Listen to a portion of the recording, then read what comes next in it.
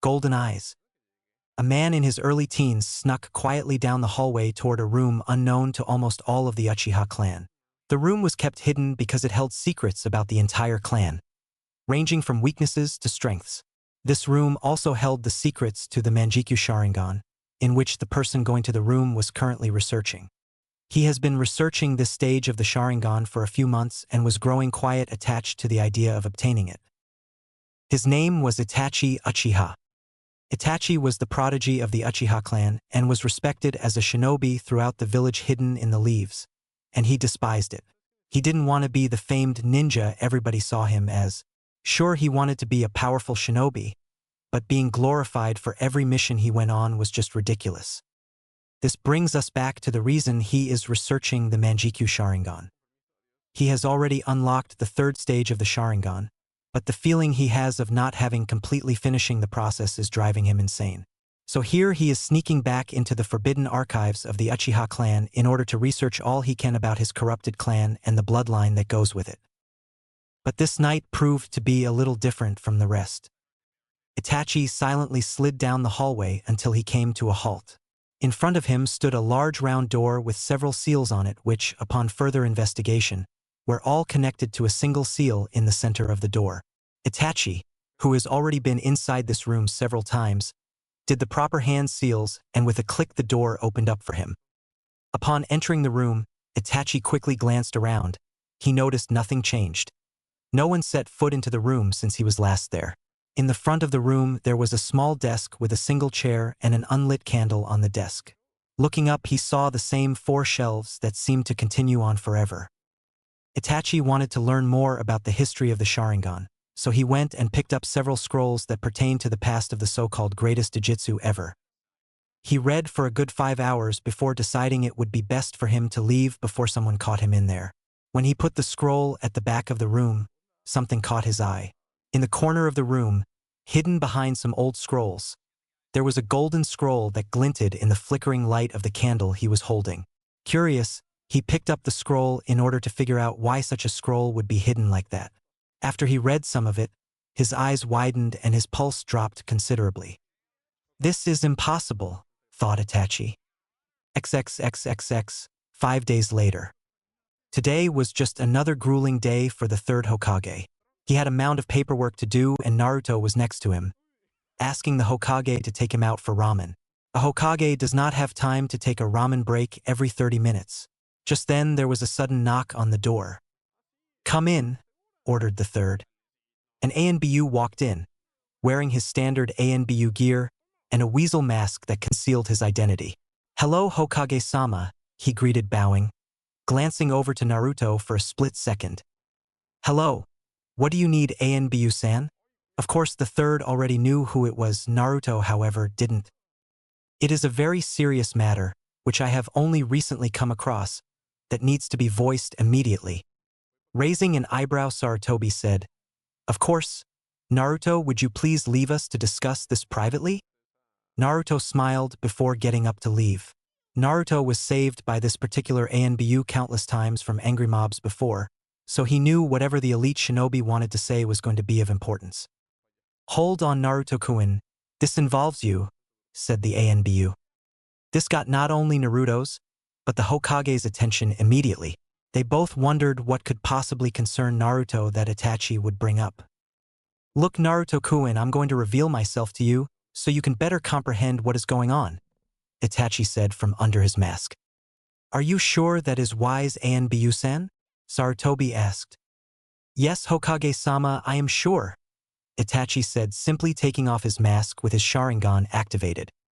Naruto was awestruck by the revelation that an Uchiha was protecting him all this time. All of the Uchiha hated him more than the villagers themselves.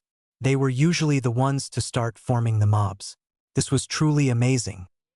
"My name is Itachi Uchiha and I have been the one to look after you in your times of need. But even I know that I can't protect you all the time," Itachi said, not breaking eye contact with Naruto. Naruto looked down at the ground with a sad expression on his 7-year-old face. Itachi is telling the truth, but what is he getting at? Naruto questioned himself. "Well, what I came here to tell you is that you possess the Sharingan," Itachi revealed with his expressionless face still set in place. Naruto's and Sarutobi's jaw almost fell to the floor upon hearing the ANBU's statement. The only thought that went across their mind was impossible. I know what I'm saying is rather unbelievable, but let me explain, Itachi said, taking their still shocked faces as the initiative to start. Glad I put that silence jutsu up while walking in, Itachi thought. We all know that Naruto's father is the fourth Hokage. They both nod their heads. Naruto figured it out by himself. Well, do you know who Naruto's mother was? They both shook their heads, indicating they didn't know. Her name was Uchiha. Naruto stood there, shocked from finding out the identity of his mother and by the fact that he has the Sharingan. The third recovered enough to ask, how did you come across this information? I did some digging and found out by accident, Itachi said flatly, glancing at Naruto every so often. So what do you purpose we do? Inquired the third. I wish to take Naruto-kun on a training trip in a few years, but until then let me train him in secret, so the village won't become curious of us, Itachi suggested. Naruto brightened up at the idea of training with an elite ANBU. Do as you wish because I want to see Naruto strong enough to be Hokage one day, the third exclaimed. Naruto visibly cringed at that but smiled nonetheless. Itachi saw this and decided to ask him about it later. You both are dismissed, the third stated. He had a lot to think about. Naruto walked out of the office with Itachi, each having different thoughts. These next few years are going to be hell, Naruto anticipated. I haven't even told him the most surprising secret about his Sharingan yet, thought Itachi, shaking his head while putting his mask back in place. Golden eyes. Itachi and Naruto were walking out of the Hokage Tower from their meeting with the Hokage.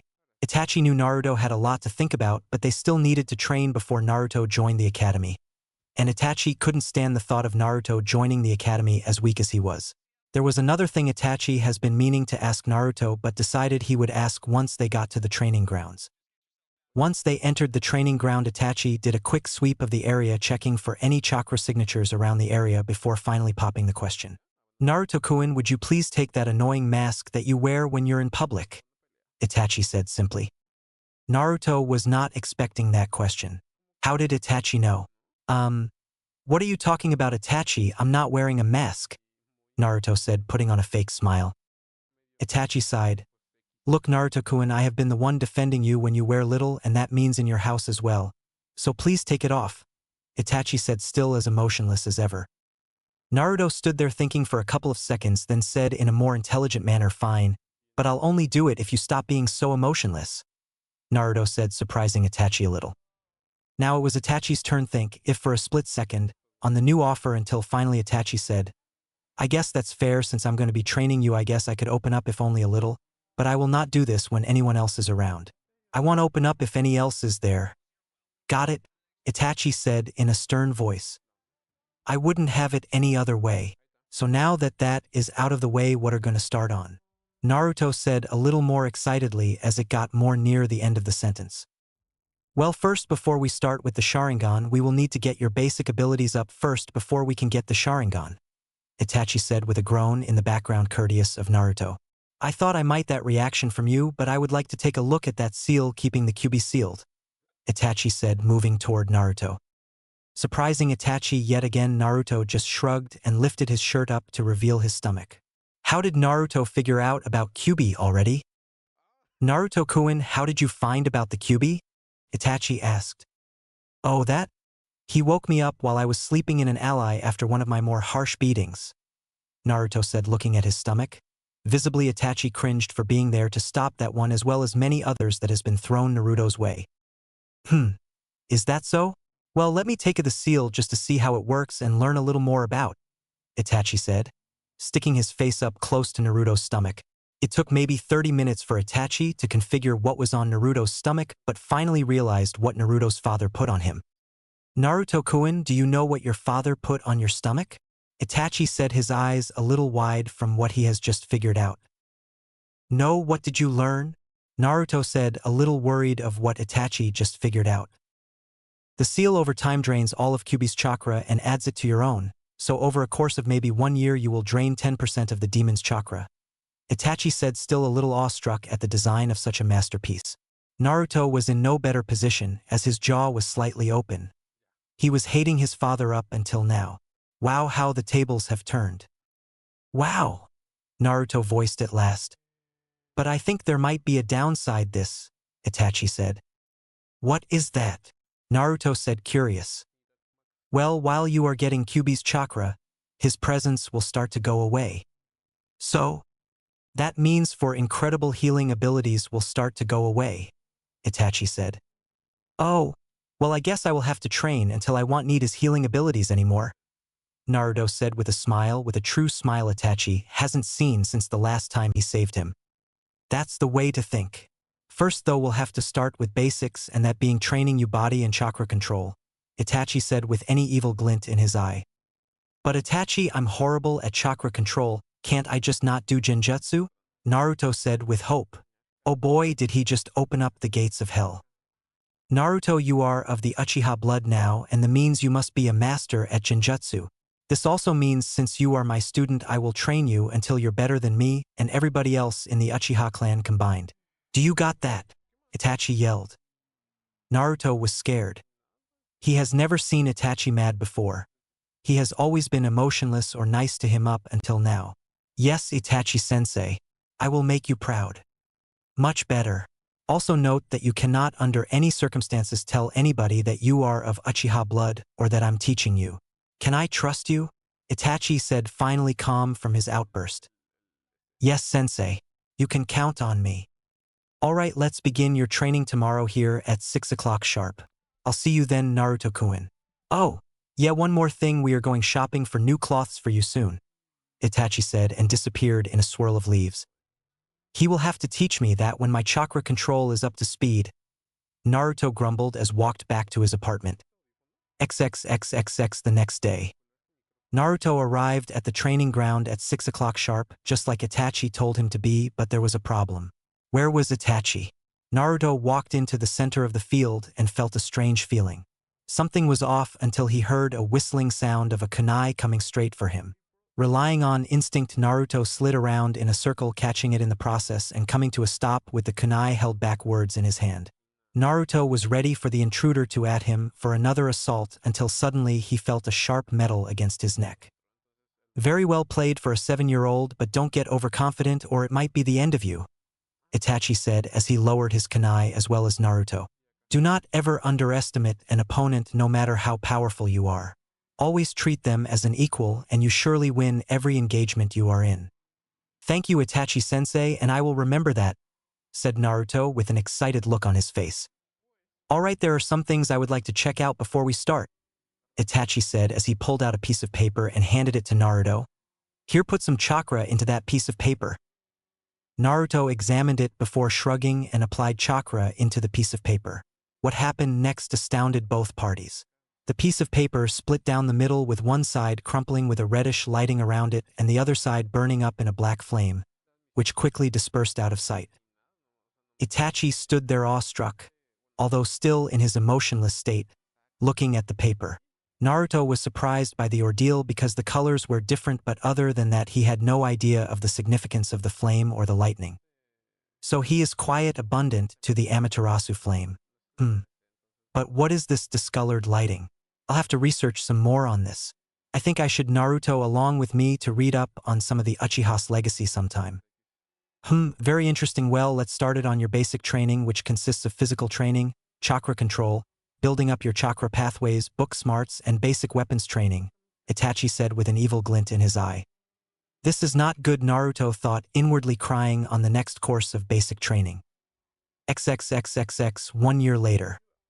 It has been a year since the beginning of Naruto's basic training with Itachi, and he has improved greatly of the course of the year. Naruto's book smarts has went drastically because Itachi made him go through the entire Uchiha secret archives with him and read every scroll in the room, except for one. Naruto knows everything they learn in the academy and the Uchiha clan.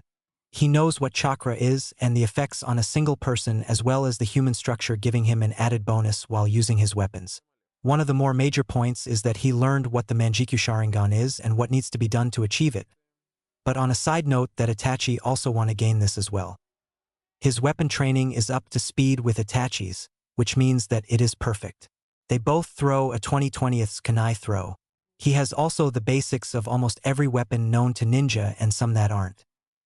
His chakra control are pinpoint, so he able to learn the Shushin no Jutsu but hasn't because that comes in his next set of training. He has lean tree walking and water walking. He seems to be a natural in Jinjutsu. His physical training and the build-up of his pathways are intertwined in because the more he builds up the muscles, the more his pathways build up along with it. Itachi shaped Naruto's body to be lean but still muscular to hold his own. Itachi want to make Naruto's body into a perfect Jinjutsu user's body that is quick, stealthy, and deadly. Itachi has been training as well in all the same areas but with the addition of his Sharingan training as well. It seems though that Naruto is a fast learner even without the activation of his Sharingan. Although Naruto is not up to his level yet, he's still a force to reckon with. Now the time has finally come for his advanced training. Wow, I can't believe it's been a year since we started basic training, Naruto said to Itachi while they sat under a tree at the training grounds. Yes, quiet the remarkable feat we have gone, Itachi said. They have both improved greatly, they should be proud, but it's not over yet. Alright, it's time for the awakening of your Sharingan, but there is a surprise, said Itachi with a grin. What's the surprise and how am I going to activate the Sharingan if I have to go through a very stressful experience? Naruto exclaimed, excited that he finally gets to start on his Sharingan. You'll see, now look me in the eyes, Itachi said in a stern voice. Naruto complied and looked Itachi in the eyes only for his world to black. Itachi quickly put a silence jutsu on the area to shut out all noise that was to come. And not a moment too soon, Naruto began screaming to the high heavens, reliving his past when the mob actually got to him when Itachi was not on duty. Although this is not the Manjikyu Sharingan, it's still powerful enough to go through extreme stress. When the screaming subsided, Itachi released the jutsu and picked up Naruto and sat him against a tree for rest. It hurt Itachi that he had to do that, but it was the only way to activate Naruto's Sharingan, and since his was special, he has to through twice as much pain to obtain it. Naruto awoke from being knocked out to wake up to see Itachi leaning against the tree across from him look at him. Naruto knew the torture was going to happen, but he didn't expect it so suddenly. At least it was over with, but why was Itachi smiling at him like that? Why are you looking at me like that? Naruto voiced his curiosity. Remember when your Sharingan was special? Naruto nodded too for his response. Well, look at this mirror, Itachi said, still grinning like a madman. Naruto grabbed the mirror and looked at his eyes. He dropped it almost immediately because what he saw was incredible. Why did he have a golden Sharingan with 3 tomos?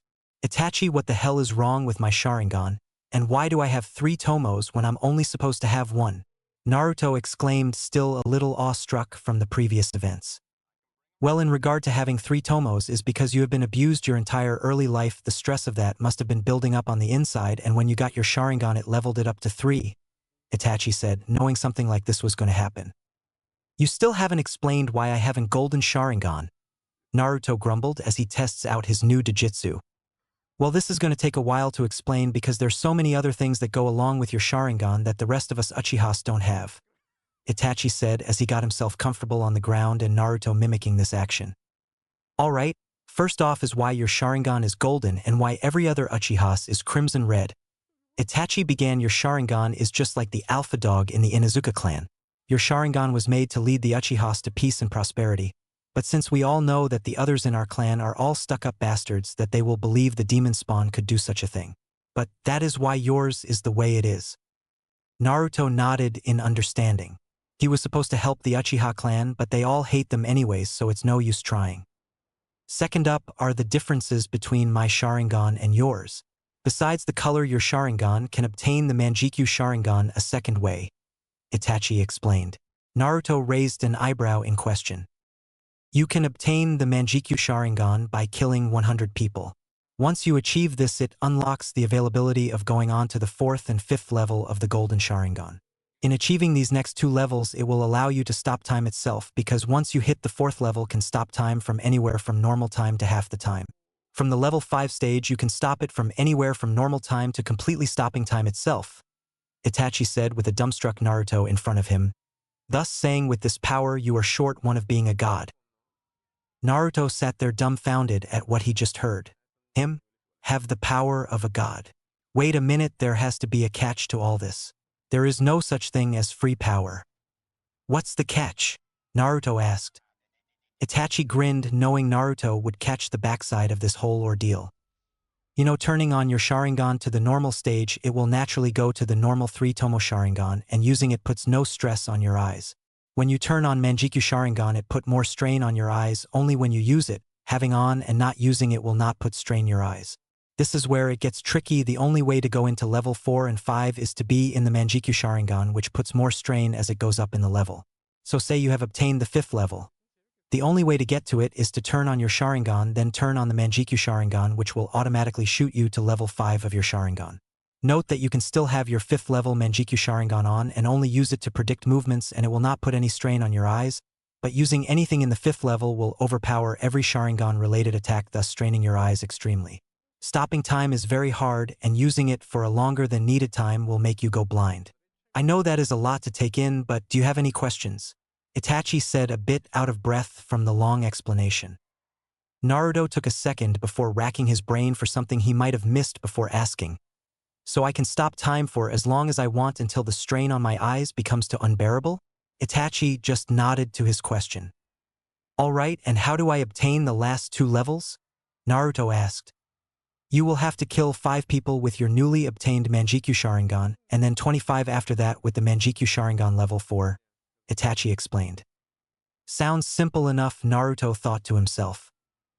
The last thing is combing your Sharingan with some of your element attacks, Itachi said, gaining an eyebrow raise courteous of Naruto. The only way to do this is when you gain the Manjikyu Sharingan, because your golden Sharingan allows you pour some of the Amaterasu flame into a fire base attack, thus charging it up. Note though that it is not as powerful as using pure Amaterasu flames from your Sharingan, but it does make it more powerful. The name of the lightning combination that I think you can use purely just like the Amaterasu is called the Raijin. Much like the Amaterasu will not stop burying until a special jutsu is used, the Raijin will never stop shocking until a special jutsu is used or we bid it to stop. The never-ending burning and shocking only occurs when used in its pure form, but when combined with normal jutsu it will the flame and shock last a little longer than it's originally intended to. Also, this will strain on your eyes, so try to control how much you put into it. Itachi said, a little out of breath again after the rather long explanation, but it was necessary for Naruto to know everything about it before flailing it around. Naruto again sat there in a thinking pose. Wow, think of all the opportunities that I could have hold of with all this, Naruto thought. The advantage the original Sharingan has over the golden Sharingan is that we cannot go up to the level you will be at, so we cannot blind ourselves as quickly. Also remember, Naruto-kun, even though you have all this power, do not underestimate an opponent, or he could still win even though you overpower him greatly, Itachi said in sensei mode. Of course, Itachi-sensei, I live by that line nowadays, Naruto said, smiling at Itachi. Itachi was just glad to see Naruto smiling after this whole ordeal. Alright, it's time for advanced training, which consists of all the basic training, learning jutsus for your 3 elemental affinities, and largely on every aspect of the Sharingan, and maybe if you do good I'll get you some ramen after we're done, Itachi said, knowing this was going to be much easier with Naruto's Sharingan activated. Sure, Naruto can copy the jutsus, but Itachi wants him to master them all, not just copy them. Oh, boy, I'm ready to get started and get that ramen, Naruto said, getting up and walking into the center of the field. So begins Naruto's legendary Sharingan with the Sharingan master Itachi. XXXXX 2 years later. The last few years have been hell for both Itachi and Naruto. They both have been training until they couldn't move. Many times they just decided to sleep where they lay at the training grounds. They managed to keep their training meetings secret from everyone in Konoha. Itachi and Naruto even went as far as to keep all the stages of the Sharingan away from both the Uchiha clan and the Hokage himself. Naruto also got his first kill over the course of the 2 years when he killed a drunken villager that broke into his home, but surprisingly he didn't mind it at all.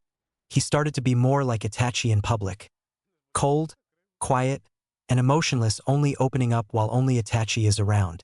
The same goes for Itachi, he only opens up when only Naruto is around. Both gaining an unbreakable trust for each other. Naruto kept up his basic training, saying that it would help him with his advanced training. Itachi also insisted Naruto build stronger chakra coils around eyes, allowing more healing chakra to be absorbed into the eye area. Naruto has mastered almost all the jutsus Itachi has shown him, but is still training in some of the more complicated ones. The speed that Naruto does his hand signs are starting to catch up to Itachi, but Naruto still has a ways to go before getting up to Itachi's level.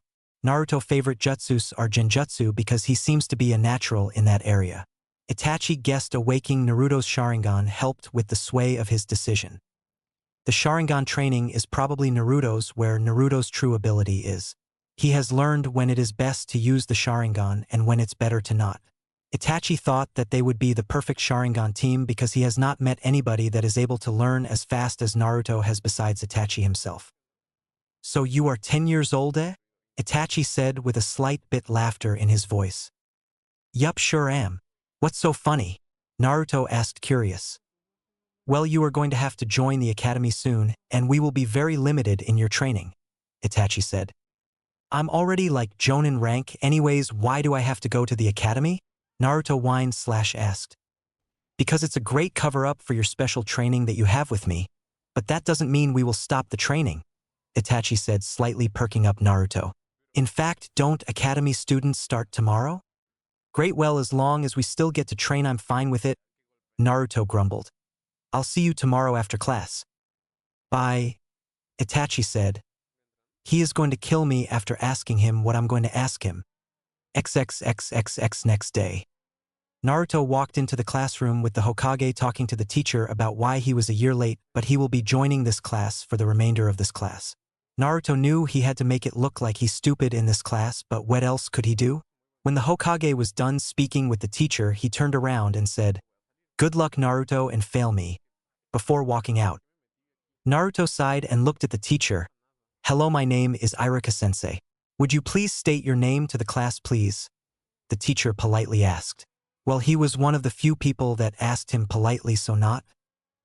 "Hello, class, my name is Uzumaki Naruto," Naruto said, putting on his foxy grin. "More like Dobe of the Year," someone said from the back of the room as all the fangirls and stupid people laughed at the stupid joke. It was none other than Sasuke Uchiha, the stuck-up brat of a brother of Itachi that he hated. Where does Itachi see the light in this kid? "Hey, take that back," Naruto yelled, killing himself on the inside. "Why does he have to act stupid?"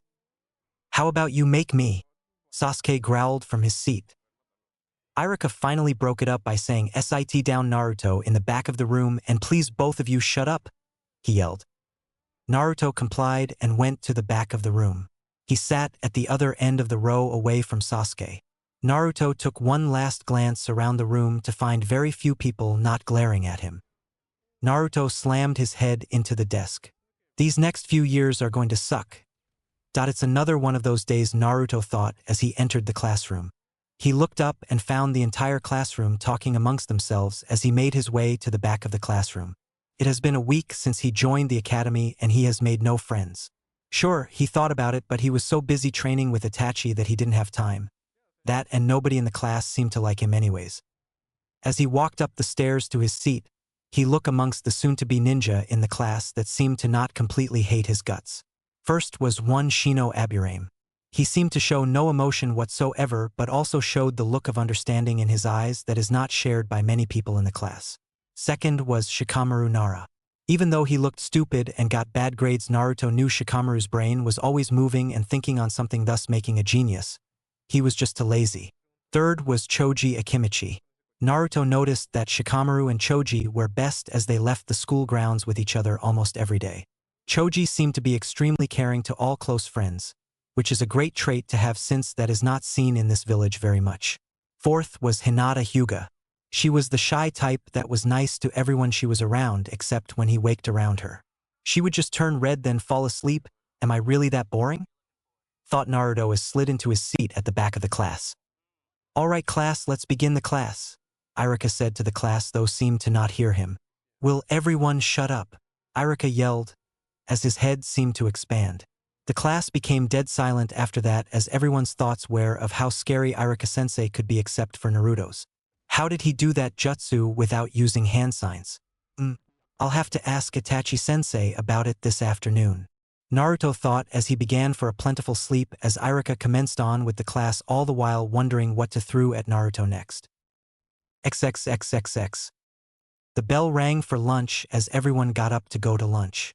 Naruto walked down the stairs to the front of the class and stopped, placing a staple on his desk as he kept walking toward the door. "Nice throw, Irika-sensei," Naruto called back over his shoulder, smiling. His relations with teacher have gotten tighter over the last few days. Irika seemed to be a person you could to if you were need. Hopefully he would get to Irika better of the course of the rest of the year. "Thanks, I've training," Irika yelled back, smiling as Naruto waved back over his shoulder. As Naruto walked out of the building and out onto the roof where he normally went to for lunch to get away from other people there. Shit, people have found the one quiet spot in the whole area. Well, better go searching for another spot, Naruto thought as he turned to leave, only to hear, "Alright, give me all your money." Naruto stopped and returned to his hiding spot next to the already open door. "And don't give me the excuse that you don't have any because you three are in three of the most famous clans in the village," said the bigger one of the group of five. "Must be some bullies trying to get some quick cash," Naruto thought as he watched from his hiding spot. "But we won't be able to eat tomorrow," Choji yelled. "I don't care, give me the money," the leader yelled. "No," Choji yelled as Shikamaru and Shino seemed to agree, but all three seemed scared. "Well, let's hope your parents know first aid," the leader said, smiling evilly as he walked up to punch Choji in the face. Choji squeezed his eyes shut. He awaited the pain to smash into his face, but it never came. Choji slowly opened his eyes to find a hand twitching in pain in front of his face and a hand held tightly onto the wrist of said hand. "You know, it's not a very good idea to assault a son of a clan head. 3 at that matter, making your trouble 3 times as worse," Naruto said in an emotionless voice as he tightened his grip a little more.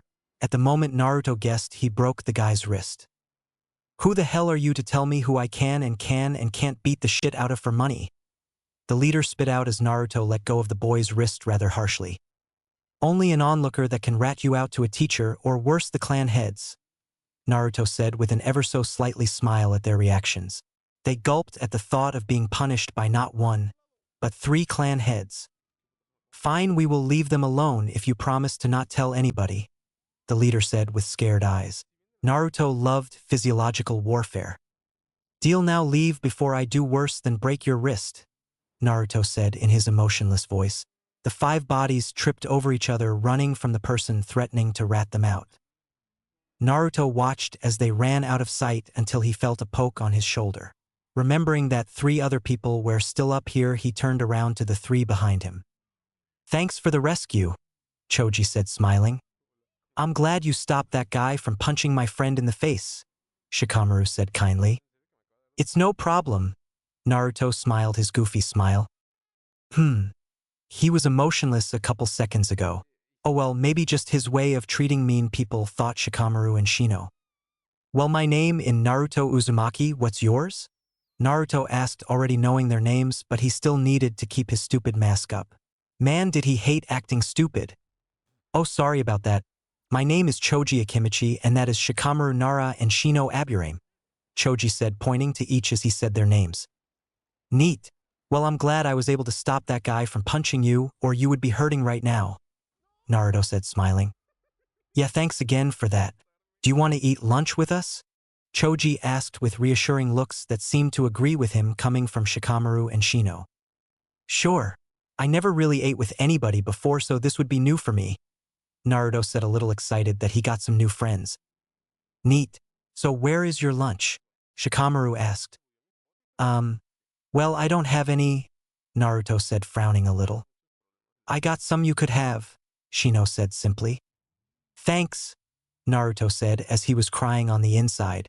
This was the first time anybody, besides Itachi, has offered anything to him. "So how did you move so fast?" Shikamaru asked, curious of how Naruto got from one point to another so quickly. "I've been running from the villagers my entire life, so I have to be quick to get away from them," Naruto said, thinking acting stupid would get them off the subject. "Why do you run from them?" Shino asked. Choji looked at Naruto curiously while sticking more food into his mouth. "I have no idea. They just don't like me for some reason," Naruto lied. XXXXX flashback.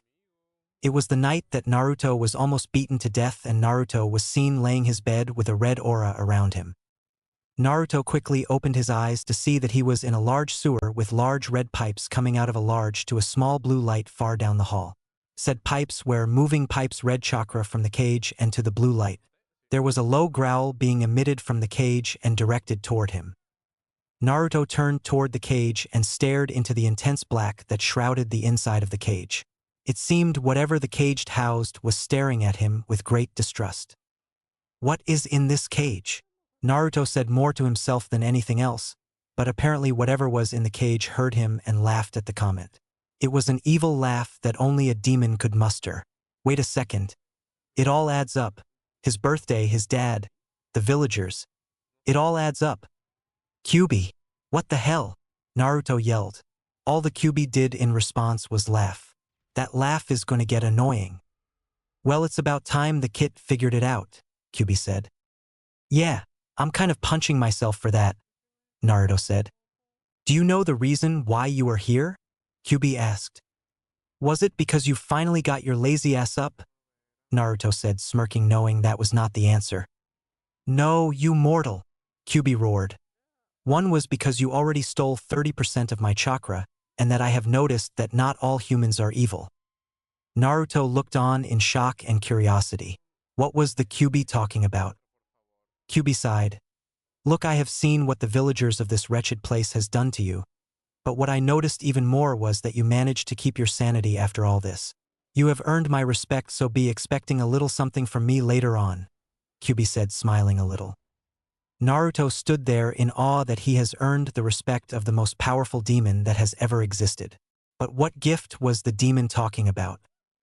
What are you talking about, a little something? Naruto asked. You will see, Kyuubi chuckled. So until then, goodbye and good luck. Naruto was knocked out of his mindscape to be met by a worried Itachi standing by his bed. Must have been night on lookout. Everyone else would be off in the red district. Naruto-kun, are you okay? What happened? Itachi said with a worried face. I met the Kyuubi in my head and he was surprised I held my sanity after so many beatings the villagers gave me, so I earned his respect. Naruto sitting up holding his head. Naruto decided to not tell him about the little surprise just yet. He will keep it his little secret for now. Alright then, something you don't hear every day, Itachi said, sitting on the side of his bed. Yeah, you're telling me. Well, I'm going back to bed. Thanks for the concern, Itachi-sensei, Naruto said, smiling. No problem, Naruto-kun, Itachi said, returning the smile before leaving in a swirl of leaves. XXXXX end of flashback. That's weird, Choji said, putting up a thinking pose. Yes, very strange, Shino thought out loud. Shikamaru just sat there looking at Naruto before shrugging and lying on his back and looking into the clouds. They finished their lunch with small talk, with Naruto asking most of the questions. Naruto got a lot about their clans out of the talking that took place. XXXXX. As the four entered the classroom with each other, Irika smiled. So Naruto finally made some friends his own age, Irika thought. All right, class, everyone take their seats, Irika said as the class surprisingly got quiet and was ready to learn. Except for Naruto, who already knew all the things here, promptly put his head on his desk and slept. As the day wore on, nothing surprisingly hit Naruto in head until the bell rang. Someone poked him in the back, signaling that he had to wake up. Naruto slowly picked up his head and looked at who poked him. It was Shikamaru, and he was alone. Where are Shino and Choji? Naruto asked. This was weird. Shikamaru always left with Choji or Shino. I thought I would wake you up and ask you to walk home with me, Shikamaru said in his lazy voice. Naruto brightened. Sure, if you want to. You would be the first, Naruto said, smiling. As they walked out, the pair decided to exploring the different training fields that are located around the area until entered one that had two weird people wearing green spandexes, a Hyuga and female. Hello, my youthful companions. The taller spandex-wearing man yelled. What are you doing here? We were just exploring until we came across Dash, Naruto began. Ah, explorer. Their youthfulness burns brightly, the smaller green spandex-wearing one said. Lee. Guy-sensei. Lee. Guy-sensei. Then they developed each other in a large bear hug. While this was going on, the duo thought it would be better to ask the other two who they were. Naruto walked up to the other two, still in a sweat drop position that they were in 30 seconds ago. Hey guys, my name Naruto Uzumaki, and this is my friend Shikamaru Nara, Naruto said. This seemed to break them of their stares when the female of the group answered, Oh, sorry about them, they do this all the time.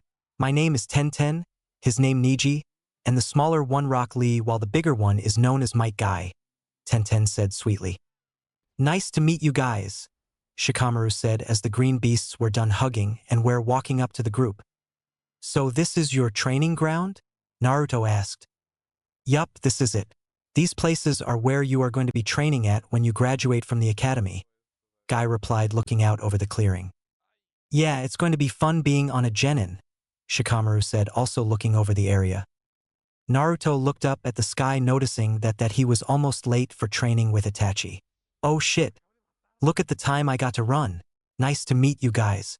See you all around. Naruto yelled as he ran away until he was out of sight, leaving the group to look at him strangely. Once out of sight, he disappeared in a swirl of leaves to appear in their secret training ground. So, did you have fun? Itachi asked as he got up from a tree. Yes. I made new friends with some of the kids at the academy, Naruto said, smiling, warming up.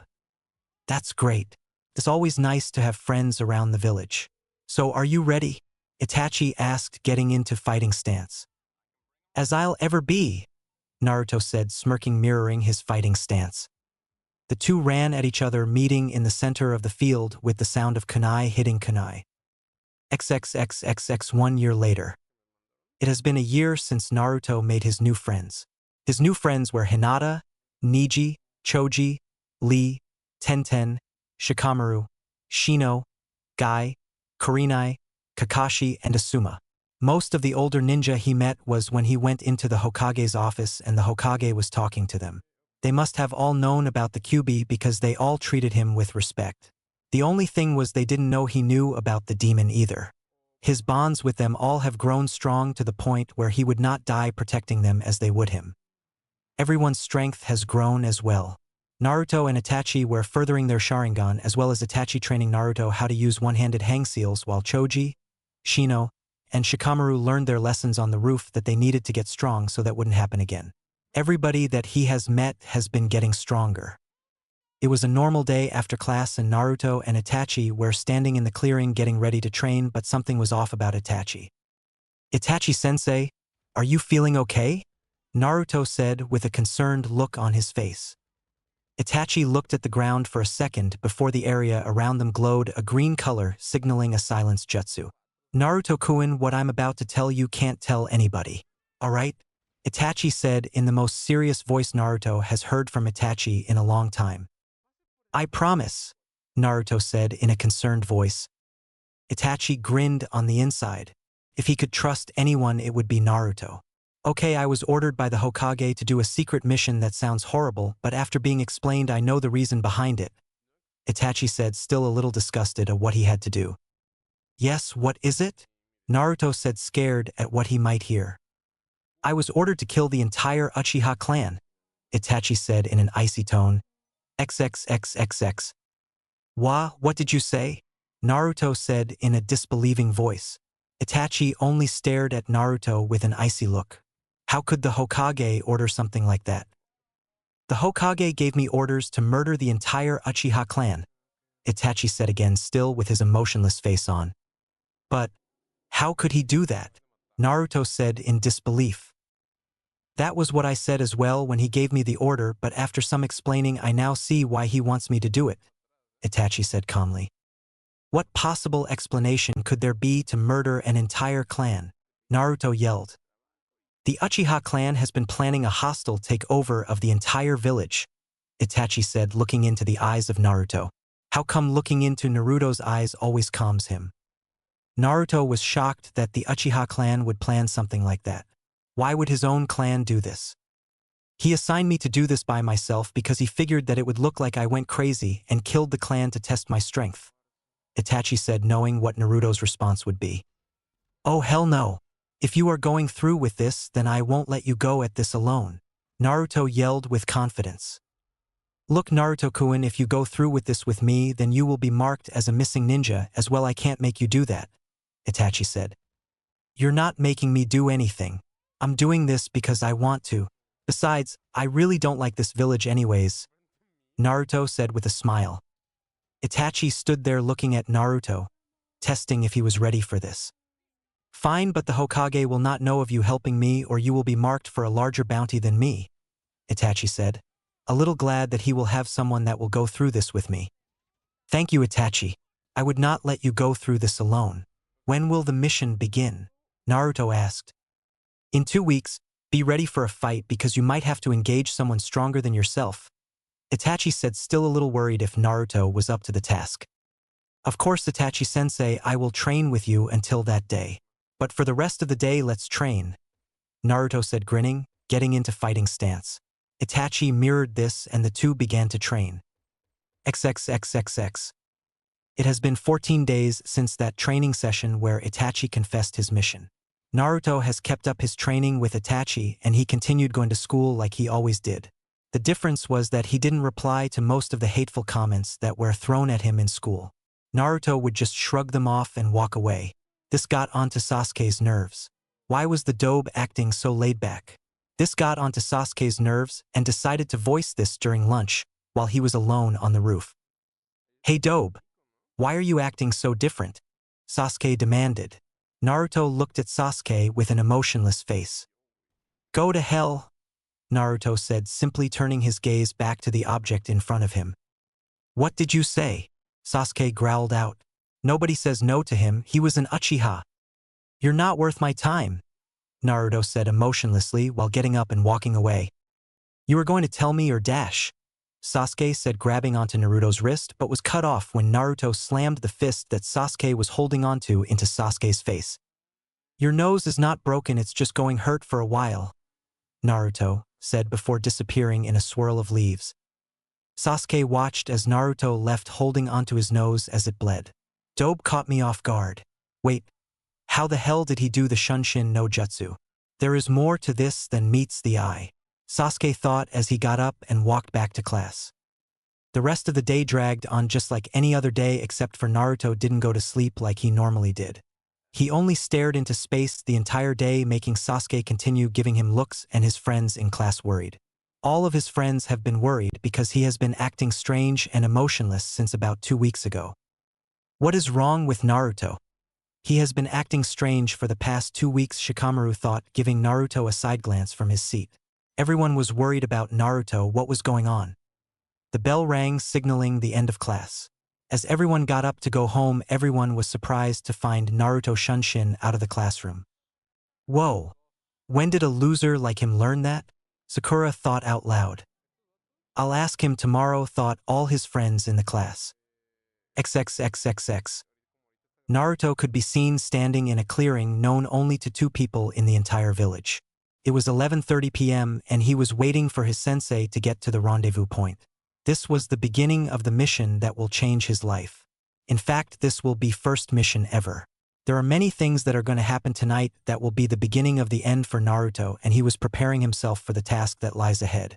For one, he is going to get his first innocent kill, as well as becoming a missing ninja from the very village he grew up in. It was going to be a hard night for both Naruto and Itachi. Naruto felt the chakra signature of Itachi appear in the clearing. You can still turn back now. You don't have to do this, Itachi said, giving Naruto one last chance at leaving. No, I will follow you until the end, Naruto said in his emotionless voice. Itachi grinned as he looked up at the full moon, which was mirrored by Naruto. Perfect for the occasion, they both thought.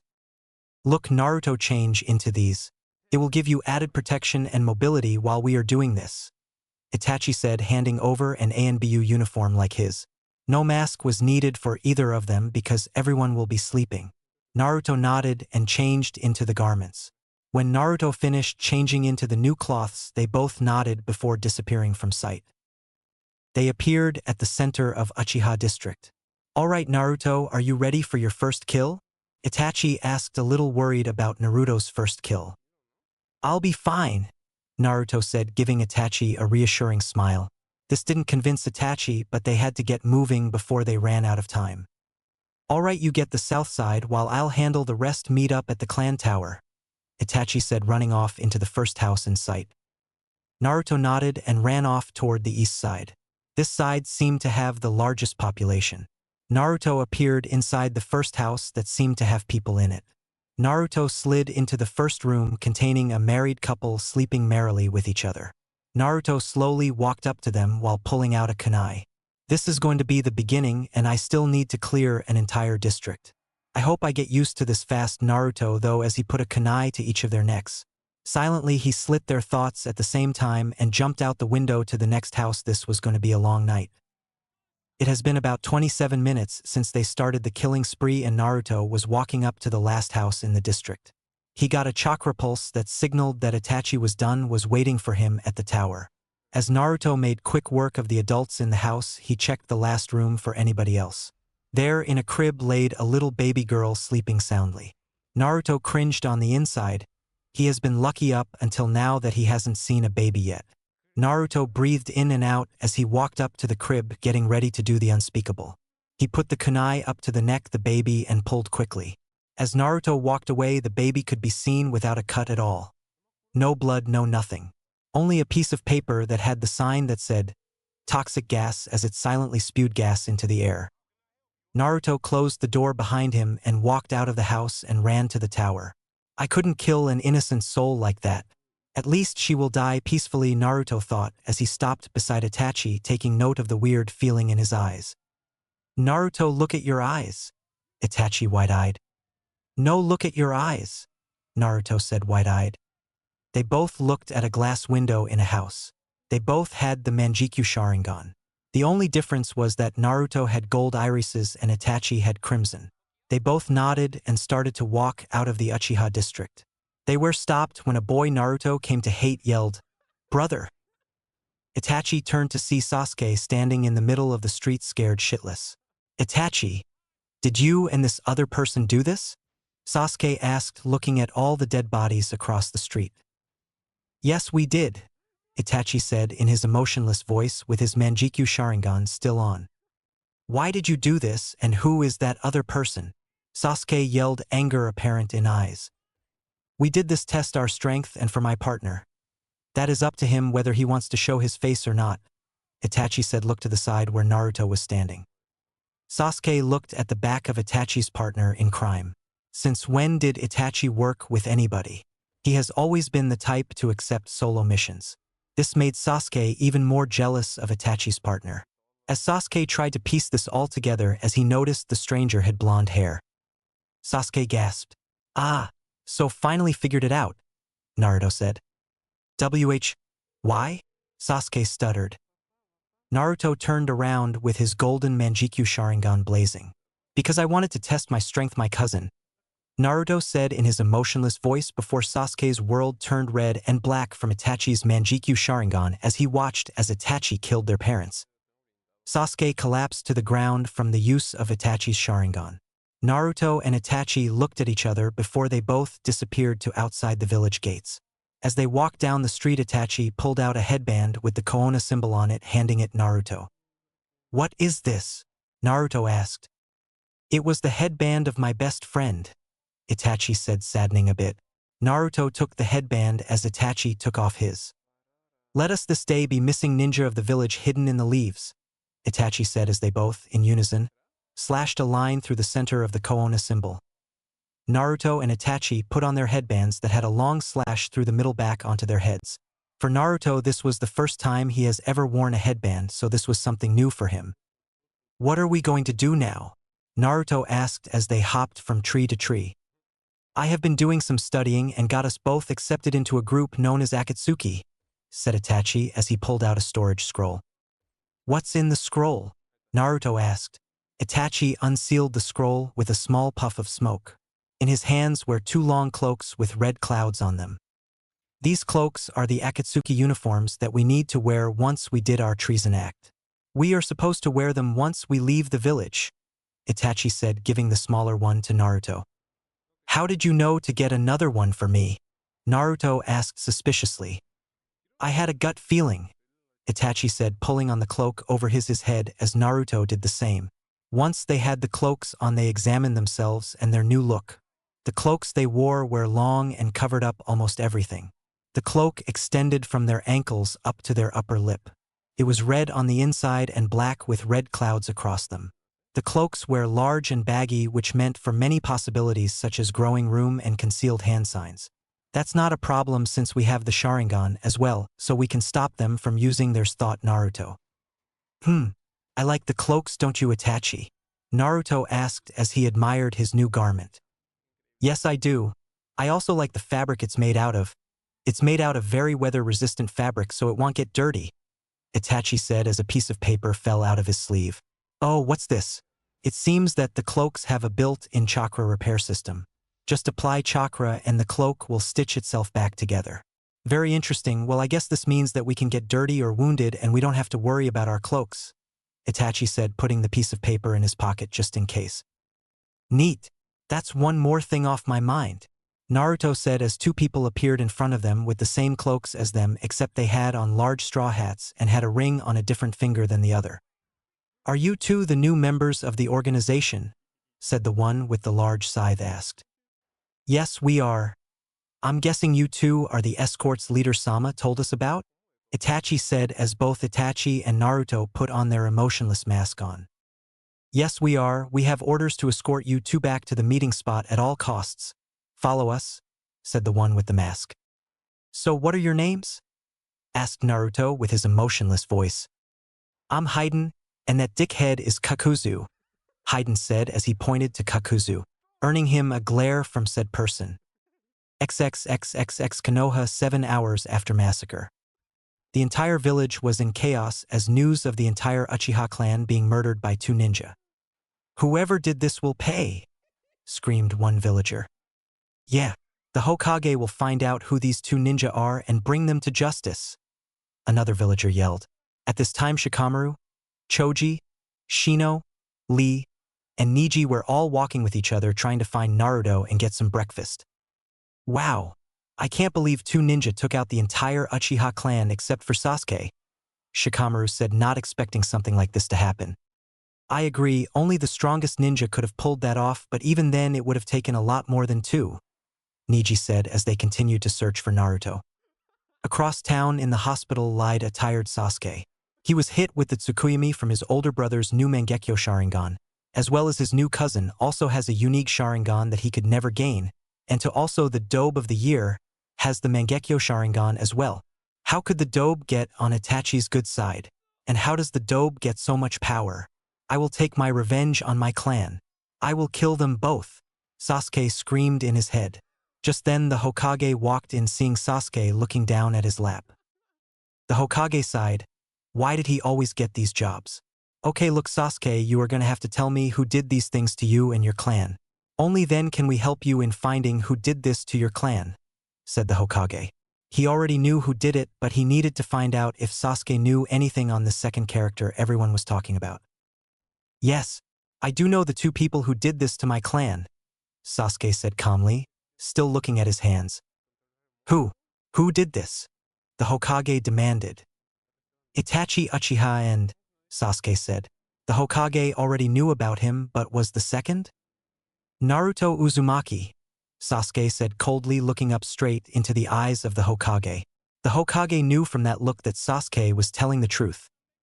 I see. Thank you for the information. We will see to it they are properly handled, the Hokage said before leaving and closing the door. A single tear slid down his face as he poofed back into his office. How could this happen?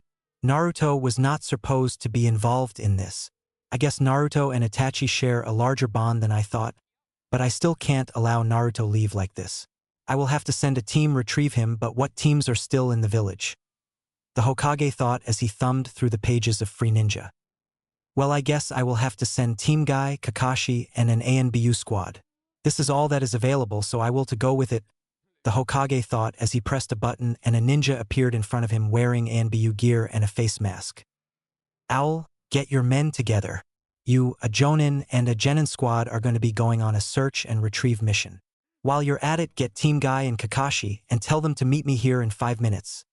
the Hokage said as the ANBU nodded and disappeared. The Hokage turned around to look out over the village. Has this village been this bad to you? The Hokage thought. Just then there was a puff of smoke and the sound of the door opening which signaled that everyone was here. As he turned in his chair, he scanned the looks of everyone that was here. There were 4 ANBU standing in a straight line with Guy, Tenten, Niji, and Rock Lee standing in a similar fashion while Kakashi leaned against the wall with his book in his hand. Alright people, what I'm about to tell you may shock a few of you, but this information will go public soon enough, so I'm hoping you guys will understand. The Hokage began the entire Uchiha clan has been murdered by 2 people, except for Sasuke, last night, which all of the population knows by now. What the public doesn't know is who did it. Your mission is to find these 2 people and bring them back alive. The Hokage said, knowing one of them will ask who the 2 people were. What are their names, Hokage-sama? Tenten asked curiously. The names of the 2 were one's Itachi Uchiha and Naruto Uzumaki. The Hokage said, not blinking a lash. The group stood in shock as the ANBU stood in anger. How could that demon spawn and that traitor do that? Thought the ANBU in unison while the rest of them thought otherwise. That's impossible. How could Naruto do something like this? The rest thought as Kakashi dropped his book with wide eyes. Your teams are to assemble at the West Gate in 30 minutes. May you have Kami's speed, the Hokage said before they all disappeared out the window. Round up the gang, we need to tell everyone what has happened, Tenten said through sniffs. As the 3 gathered all of Naruto's friends together, they all met at Naruto's favorite spot, stop the Yondumi's head. We have some horrible news to tell you guys, Niji said, frowning, holding back his own tears. How could he not cry for the only one to completely throw fate out the window? What is it? And where is Naruto? Asked Choji. That's what we got everyone here for. Have you guys heard that 2 people murdered the entire Uchiha clan last night, right? Well, we just got a mission with an ANBU squad and Kakashi to retrieve the 2 people who did the killing. Niji continued. Well, who did it? Shikamaru asked, hoping he was wrong for once in his life. Itachi Uchiha and Naruto, Tenten finished as her tears came free. Everyone sat there in shock. Why would someone like Naruto do something like this? It doesn't add up. You are the only person I can't read in this entire village, Naruto. Damn it, Shikamaru thought as he slammed his fist into the ground. Look, we need to meet at the gate soon, so we promised to bring back Naruto-kun, Lee declared, smiling. We all hope so, said Shino as Niji, Tenten, and Rock Lee made their way to the West Gate. As everyone started to straggle to the West Gate, Kakashi got there early and summons a tracking dog to find out which way Naruto and Itachi went. The others walked up as the dog puffed into smoke. Well, the dog says they are heading for a straight line toward the west, so I guess all we need to do is go west, Kakashi said as they jumped up onto the branches. They wouldn't stop until they found Naruto. XXXXX, 4 hours after departure of Konoha Ninja. The 4 Akatsuki members were sitting around the campfire while Hihan yelled insults at Kakuzu.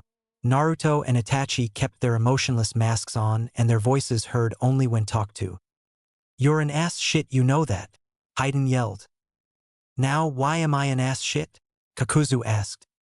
Because whenever we get a bounty you never once give me any of the money, Haiden exclaimed back. You get the blood as your payment, remember? Kakuzu said in a calm voice. Oh yeah, Haiden said, calming down. They all froze as they felt 9 chakra signatures coming at them fast. How could they be on them already? They stomped out the fire and it seemed like they were never there and they pressed onward. They came to a small clearing where they decided to meet their poseurs. Might as well kill them than let them chase us all the way back to base, Haiden said with a shrug. Plus one of them seems to have an endurance almost matching Haiden's. They stood in a straight line facing the ninja that were chasing them. XXXXX. They stopped. There seems to be 4 people and they are all wearing a large black cloak and with red clouds on them, Niji said out loud. Looks like wherever they are going the people sent escorts, Owl said. Well, we can't hide from them since Itachi has the Sharingan, Kakashi said. Looks like we'll have to confront them, Guy said as they all jumped down in a line in front of the 4 men. XXXXX. They stood there, standing in front of each other for what seemed like ages. They seemed to be focused on the blonde-haired one more than anything. Why?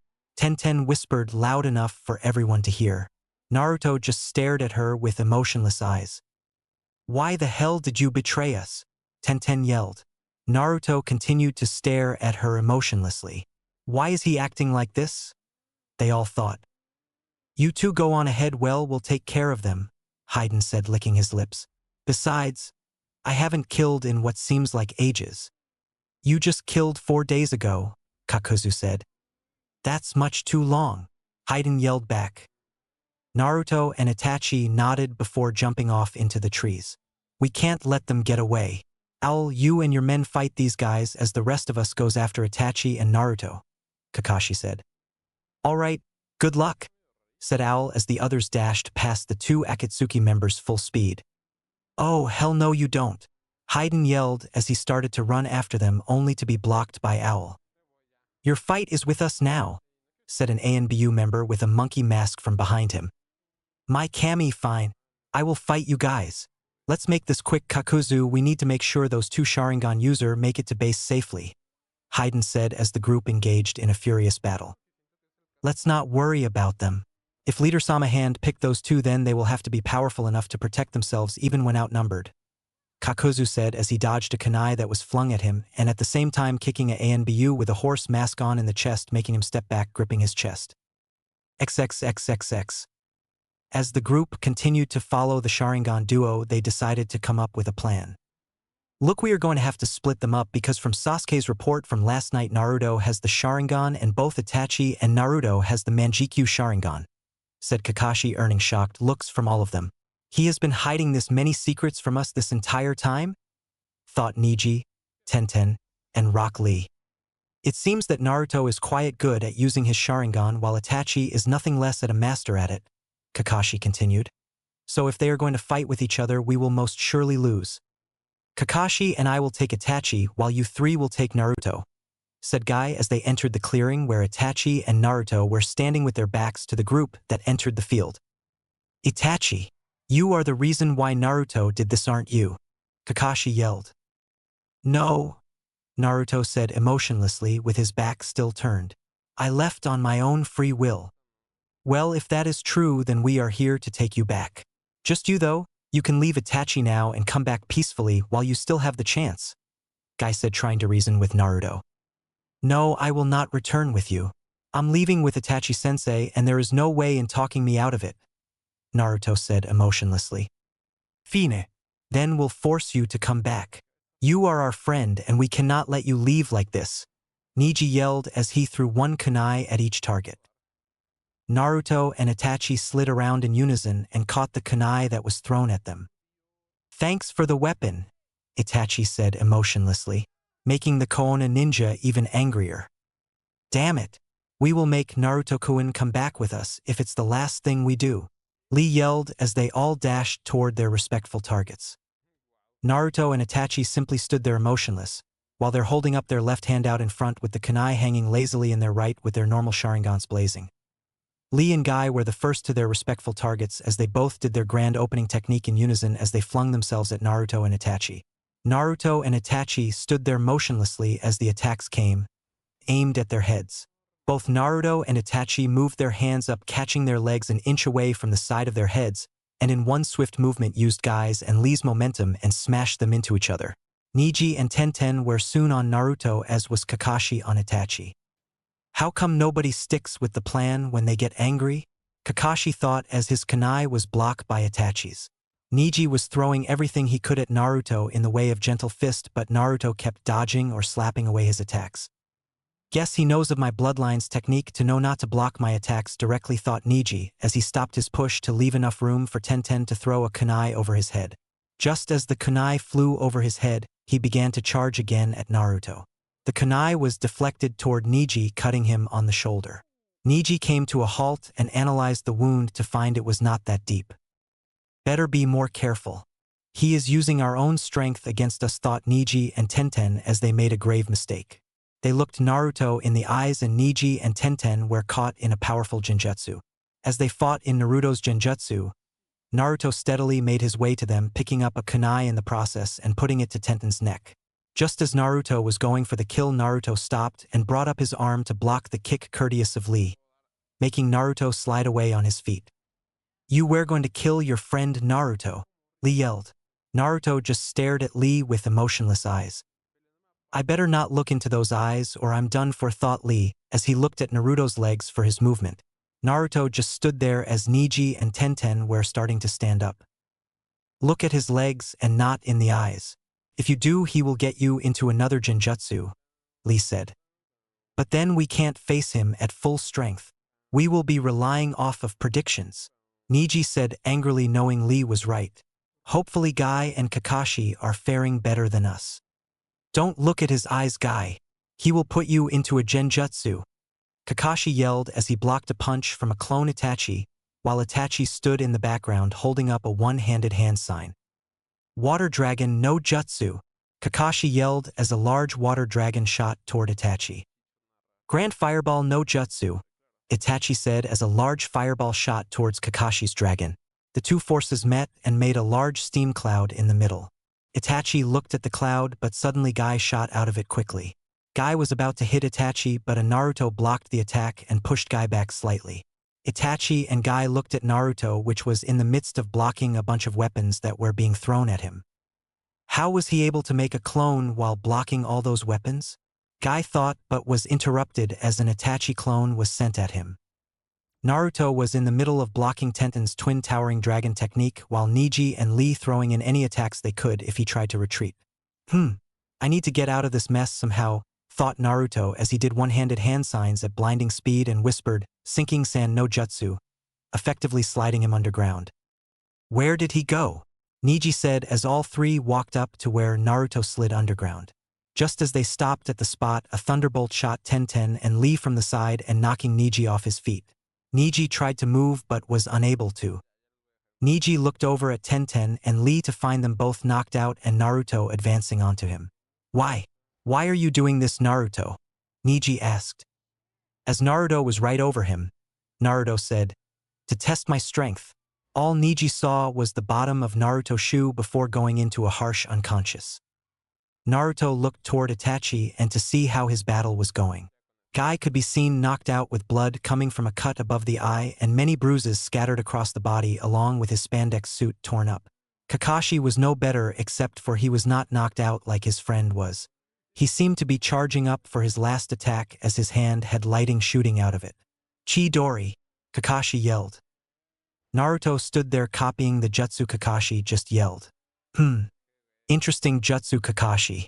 I'll store that away for later, Naruto thought as Itachi and Naruto both felt the presence of two figures followed by what seemed to be 30 other chakra sources. All ANBU level. Guess the Hokage sent reinforcements, thought Itachi as he continued to stare at Kakashi as he continued to charge up his Chidori. Just as Kakashi was about to lunge, a large scythe was across his neck. "I wouldn't do that if I were you," said Haiden from behind Kakashi with Kakuzu beside Haiden. The Chidori Kakashi was charging was fading and Kakashi put up his hands in surrender. Haiden lowered his scythe and with Kakuzu knocking him out with a quick swipe to the back of the neck. "So I see you two took care of everything here? Good, because we've got like 30 ANBU behind us, so we need to take them out before we leave or they will follow us to no end," Haiden said as they got ready for the attack. They were bursting through the trees throwing kunai like crazy while all four were blocking them with their own kunai and scythe. Suddenly Itachi had an idea. "Naruto, let's try our new weapons," Itachi whispered. Naruto nodded and they both said in unison, "Manjikyu Sharingan." Everything became clearer as his brain was able to read their attacks like child's play. "What is this? This feeling? It's amazing. I'm able to read their attack much clearly now," Naruto and Itachi thought. "Naruto, use Amaterasu," Itachi yelled over the sound of battle. "All right, Amaterasu," Naruto and Itachi yelled in unison. Itachi got 7 and Naruto hit 5 with the black flames. Naruto felt his eyes change but paid it no matter because of the pain he felt in eyes after using his Manjikyu Sharingan. "Damn it! Why does it hurt so bad after using it for the first time?" Naruto thought as he looked over at Itachi, who was in the same position. As Haiden and Kakuzu finished off the stragglers, Itachi made his way over to Naruto. Using the Manjikyu Sharingan for the first time is going to hurt your eyes more than it will the second. Our eyes won't hurt at all the second time, but if we use it a lot or in large quantities, then they will, Itachi said as he looked into the eyes of his student and saw the fourth extension on Naruto's golden Manjikyu Sharingan. It also seems you have the fourth level of the Sharingan, Itachi said as Naruto nodded. I will have to help you learn how to use that as well. Haiden and Kakuzu walked up to the Sharingan pair and said, Damn, that was some damn fire, guys. I put the shit out, Haiden said while putting chakra into his cloak and repairing the burn marks. Itachi looked at the black flames and they disappeared from sight. Strange. Well, whatever, let's get going before they send more reinforcements, Kakuzu said before the four sprinted away from the bloody battlefield. Itachi looked over at Naruto to see he was kind of depressed. What's the matter? Itachi whispered out of earshot from the two other members that were with them. I didn't want to hurt and act so cold toward my friends, Naruto said. Look, it might be hard to believe, but this will make all your friends stronger, and believe it or not, you as well. They will train hard to get you back, and you will have to train even harder to lengthen the gap you have with everyone back in Koona, Itachi said with a rare smile. Naruto seemed to brighten up again as they continued on their trek to the Akatsuki base. XXXXX 1 hour later. Tenten grumbled as she got up from her downed position in the field. She looked around to find that the rest of her team and Kakashi were up and checking all the dead bodies that were scattered throughout the field. Did Naruto and the rest of the men with the long black cloaks do this? Tenten thought as she thought she was going to vomit from all the dead bodies that were around her. We got one that is still alive over here, Lee yelled from across the field. As the group ran up to Lee, Kakashi asked, What happened and who did this to you? The ANBU with the owl mask struggled to answer but still got the words out. The one with the large scythe said they were a part of a group known as Akatsuki, said Owl as Kakashi went wide-eyed as he has heard the rumors of this organization. He said that they were going to initiate Naruto and Itachi into the organization. Oh God, Kakashi said. That was the organization Orochimaru joined when he defected from Koona, but eventually he left that organization as well. Alright, what else did you find out? Kakashi asked, but when he looked down, Owl was dead. We need to report this back to the Hokage SAP, Guy said as the remaining ninja sprinted back to Koona. As they were sprinting back, Tenten began to cry. What's wrong? Guy asked, jumping back to her. It's just that, how could Naruto do this to us? The reason he told us was totally not like him, and now he is a part of a criminal organization? This is just too much, Tenten said between sobs. What did he say? Guy asked, fearing what he told the three genin. He said he did it to test his strength, but do you think that is the real him? Do you think he set this up since the start? Tenten asked, still crying. I don't know.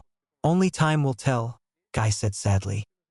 Well, do you think we will ever see him again? Tenten asked desperately. Yes, I think we will see him again, and I hope he will be on our side, Guy said looking up at the sky. He knew everyone else was listening to their conversation, but they needed to hear this as well as himself. The rest of the trip back was in silence as they all thought back to their fights and how powerful the pair of Sharingan users have gotten, and how much they have to train to bring back Naruto. He did what? The Hokage yelled as Kakashi gave him his mission report. How could Naruto kill like this? I thought he was just dragged into this by Itachi, but I guess he left willingly, the Hokage said out loud. It was like Naruto was even himself. He acted so cold and emotionless, I thought it wasn't even Naruto at all, Guy said next to Kakashi. Niji, Tenten, and Lee all cringed at the thought of this new Naruto. How are we going to tell everyone about this? Tenten thought. I see. Well, we are down 2 of our strongest ninja and we have to make up this loss with the new genin that are graduating in a couple of days, the Hokage said looking out the window. That's right. The academy graduation is in a couple of days. We better not tell the crew what happened and ruin their graduation, Lee said. Right, we will have to stay out of sight from everybody including the villagers because they were expecting us to back the Uchiha prodigy, Kakashi said. I will try to hold up the process here. The news of Naruto leaving with Itachi is out anyways, so you guys take it easy for a couple of days. I know you all need it after what happened, the Hokage said with a hint of sadness in his voice. He was hit just as hard as all of us as well, everyone thought as they walked out of the Hokage office. XXXXX Academy graduations. Everyone was happy it was day that they finally get to get out of this hellhole called the Academy. Naruto's friends, minus Neji, Tenten and Lee, could be seen sitting on the roof of the school eating lunch and talking amongst each other about has been going on around the village. Sasuke just came back yesterday just as cold and rude as ever and with all his fangirls fawning over him as usual, Choji said in an annoyed tone. Yep, and he is teamed with Sakura and some homeschooled guy called Sai, Shino said. We all have a person we don't particularly like on our team, Shikamaru said while looking up at the clouds in deep thought. I'm just glad everyone passed, Hinata said shyly. Except for Naruto. When he comes back he will pass, Choji said smiling. The rest of the gang has been gone for a while now. I wonder how well their mission to retrieve Naruto went, Shino said. I have no idea, Hinata said, hoping the retrieval mission went well. Well, let's go back to class before we are late, Shino said. They all began to get up except Shikamaru, who looked deep in thought. Shikamaru. Hey! Shikamaru, wake up, damn it, Choji said, shaking him. Huh? Oh, sorry about that, I was just thinking about something, Shikamaru said, taking Choji's hand and getting up. What were you thinking about? Hinata asked. Nothing important, Shikamaru said. Damn it, Naruto. I think of anything that would fit you. I hate not knowing things. Well, if it has you thinking this hard, then it must be important, but let's go back to class, Choji said as they began to walk back to class. Upon walking back to class, they took a seat in their respectful seats and waited further instructions from the teacher as soon as he walked into the classroom. Hey, Pineapple Head. Where's the dope? I need to tell him something, Sasuke said, walking up to Shikamaru. Haven't you heard? Naruto is a missing ninja now and left, Shikamaru said with his head still laid down on the desk. The dobe is too weak to be a missing ninja. He never had the potential that the Uchiha clan has, Sasuke said in ignorance. You mean had? Kiba mocked from behind him. Look, nobody asked you. So go scratch your butt or something, Sasuke said as he turned back to Shikamaru. Naruto left with your brother and killed your entire clan. With your brother. So please, I know nothing else about Naruto, Shikamaru said before nodding to Kiba, who punched Sasuke in the back of the head and walked back to his seat. All Sasuke did was give a death glare to Kiba, walk back to his seat. All right, class. Let me go over the teams once more before you all head out, Irika said. Team 1, Team 7, Sasuke, Sakura, and Sai. Team 8 Foot Kiba, Shino, and Hinata. Team 9, Team 10, Choji, Shikamaru, and Ino. Alright class, I hope you all stay safe in being a ninja and you respectful senseis will be here to pick you up. And with that said, Irika got up and left. After class, Neji, Tenten, Guy, and Lee were seen outside the academy waiting for everyone to file out with their senseis. Team 8 and Team 10 walked over to Team Guy to see how they were doing. Hey guys, my name is Kiba. Nice to meet you, Kiba said smiling. Likewise, Neji said. Where is Naruto-kun? Hinata asked. Team Guy saddened at this and everybody knew what happened, except for Kiba, who was confused. Naruto and Itachi are too strong for us. He got away and now we need to train to get stronger to bring him back, Tenten said, looking depressed. What happened to Naruto? Kiba asked. We'll tell you later, Shino said. So how are we going to tighten the gap Naruto and Itachi have gotten between us, because Naruto is at least Kakashi's level if not stronger? Guy said, surprising everybody except for Team Guy. Wait, did I miss something here? Naruto is stronger to Kakashi? How is that? Kiba asked, still a little surprised. Naruto has the Sharingan and seems to have heightened his skill and power of it, as well as being completely different from all the other Sharingans, Guy said, earning a gasp, and from everyone, except for Team Guy. How did Naruto get so much skill on how to use the Sharingan? Shikamaru asked. It seems that Naruto has been training with Itachi for years on all aspects of how to be a ninja, and he joined an organization named Akatsuki, which is a criminal group consisting of all S-rank missing ninja that had only 8 members then, now have 10, Guy said. Everyone was shocked at the until Lee said, so all we have to do is train hard enough, so we can bring him back the next time. Everyone brightened at this, they all agreed. including Ino and Kiba, that they would hard so they could bring Naruto back. XXXXX 1 month later.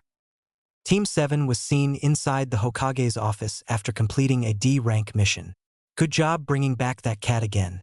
Now let's see if we can find you another D-rank mission, the Hokage said.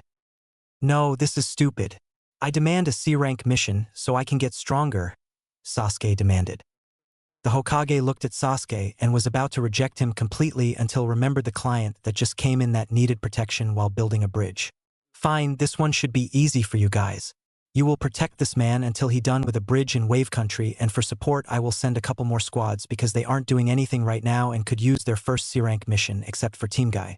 I will add Team Guy, Team 10, and Team 8 to go along with you, the Hokage said as the bridge builder walked into the office. My name is Tazuna, the super bridge builder, and I expect you all to give me super protection, Tazuna said, holding a liquor bottle. You guys will go rally up everyone and bring them to East Gate. Good luck, the Hokage said before Team 7 and Tazuna walked out the door to get the others and ready up for their mission. Team 7 were the first ones at the gate and was surprised to find that Kakashi was the first one there. Kakashi-sensei? What are you doing here? You're never here first, Sakura asked. Never late for an important mission, Kakashi said as he flipped a page in his orange book. Why do we need the others? We can take this mission on by ourselves? Sasuke said, only to get knocked over the head by Sai, making Sakura angry. Why the hell did you hit my Sasuke-kun? Sakura demanded. Because Sasuke is being stupid and is not praising the fact that we have reinforcements that we could need later, Sai said as the others arrived in one large group. They seemed to have met somewhere up the road. Hello everybody. Everyone ready for your first C-rank mission? Tenten said, smiling. Hell yeah, let's get going. Tazuna lead the way, Kiba yelled as they began on their trek to Wave Country, not even realizing what lies ahead. XXXXX Akatsuki base. Naruto, now that you stole that ring from Orochimaru, you are a part of our organization. Your partner is going to be Deidara for now because while you were out getting the ring, Itachi and Kisame were ordered to another mission, a shadowy figure said. Naruto nodded emotionlessly. Your mission is to get to Wave Country and earn their respect and loyalty. Whether it is by friendship or fear is up to you, the figure said with his own Dojutsu and mask on. I will do as you wish, Leader Sama, Naruto said, his Manjikyu Sharingan on blazing in the darkness. The Konoha ninja were seen walking down the dirt road toward Wave Country with their VIP in the middle of the group. It was a bright sunny day and the weather was perfect. Wow, what a great day, Ino said as she stretched her arms above her head. Yeah, it is, Choji agreed, as they walked past a small puddle in the center of the road. All the Jonin knew someone was up to something, as well as Shikamaru, Niji, Hinata, and Shino. The moment they walked past, two people shot out of the puddle and wrapped their chains around Kakashi and tore him in half. All the genin, except for Niji, Tenten, and Lee, stood stock still while the Jonin and the three older genin got ready for a fight as three mercenaries jumped out of the bush. Get ready for a fight, Asuma said as he got his trench knives ready. But what about Kakashi-sensei? Sakura asked, still shocked. Just get ready, damn it, Asuma yelled, which shook everyone out of their shocked states, and the genin got into ready position. All right, we will take the two with the chains while the rest of you take out the mercenaries without chakra, Kurenai said as the demon brothers and the mercenaries charged the group. Sasuke threw a kunai at a mercenary and started doing hand signs for a jutsu. Lee shot forward like a bullet and kicked a mercenary in the stomach with all his might and shot the mercenary into a tree, knocked out from the hit. Mind transfer, no jutsu, Ino yelled as she took over the body of the other mercenary, with Hinata catching her as she fell. Kiba and Choji slammed in the each side of the mercenary, crushing his arms, with Ino just barely getting out of the body in time. Thanks, Hinata, for catching me, Ino said. Hinata smiled back and nodded as she turned her head to see Sasuke finishing his jutsu. Fire bullet, no jutsu, Sasuke yelled as he shot a quick bullet of fire, hitting the mercenary in the chest, sending him flying into the other mercenary against the tree.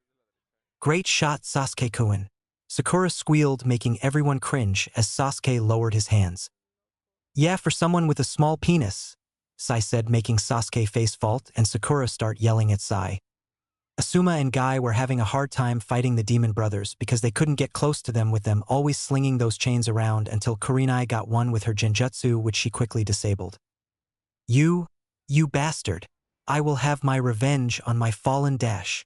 The remaining brother screamed but was cut short when a kunai was stuck into his back. No you won't, Kakashi said calmly behind him, shocking the genin.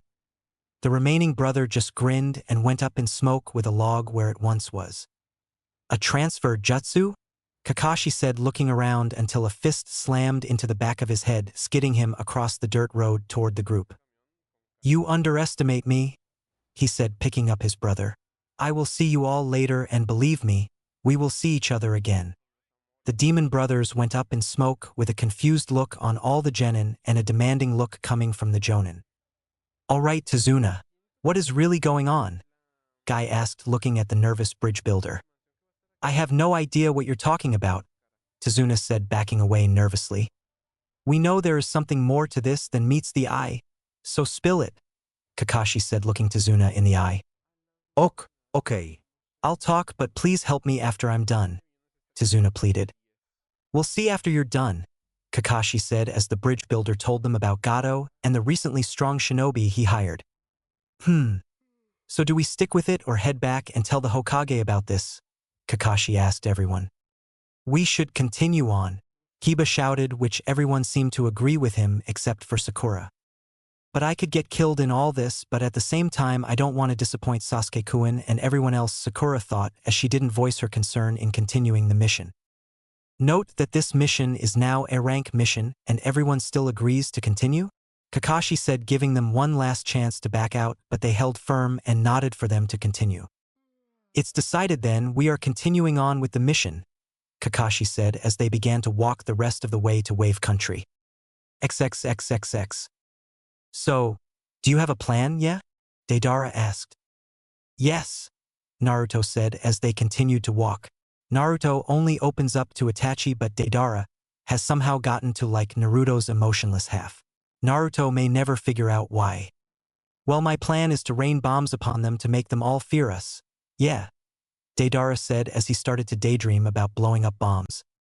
You only say that because you like blowing stuff, Naruto said back emotionlessly. Shut up, Deidara said in a comical fashion. Naruto simply shook his head as they continued to walk. Well then, what's your genius plan, yeah? Deidara asked, curious. Before coming here, I did some studying on the recent events and came up with some interesting results, Naruto said with an evil glint in his golden eyes. Yes, I love it when Naruto-kun has that glint in his eyes. Yeah, Deidara yelled as Naruto told him his plan. XXXXX. Thanks for the ride, Tazuna said as they all got off the boat. Anything to save this land, said the driver as he drove the boat off into the thick mist. So what's the plan now? Guy asked. Let's make clones of Tazuna and make each squad go in different directions toward a random spot. Once there, dispel the clone and regroup at Tazuna's house, Kakashi said. Good plan, but where is your house? Kurenai asked, looking at Tazuna. Do you all have maps? Tazuna asked, getting nods from all the jonin. Let me mark where my house is on the maps so you can regroup there, Tazuna said as he started marking the maps. As he was busy with that, Asuma asked, So who is going to take the real Tazuna? I will, Kurenai said, voting herself. No, Kakashi said, making Kurenai. Why not? We need a more seasoned jonin to take him since there are pretty strong ninja looking for him, Kakashi said, looking at Guy. You or me? Guy asked. I will, Kakashi said, getting a nod from Guy in understanding. Kakashi made the 3 clones and hinged them into Tazuna. See you guys back at the rendezvous point, Asuma said as they all went in different directions. XXXXX. Kakashi's team. Team 7 were walking down a path toward Tazuna's house when they heard a brushing noise coming toward them. Kakashi's eyes widened. Everyone down, Kakashi yelled, dragging down Tazuna in the process. Everyone hit the deck as a large steel blade hit right above them. A body appeared next to the large cleaver with a sick smile. Do you think tricks like that will trick me? Zabuza said, grinning. Zabuza of the 7 Swordsmen. What are you doing here? Kakashi asked. I came for him, Zabuza said, pointing toward Tazuna, which scared said man shitless. What do you want him for? Kakashi asked. That's my own business, so will you hand him over peacefully or will I have to take him? Zabuza asked, knowing the answer that was to come. We will not hand him over, Kakashi said coldly. Just as he said they would say, Zabuza thought. I gave you the chance, now you will pay for it, Zabuza said. You guys protect Tazuna while I take on Zabuza. He is too powerful for you three to take on, Kakashi said as Kakashi and Zabuza engaged in a fierce battle, just like the battle before except for the end, and it was Sai and Sasuke that did the trick to release Kakashi. Just as Kakashi was about to incapacitate Zabuza, Zabuza raised his hand to issue a halt. You can't stop me now that you are losing, Zabuza, Kakashi said. I will take my leave now. It was fun, but you will see me again, I guarantee you, Zabuza said with a grin as he turned into water. What was that all about? Kakashi said out loud as his world went black. Kakashi-sensei, Sakura screamed as she ran over to check on his health. He's fine, just blacked out from exhaustion, Sai said, walking up to his sensei and lifting an arm around a shoulder as Sasuke did the other. Let's get your house before anyone else tries to attack us, Sai said as they began the final trek to Tazuna's house. XXXXX. Where the hell were you? Kureai yelled as she saw Tazuna and Sakura enter but quieted when she saw the condition of Kakashi. What happened? Niji asked. We were attacked by a man named Zabuza of the Seven Swordsmen, said Sakura as Sai and Sai went upstairs and laid Kakashi on an unoccupied bed. The reactions from the Jonin were that of shock and anger. Why is he here? Asuma said. What is going on? And why is this such a bad thing? Kiba asked. Let's hear Kakashi's side of this before we tell you kids anything, Guy said. It has been 18 hours since Kakashi laid down in that bed until he finally stirred. So you are finally awake, eh? Asuma said next to a window that was in the room. Yeah.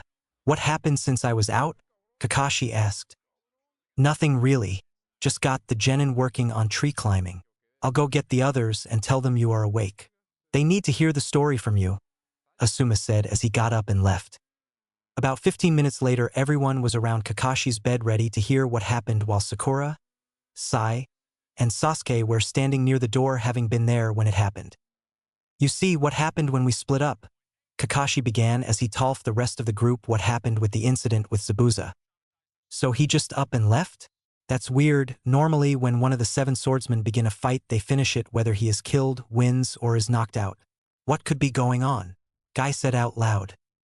Yes, Tazuna said it was a businessman named Gato who has been hiring mercenaries and ninja to take over this island by trade and to stop Tazuna from building this bridge so they can land trade, Kurenai said to Kakashi. He wants his men to keep fighting until one they kill Tazuna or two they die. So why did Zabuza leave without a fight? Guy said more to himself than everyone else in the room. Maybe there is more than meets the eye, Shikamaru said. What do you mean? Choji asked. What if there is something else going on that we don't know of? Shikamaru inquired. Maybe we will have to keep an eye open, but until then keep training, Kakashi said until he noticed something. Hey, where is Tenten? XXXXX. Going back in there is a waste of my time, Tenten said to herself. I got to get stronger, Tenten thought as she entered a field to be greeted by a sight she never thought she would see again. There in the middle of the field stood a figure with a black cloak with red clouds across them. Naruto-kun. Tenten said desperately. Naruto turned to face Tenten. When he fully was turned around, Naruto had his Sharingan on blazing. Is that you, Naruto-kun? Tenten said again, taking a step closer to the figure. Inwardly, Naruto was surprised Tenten was here. I knew a Koona team was escorting the bridge builder, but I had no idea it was them, Naruto thought, staring at Tenten emotionlessly. Please, Naruto-kun, everyone is here. Niji, Shikamaru, Choji, Shino, everyone. Please don't leave us again. Don't leave me again, Tenten said, whispering the last part. Naruto heard it nonetheless and knew the emotions behind her words. I got to end this conversation now or I will have to knock her out, I am not really here, Naruto said emotionlessly. What? Tenten asked, staring at Naruto as he walked closer. This is a dream. You trained hard and you managed to pass out from the exhaustion, Naruto said, stopping less than 4 inches away than the frightened girl in front of him. And oh, this can't be. It all feels so real. Please, you can't leave me. I love you, Tenten yelled, blushing furiously. Naruto leaned over and whispered in Tenten's ear, I know. As a clone knocked her out into Naruto's arms that gently put the girl down in the center of the field. Well, this complicates things. I knew Hinata and Haku had these feelings for me, but Tenten? Who's next? Ino? Conan?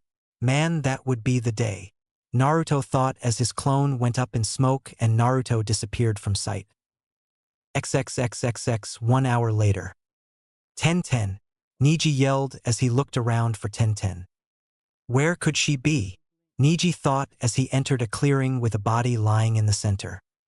Tenten, Neji yelled as he ran over to check on her. Upon running up to Tenten, he noticed she was awake and crying. What's the matter? Neji asked, sitting beside the fragile girl beside him. I just had possibly the worst and best dream of my life, Tenten said as she continued to look up at the cloudy sky, crying. Want to talk about it? Neji asked. No, I'll be fine, just give me a while, Tenten said, getting up. All right, if you say so. Let's get back to the house. Dinner is almost ready, Neji said, getting up with Tenten and walking back to the house. XXXXX. Today is the day of rescanning as everyone was walking to the bridge to get ready for the final fight. How do you today is the day? Kiba asked, not completely sure how they know today was the day.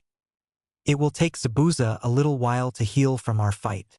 He was just as exhausted as I was when we finished, so would have taken him a little bit to heal, Kakashi said, answering Kiba's question. When they entered the bridge site, they noticed something was off. Where are the workers? Tazuna asked, looking around. Hello again. I promised you I would be back now, wouldn't I? A familiar voice rang across the bridge. Hello, Zabuza.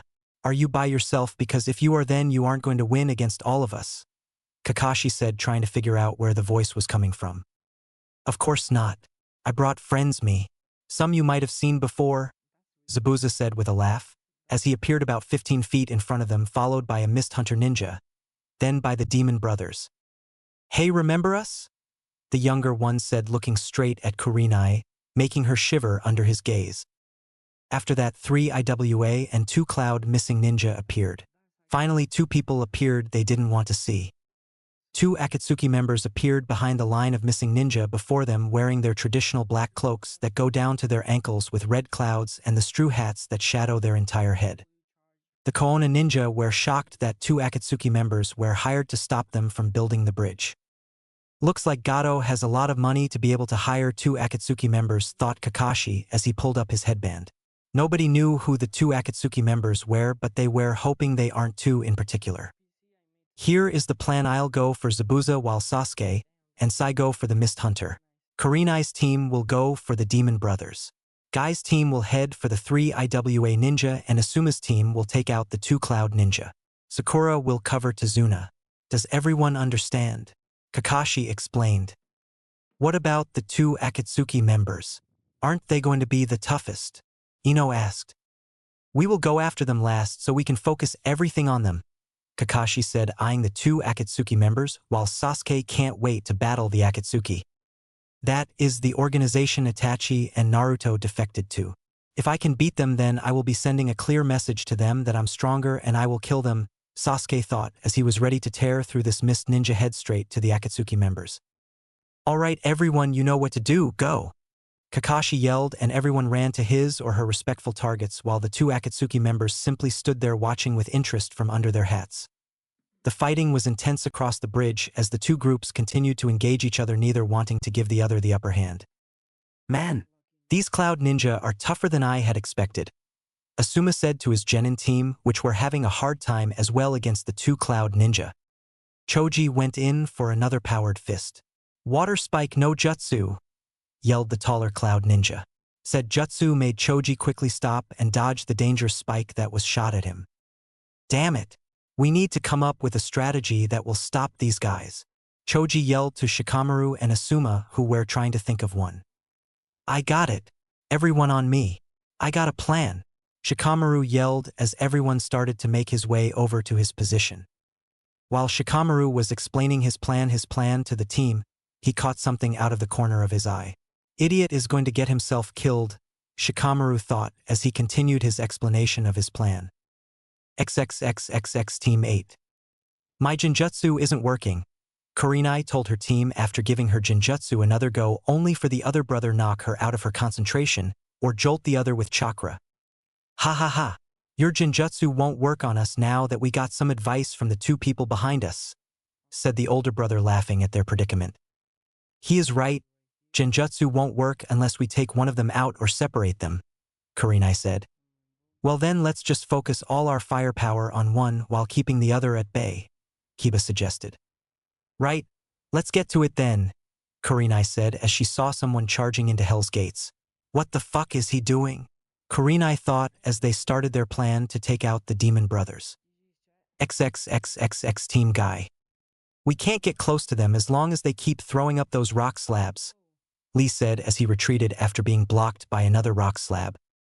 And we can't attack from a distance or they will start rock bullets at us again, Tenten said as she desperately tried thinking of a plan. We need to come up with something now or we are screwed, Niji said as he saw them, through the rock slabs, start the seals for an earth bullet no jutsu. I've got it, but it will push us to the limits, Guy said looking at his students who nodded in approval. All right, here's what I've got, Guy said as he started to explain his plan only for him, his students, and the missing ninja from IWA to pause as they watched someone run toward the two Akatsuki members. Son of a bitch. We need to finish this fast, Guy thought as he explained his plan to the genin while the IWA ninja shook their heads and returned their attention back to Guy's team. XXXXX Kakashi. Even though I'm copying his moves, it all boils down to a stalemate in the end. What is Zabuza up to? Could it have something to do with the Akatsuki members?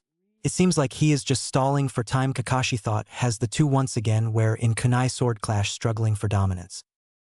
I know what you are thinking, Hitaki, and you seem to be thinker of the group as well as that kid with pineapple-shaped hair, Zabuza said looking into Kakashi's eyes and with a pushed back Kakashi signaling the end of that struggle. What are you up to? There is something else bigger than Gato going on here, isn't there?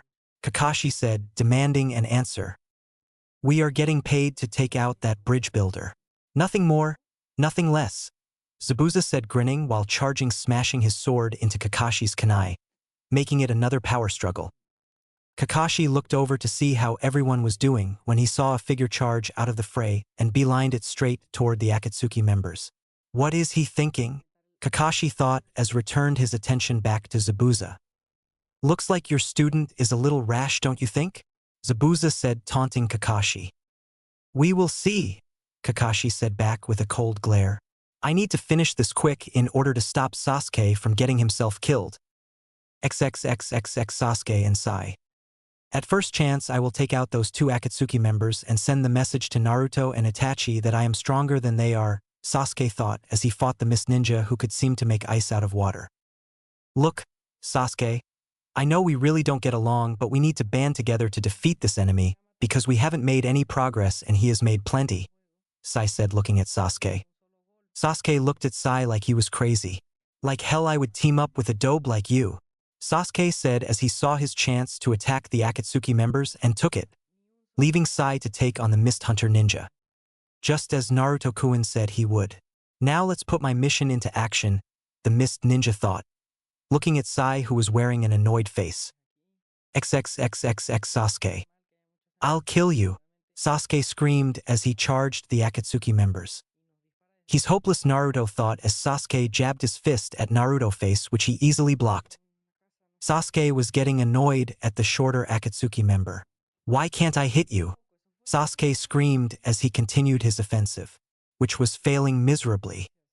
Sasuke's fired a few fire jutsu, but his offensive came to a halt when the shorter Akatsuki member grabbed Sasuke's wrist and twisted. Sasuke used this momentum to go for a kick to the top of the head. The shorter Akatsuki member countered this by slamming Sasuke into the ground. The Akatsuki member lifted him up by the neck until Sasuke was face to face with him. Sasuke could still not see underneath the hat. "Hello, Sasuke?" the shorter Akatsuki member said emotionlessly. At that instant Sasuke knew who it was. Nah.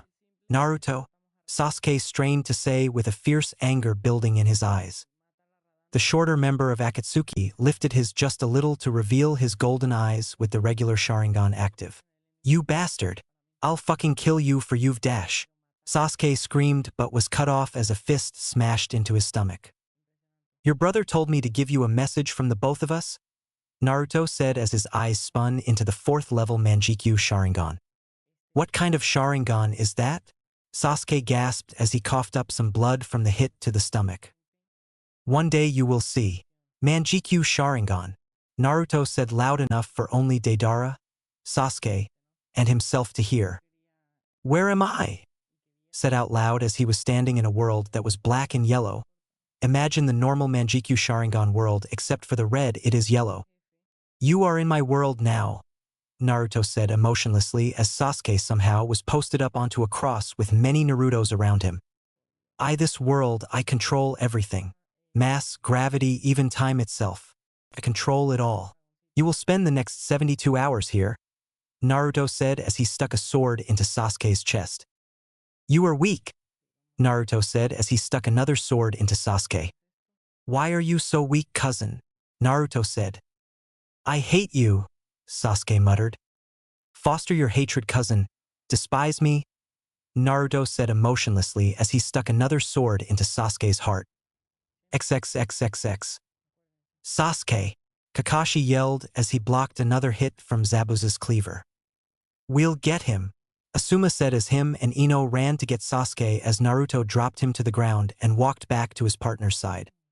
"We are going to need more help if we are going to take out these guys," Asuma yelled over the sound of battle as he got into fighting stance as Ino carried Sasuke back to Sakura Tezuna. Zabuza glanced over at Haku, who seemed to be done with his conversation with Sai. Getting a nod from Haku, Zanuza said, "Let's end this little fight, Kakashi. This is getting us nowhere." Kakashi was surprised but nodded because he knew that this fight was pointless. "All right, but you must tell me who you are working for because I know you aren't working for Gato anymore. Aren't you?" Kakashi asked. "Yes, I don't work for Gato anymore. I work for those two over there," Zabuza said, pointing toward the 2 Akatsuki members. "Then you are our enemies. We are currently trying to find one of our ninjas that defected from to that organization," Kakashi yelled, getting angry. You'll see what happens in a few seconds," Zabuza said, dissolving into water as Haku did the same over by Sai. "What is he talking about?" Kakashi thought as he and Sai dashed over to Asuma, who was sweating bullets in front of the 2 Akatsuki members. Alone. As Kakashi made his way over to Asuma, he saw Guy's team all lying on the ground exhausted from the battle and 3 dead IWA ninja. Choji was also knocked out as well as Shikamaru as he stood up shakily. "Looks like we are you only backup Asuma," Kakashi said as he looked at Sai. What was Sai talking about to the mist ninja? Kakashi thought. "Do you think this is enough?" Asuma asked. "Do you want me to tell the truth or lie about it?" Kakashi asked. "I see," Asuma said, looking down at the ground. "We will have to hold them off until Guy's team can stand again, then we will be able to beat them," Kakashi said, brightening Asuma up a little. "Right, we can at least do that," Asuma said, looking forward again. "Your charges aren't enough to blow the bridge, correct?" Naruto said from under his hat, still looking forward. "Correct. The bombs won't blow the bridge, yeah," Deidara said, a little saddened from under his hat as well, both looking at the desperate ninja in front of them. "Good," Naruto said. "Play it defensively until the rest of the group is able to fight again or Kurenai's team is done with the demon brothers. We can't let them dash," Kakashi explained until he was cut off. "We don't want to fight," Naruto said to the ninja in front of them. "What are you talking about? You work for Gato, so you are paid to kill Tezuna," Asuma yelled back. "Wrong, we came here on our own will, yeah," Deidara said. "Then why are you here and why did you knock out one of ninja?" Kakashi replied. "We knocked him out because he attacked us. So we retaliated," Naruto said emotionlessly. Where have I heard that voice from? Kakashi thought. You still didn't explain why you are here, Kakashi demanded. At that moment, a short, pudgy man could be seen at the edge of the fog at the back of the unfinished bridge. They are here because I paid that organization a shitload of money bring out 2 of their members. That's why they are, Gato said smiling. But I can't give them the money because by the end of this they too will be dead as well, Gato said as the wind blew away the fog behind him to reveal 150 mercenaries. We won't let you control our country any longer, Gato, Inari said as the island populace gathered onto the bridge. As you can see, Naruto said still facing Kakashi, we are on the same side in all this. So it seems, Kakashi said not liking the idea of teaming up with them. The 2 Akatsuki members turned to face Gato and his men as Kurenai and Hinata walked next Kakashi, Asuma, and Sai. We heard the whole thing. At least we don't have to face the 2 crazy guys, Kurenai said. And we have the whole village behind us, so we should do okay. Asuma gaining confidence now that the 2 Akatsuki members are fighting with them. Remember Asuma, strength in numbers, Kakashi said looking at the backs of the Akatsuki members. We can change that, yeah. Deidara said he took off his hat and sealed it into his cloak as Naruto did the same. Naruto, the group that was still up gasped. Do it, Naruto commanded to Deidara, who nodded. Clay birds shot out the concrete of the bridge everywhere in the back half of the mercenaries. The birds went up to about waist level, then exploding, killing or wounding all in that area. Kill them, damn it. I want those 2 dead, Gato screamed as he ran past the other half of the mercenaries. Let's go get our dinner, boys, said a mercenary as they all charged the 2 Akatsuki members. Amida Sharingan, Naruto yelled, as everything seemed to slow down. Naruto quickly went to each of the mercenaries and slit their throats before stopping in front of Gato, and once again he felt this weird sensation in the back of his eyes. To everyone else that was there, it seemed as if Naruto flew forward at amazing speed and stopped in front of Gato with mercenaries that was left have their throats cut open. How? Gato asked, frightened. Chidori, Naruto yelled as his hand lit up in red lightning, with his eyes straining a little more before running it through Gato's chest. As Gato slid off Naruto's arm, Kakashi yelled, Where did you learn that? Naruto turned around with his 5th level Manjikyu Sharingan on before it too slid away into his normal ocean blue eyes. He seemed to have blood running down his eyes and also seemed to be on the verge of blacking out. You taught me at Kakashi, Naruto said, grinning before falling forward with Deidara catching him. Good show, Naruto, mission complete, Deidara whispered. By now everyone was up, except for Sasuke, and had watched the fight that happened between the 2 Akatsuki members with the large crowd still there. Everyone started cheering. We're free, someone yelled. Who are those 2 people? Tazuna asked Kakashi. They are both from an organization known as Akatsuki, and the only one I know is the shorted one that killed Gato, Kakashi said. Interesting. I think I'll go speak to them, Tazuna said as he started to walk toward the 2 battered men. Wait, let us escort you. They are both dangerous missing ninja, Asuma said. Walk up to Tazuna. No, they aren't dangerous. They just freed this land, so I doubt they will attack me, and besides I need to speak with them alone, Tazuna said as he continued forward. As Tazuna walked up to the heroes of this land, Deidara was supporting Naruto with Naruto's arms slung over Deidara's shoulder. Thank you for what you did here today, Tazuna said. It's no problem. We didn't want to get involved in all this, but it had to happen, yeah, Deidara said. You guys aren't the evil organization everyone says you guys, are you? Tazuna said. Well, some of us aren't, but there are some that are, yeah, Deidara said as Naruto began to awake. What is your name? I already know Naruto's name from the ninja back there, Tazuna asked, pointing to the Koona ninja that were watching them closely. My name is Deidara, missing ninja from IWA. Yeah, Deidara said, as Naruto was now able to support himself. The blood from his eyes now dried. Well, if you guys want, you can stay here while you guys heal, Tazuna offered loudly for everyone to hear. The crowd cheered in agreement as the Koona ninja wanted to see Naruto some more. I'm sorry, but we must leave. We are needed elsewhere, Naruto said emotionlessly. eyes still twitching from the pain of going up to another level in his Manjikyu Sharingan. The crowd and the ninja seemed to dampen at this. "Well, you guys are welcome anytime. We will forward for a safe return," Tazuna said, brightening the crowd. "Thank you," said Naruto as they left in a swirl of leaves. XXXXX. They were far enough away to speak without anyone hearing them. "Well, your plan worked, yeah," Deidara said as they met at the rendezvous point. "Well, did everything go okay?" Halu asked, a little worried about what happened to Naruto's eyes. "Yes, mission completed. Thank you for the help," Naruto said as he tossed a bag of money to Zabuza. "Thanks, but there is something I need to speak to you about," Zabuza asked. Naruto said, waiting for an answer. "I know what you and Itachi are doing that organization, and Mihaku want to help," Zabuza said, looking it straight into Naruto's eyes. "Fine, we need more people. So far we only have 4, Naruto said. 4? Who are the other 2? Haku asked.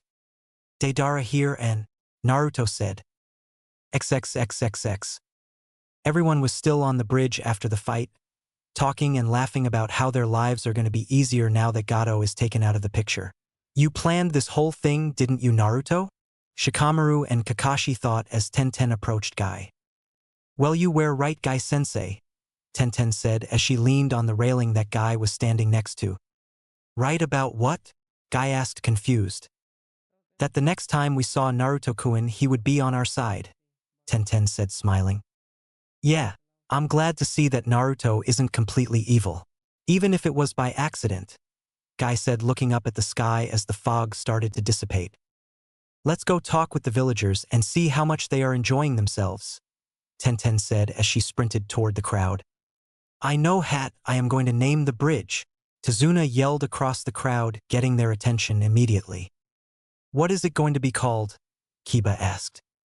"The Great Naruto Bridge," Tazuna yelled as the crowd went wild. "Well done, Naruto," Pain praised the blonde in his office in the Rain Country. "Thank you, Leader-sama. I have another mission for you," Pain said as he pulled out a scroll. "When does the mission start?" Naruto asked while grabbing the scroll. "All the information is inside," Pain said with a smirk on his face. Oh, how he loved to torture the young blonde. "What? Does it have to be on that date?" Naruto exclaimed. "Yes, sorry, but everyone else is out on a mission, and your teammate will be Kisame," Pain informed the teen, noticing a twitch from Naruto. "I guess we haven't gotten him yet?" Pain inquired. "No, but we will soon. Just needs a bit more work until he will crack," Naruto answered with a slight upturn on the corners of his lips. "Then this mission should be a perfect chance for you then," Pain said with an evil grin on his face. XXXXX 1 week until Chunin exams. "So, are you guys taking a shot at the Chunin exams?" Kiba asked as Team 7, 8, 9, and Guy walked toward the barbecue restaurant they always went to. Everyone nodded in reply. "It's strange that Team 7 started coming with us. They never wanted to before, and now they are part of the group," Shikamaru thought as they entered the restaurant. "This year is going to be tough because of all the new ninja coming in," Choji inferred. "Yup, but we'll be ready for them," Kiba declared. "Shikamaru, do you have any information on the other genin that are going to compete?" Ino questioned. "I heard there are strong genin teams coming in from the Sand and Sound villages," Shikamaru informed her. "When we become Chunin, what are we going to do?" Tenten wondered out loud. "Getting cocky, eh?" Sakura remarked with a grin across her face. No. "But if we do become Chunin, what are we going to do first?"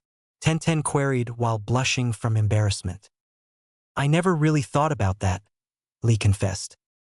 "I will continue to train in order to try to bring Naruto-kun back to our village," Hinata declared with surprising conviction. "I will too," Tenten proclaimed. This initiated nods from everyone else in the group, except for Sasuke. "I will kill that bastard. I hate him even more than Itachi. I will make sure he burns in the deepest part of hell," Sasuke roared inside of his mind. "When did you start to like Naruto, Sakura?" Ino marveled. "Well, ever since the Wave mission, when Kakashi pulled me to the side and told me what his life has been like. and how the way I treated him the academy just made his life worse. It was because of people like me that he left. I hope that he forgives me, Sakura revealed. If you tell him like that, then I'm sure he will, Hinata supported. Well, I think we better get going before it gets dark, Niji manifested while he got up. All right, we'll see each other again at the Chunin exams, Choji proclaimed as they all split up and went off to their own homes. XXXXX. Naruto was traveling to the rendezvous point where he was supposed to meet Kisame. Upon entering the clearing, Naruto saw his temporary teammate leaning against a tree with his hat on. You are Kisame, I presume? Naruto asked with his emotionless mask set up. And you are Naruto? Wow, you act so similar, Itachi. Emotionless, calculating, and you have a weird Sharingan as well, Kisame remarked, seeing Naruto's golden Sharingan. This works out great then. I already have some experience working with a Sharingan user, so we should be able to work well with each other, Kisame conjectured. Seems so, Naruto uttered in his monotone voice. What is our mission then? Leader Sama said to get the mission information from you when we met up. Our mission is to steal a scroll that is of high value to a certain group of people. The mission begins in 6 weeks' time, so we should scout out the area before the mission starts. Okay, you lead, Kisame said as they both disappeared from the clearing. XXXXX day of the Chunin exams.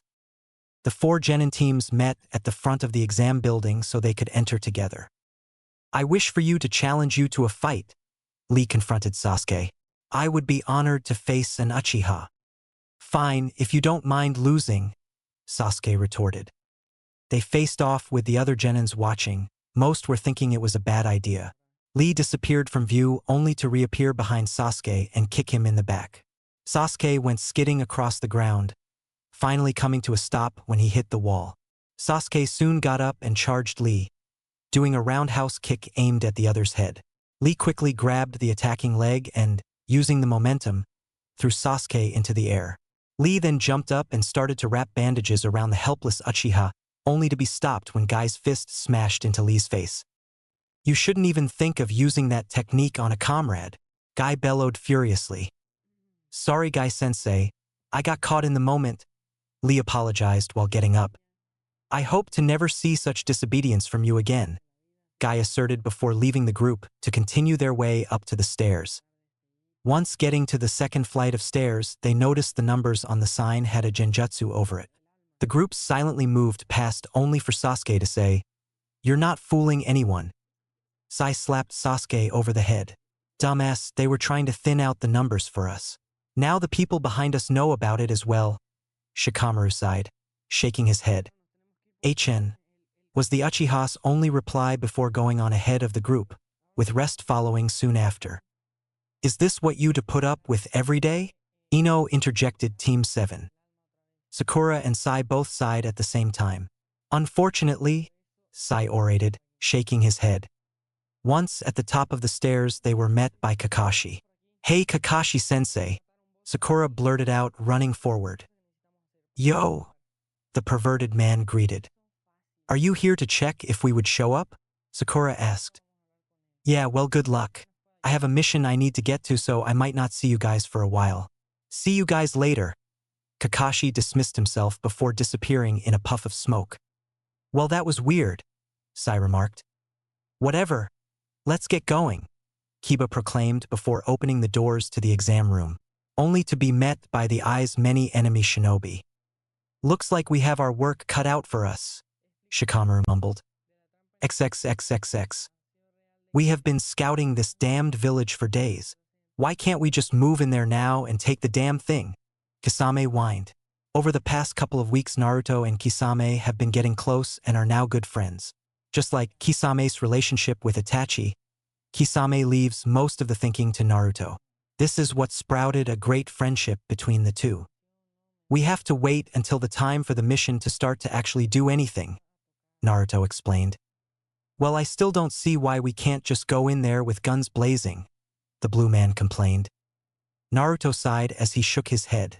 Why do I get stuck with this idiot? XXXXX preliminaries. So, what exactly happened to Sasuke?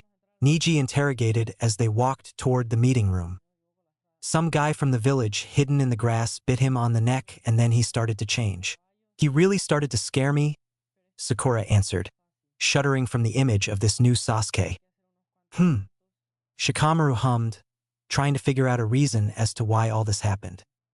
Well, whatever the reason, we still have the finals on our hands, so let's get to it, Choji exclaimed. The Konoha Genin walked up to the third Hokage with many jounin beside him. All the teams were standing in lines. Most of the teams that passed are from the Leaf, the third thought. All right, the next part of the exam will dash. The Hokage began only to be cut off by a ninja who seemed to have an illness. Sorry to interrupt, Hokage-sama, but there is too many genin to start the finals. We are going to have preliminaries first before actually start the finals. Hayate interjected. If you say so, then we will be holding preliminaries, the third announced. If your name is shown on the screen, then it will be your turn to fight, Hayate said.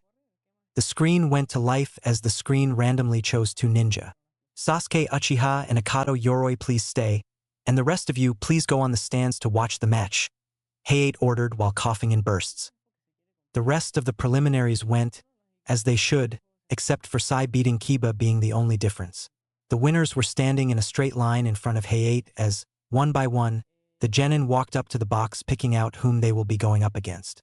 The pairings will be just like canon, except Sai is facing off against Niji. XXXXX day of the finals. So today is the day, huh? Asuma announced, looking into the sky. Yeah, I hope everyone does well, Kurenai desired while they both walked down a busy street during lunchtime. Most people were on break and were hurrying to get a bite to eat before they had to return to work. As they were walking down the street, something caught their eye, two figures drinking tea in a restaurant in particular. The only reason the pair caught their eyes was because of the cloths they were wearing. They were both wearing black cloaks that started at their noses and went all the way down to the ground and hats that covered their faces, making it impossible to determine their identity. Did you see those guys? Kurenai asked quietly. Yeah, we should follow them and see what they are up to, Asuma suggested as they took to the roofs. The duo soon got up and left the restaurant. They then started to make their way to the more isolated part of the village. Kakashi passed them, but he was so caught up in reading his orange book that he didn't notice the strange pair. As soon as they entered an area that had no other people in it, the Leaf Jounin decided to make their presence known. What do the Akatsuki want in the Leaf Village? Kurenai demanded as they shoe-shined in front of the criminals, blocking their path. It has been a while, Asuma-san, Kurenai-san, the shorter Akatsuki member greeted. How do you know our names? Kurenai was irritated with them already. Well, these ninja are a couple of hotheads now, aren't they? The taller Akatsuki member remarked. You haven't answered our question yet, Asuma interjected. We won't answer your question, the taller one replied. Then at least tell us who you guys are, Asuma ordered. The smaller Akatsuki member simply took off his hat and sealed it into the sleeve of his cloak. Nah. Naruto? Kurenai stuttered out. Well, it looks like you all know each other, so I guess I should introduce myself as well, the taller Akatsuki member proposed, taking off his hat and sealing it away as well. You're Kisame Hashigaki. You're wanted for committing crimes with the Seven Swordsmen of the Mist and trying to assassinate the Mizukage with said organization. You're now known as a S-class missing ninja in the bingo book. What are two doing here? Asuma interrogated, knowing Naruto didn't come here to pay them a visit. Please do not interfere with our affairs, Naruto requested emotionlessly with his normal Sharingan blazing. You came here for a reason, so either tell us or we'll make you, Asuma threatened. Kisame had his hand on his sword, ready to attack. It looks like we have no option other than to fight you then, Naruto resolved as Kisame raced forward, slashing his sword at Kurenai. Asuma blocked the sword with his trench knives, but he felt a little more weak. What are you doing? Asuma questioned as realization hit him. It's draining my chakra. Just now figuring it out? Kisame laughed as Asuma pushed the sword off him and backed up. While this was going on, Kurenai was putting a genjutsu on Naruto. Kurenai pulled Naruto against a tree with thick branches wrapped around him. Kurenai put a kunai to Naruto's neck. You lose, Kurenai claimed while still attached to the tree. Before she could do anything, the tree went up in black flames and was being burnt alive while still stuck to the tree. Your genjutsu is at too low of a level to affect me, Naruto stated emotionlessly as he made one-handed seals and made a shadow clone that shot off into the distance. Just then Kakashi appeared behind Naruto and Kisame with kunai to their backs along with one helping a staggering Kurenai. Naruto, what are you doing here? Kakashi inquired from behind Naruto. Just came for a pickup, Naruto responded, not moving an inch. What are you picking up? Kakashi pressed. Nothing of your concern, Naruto answered emotionlessly. It wouldn't be Sasuke, would it? Kakashi demanded, trying to break him. My weak cousin is not what came here for, Naruto replied coldly. Then what did you come here for? Kakashi asked, knowing that he wouldn't get the answer. None of your concern, Kisame. We must finish this and be on our way. We have a schedule to keep, Naruto mandated as another Naruto appeared behind the Kakashi that was behind him and destroyed the clone with a kunai to the back.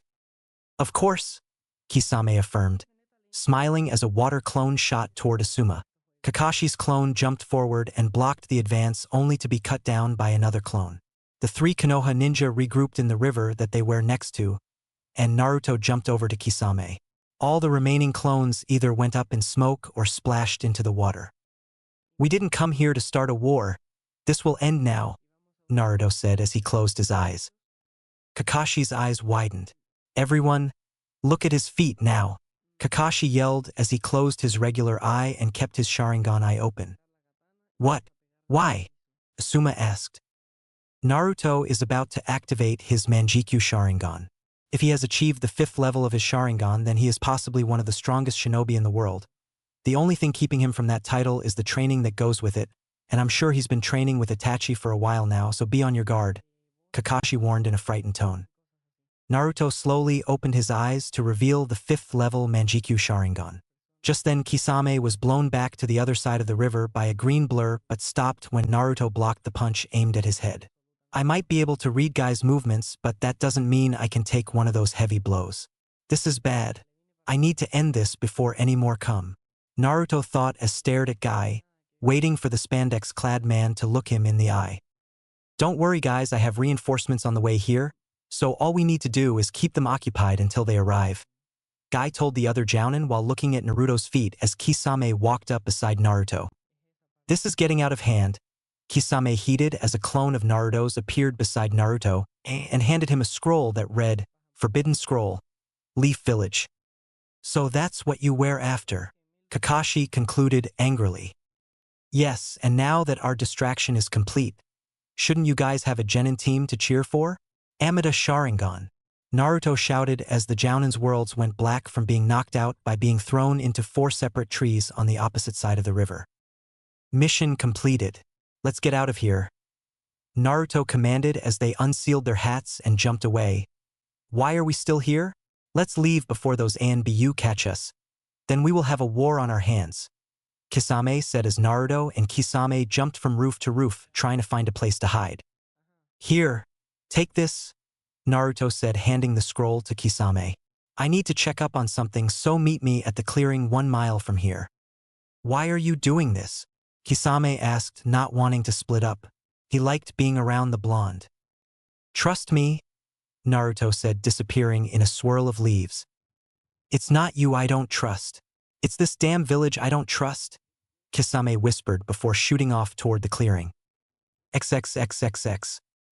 Begin, K8 said as Sai and Niji started to battle.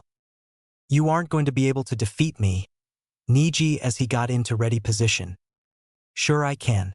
I can change my fate just like Naruto can, Sai said, also getting into ready position. The only person that has defied fate was Naruto, and I don't see you doing what he has accomplished, Niji growled as he charged Sai. Sai started to draw tigers on his scroll, making them become lifelike. The tigers shot toward Niji, trying to stop Niji's advance. Niji sliced them in half with a kunai as he continued to run toward Sai, never missing a beat. Sai and Niji clashed with Niji's kunai, trying to gain the advantage. What do you mean, what Naruto has accomplished? Sai asked while they were still in the power struggle. Niji pushed Sai off, sending both genins skidding back a couple of feet. Naruto is the only one I know that has defied fate like he has.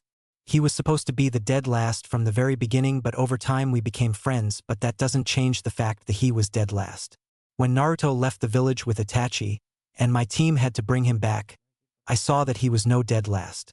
Even on the bridge, he killed many mercenaries in less than 5 seconds. Niji said, laughing near the end, confusing Sai and many of the people in the stands. And I thought he was a dead last, Niji whispered. So, why can't I achieve that level? Sai asked, glaring. It is simply impossible for any of us to take him on now. Until we have a decent time to train, then we might be able to face him again, Niji said as he again charges at Sai. Niji ended up beating Sai into a pulp after a rather rude comment about Naruto. All the battles happened as they were, with Sasuke still being late. The time has come for Sasuke's battle with Gaara, and Sasuke was still nowhere in sight. Where the hell is that bastard? Kiba yelled, getting really angry that Sasuke isn't there. I'm sure he'll show up just on time like Kakashi-sensei, Sakura said, a little nervous that Sasuke is this late. Up in the Hokage's quarters, the two Hokages were having a grand time watching the matches until an ANBU appeared behind the Leaf Hokage and whispered into his ear. We have problem. It seems 2 Akatsuki members stole the Forbidden Scroll from our archives. This is unfortunate. Get a couple of ANBU teams together and get back that scroll. The third whispered back, getting a nod from the ANBU before disappearing in a swirl of leaves. Just as the time was 5 seconds from being up, Sasuke and Kakashi appeared in the center field in a swirl of leaves. Kakashi looking badly beat up. Just in time, Lee cried out as the other Jonins walked up to their students, also looking beat up. What happened to you guys? Ino asked, looking at all of their sensei's condition. Oh, it was nothing, Guy said, shaking his hands in front of him. Well, alright, but you guys need to tell us later, Tenten said before turning back to the fight that was to happen. Now that Sasuke has arrived, we can start our battle between Sasuke Uchiha, getting cheers from a section of the crowd, and Sabaku no Gaara, getting cheers from another section of the crowd. Begin, K8 yelled as he jumped back. Sasuke took the offensive and charged Gaara, sending kicks and punches only for Gaara's sand to block every attack.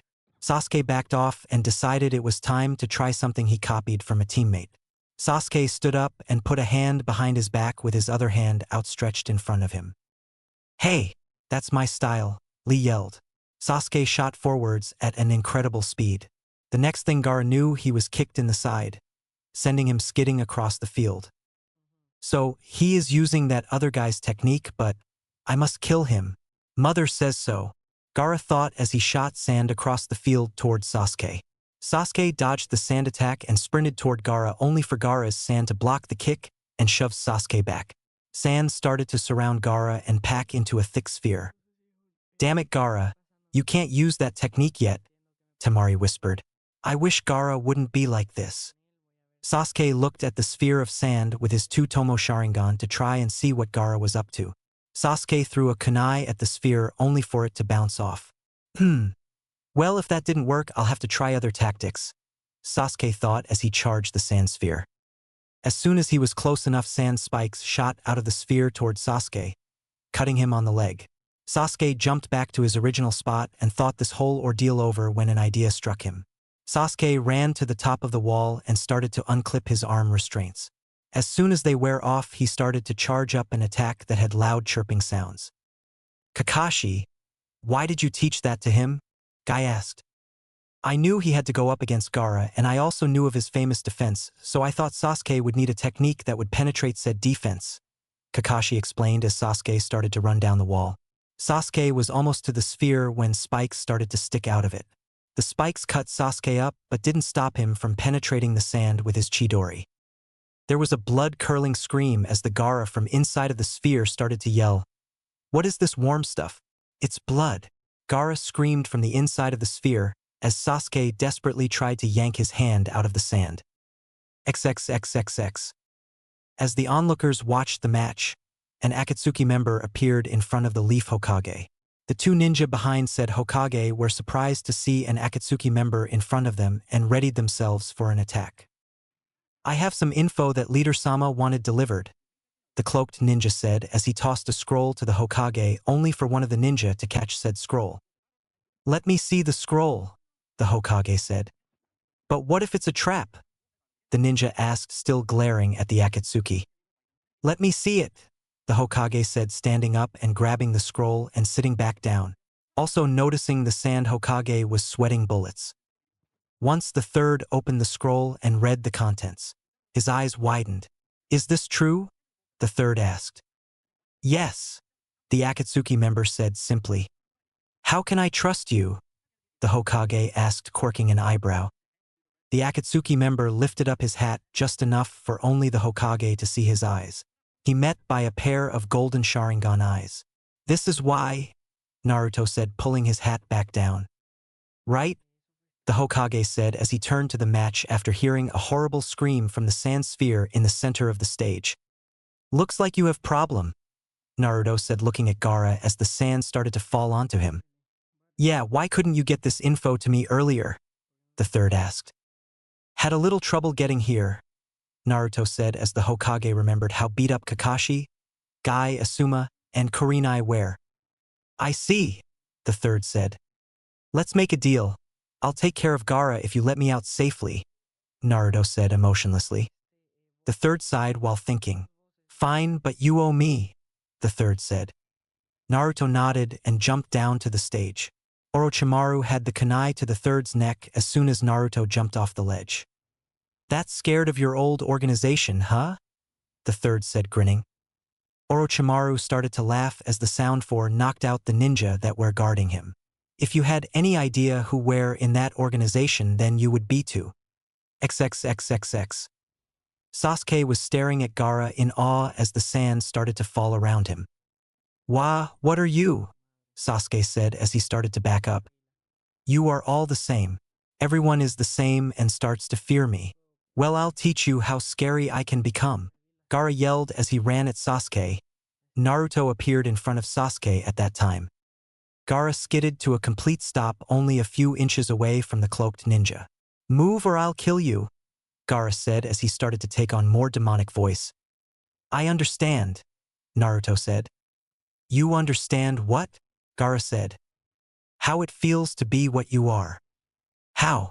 You don't know the pain, the loneliness, the sadness of being what I am, Gaara yelled as he started to cry. Ido. I have lived the same life as you have, Naruto said, taking off his hat while still in the close proximity. How? Gaara asked, still crying. Naruto unbuttoned his cloak and lifted up his shirt to show the seal that was on his stomach. I also have a bijou sealed into me, Naruto said, pulling his shirt back down and buttoning his cloak back up. Everyone in the stands that was from the village was surprised that the demon container was back. The villagers were starting to get angry that he dared to come back to their village. Sasuke was furious that Naruto interrupted his match and for all the things he has done to him.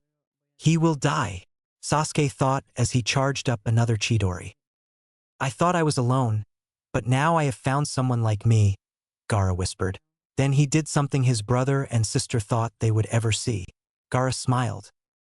I'm glad to see that you're finally happy, but I need to G-dash, Naruto said, but was interrupted when a Chidori was plunged through his stomach. No, Gaara whispered as Naruto slid off Sasuke's arm. Sasuke was grinning from ear to ear. I finally did it. I killed him. Now all that's left is Itachi and Dash.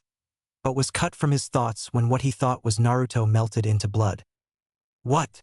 Sasuke and Gaara said in unison as Sasuke's world went black. Naruto was seen standing behind Sasuke with his hand where Sasuke's neck was. You are too predictable, Naruto said emotionlessly. Gaara shot toward Naruto and tackled him to the ground, hugging him. I thought you were dead, Gaara said, crying into Naruto's cloak. Naruto was confused. Wasn't Gaara supposed to be cold and heartless? It's fine. Someone like him can't hurt me, Naruto said, patting Gaara on the back hesitantly.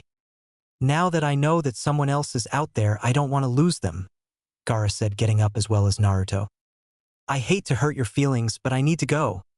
Naruto said as he turned around to leap off only for Gaara to grab his sleeve. I don't want to stay here. Please let me come with you, Gaara pleaded. Naruto turned around and looked Gaara in the eye. If you come with me, then you will be subjected to more hate than you will ever imagine, Naruto said.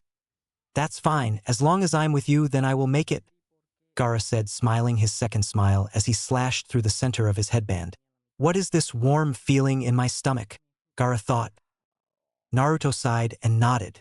Let's get going before we get caught in all this mess, Naruto said as the two Jinchuriki jumped onto the nearest roof and to the rendezvous point. So this is the path he has chosen. At least Gaara has found someone like himself, Temari thought as she watched Gaara jump off onto the roof while the Genjutsu was being placed onto all of the villagers. What is going on? Kakashi thought as the Genjutsu was placed on all the people who couldn't release it. Just as all the ninja released the Genjutsu, the attack was sprung and everyone was in combat. As everyone was combating their own battles, Kakashi was able to back up into the corner where 4 genin were guarding themselves from attack, and out of the corner of his eye, he noticed Sasuke get up and follow Naruto. The 4 that were in the corner were Neji, Hinata, Sakura, and Shikamaru. You guys are going to have follow Sasuke and make sure he doesn't hurt himself. He is in over his head, Kakashi explained as he dodged a stray kunai. What a drag, Shikamaru said, sighing as the 4 genin jumped off to stop Sasuke and hopefully talk to Naruto. XXXXX. Naruto and Gaara appeared in a clearing with another person that was wearing another cloak just like Naruto. Who is that? Kisame asked as he took off his hat and sealed it away. Gaara, meet Kisame. Kisame. Gaara, Naruto said emotionlessly. Gaara scooted toward Naruto slightly at the mention of his name. Why is he getting so shy? Naruto thought. Okay. Well, what did you do? Kisame asked. Just had to make a delivery is all, Naruto said simply. Another thing. How did you manage to get him to come along? I thought we had enough people, Kisame asked, glancing at Gaara. No, we could always use more people, but while we are on the fact of Gaara, Naruto said, tackling Gaara to the ground and pinning him there. Naruto lifted Gaara's shirt to show his stomach and seal. Gaara had a dark red blush on his cheeks as Naruto started to trace more lines onto the seal. Then the impossible happened.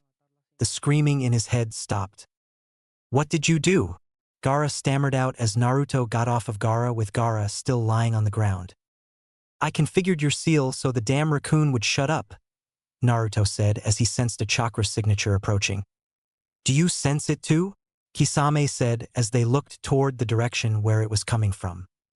Why is he so stupid? Naruto said, shaking his head with his normal Sharingan still on since Kisame and him entered the village. Just as he finished his sentence, Sasuke jumped into the clearing with his 2 Tomode Sharingan on. You bastard! You took away my fight and then you make a fool of me in front of the entire village? Why do you do this to me? Sasuke yelled in anger. Naruto said nothing back as he stared into Sasuke's eyes with a motionless mask still on ever since he left the base.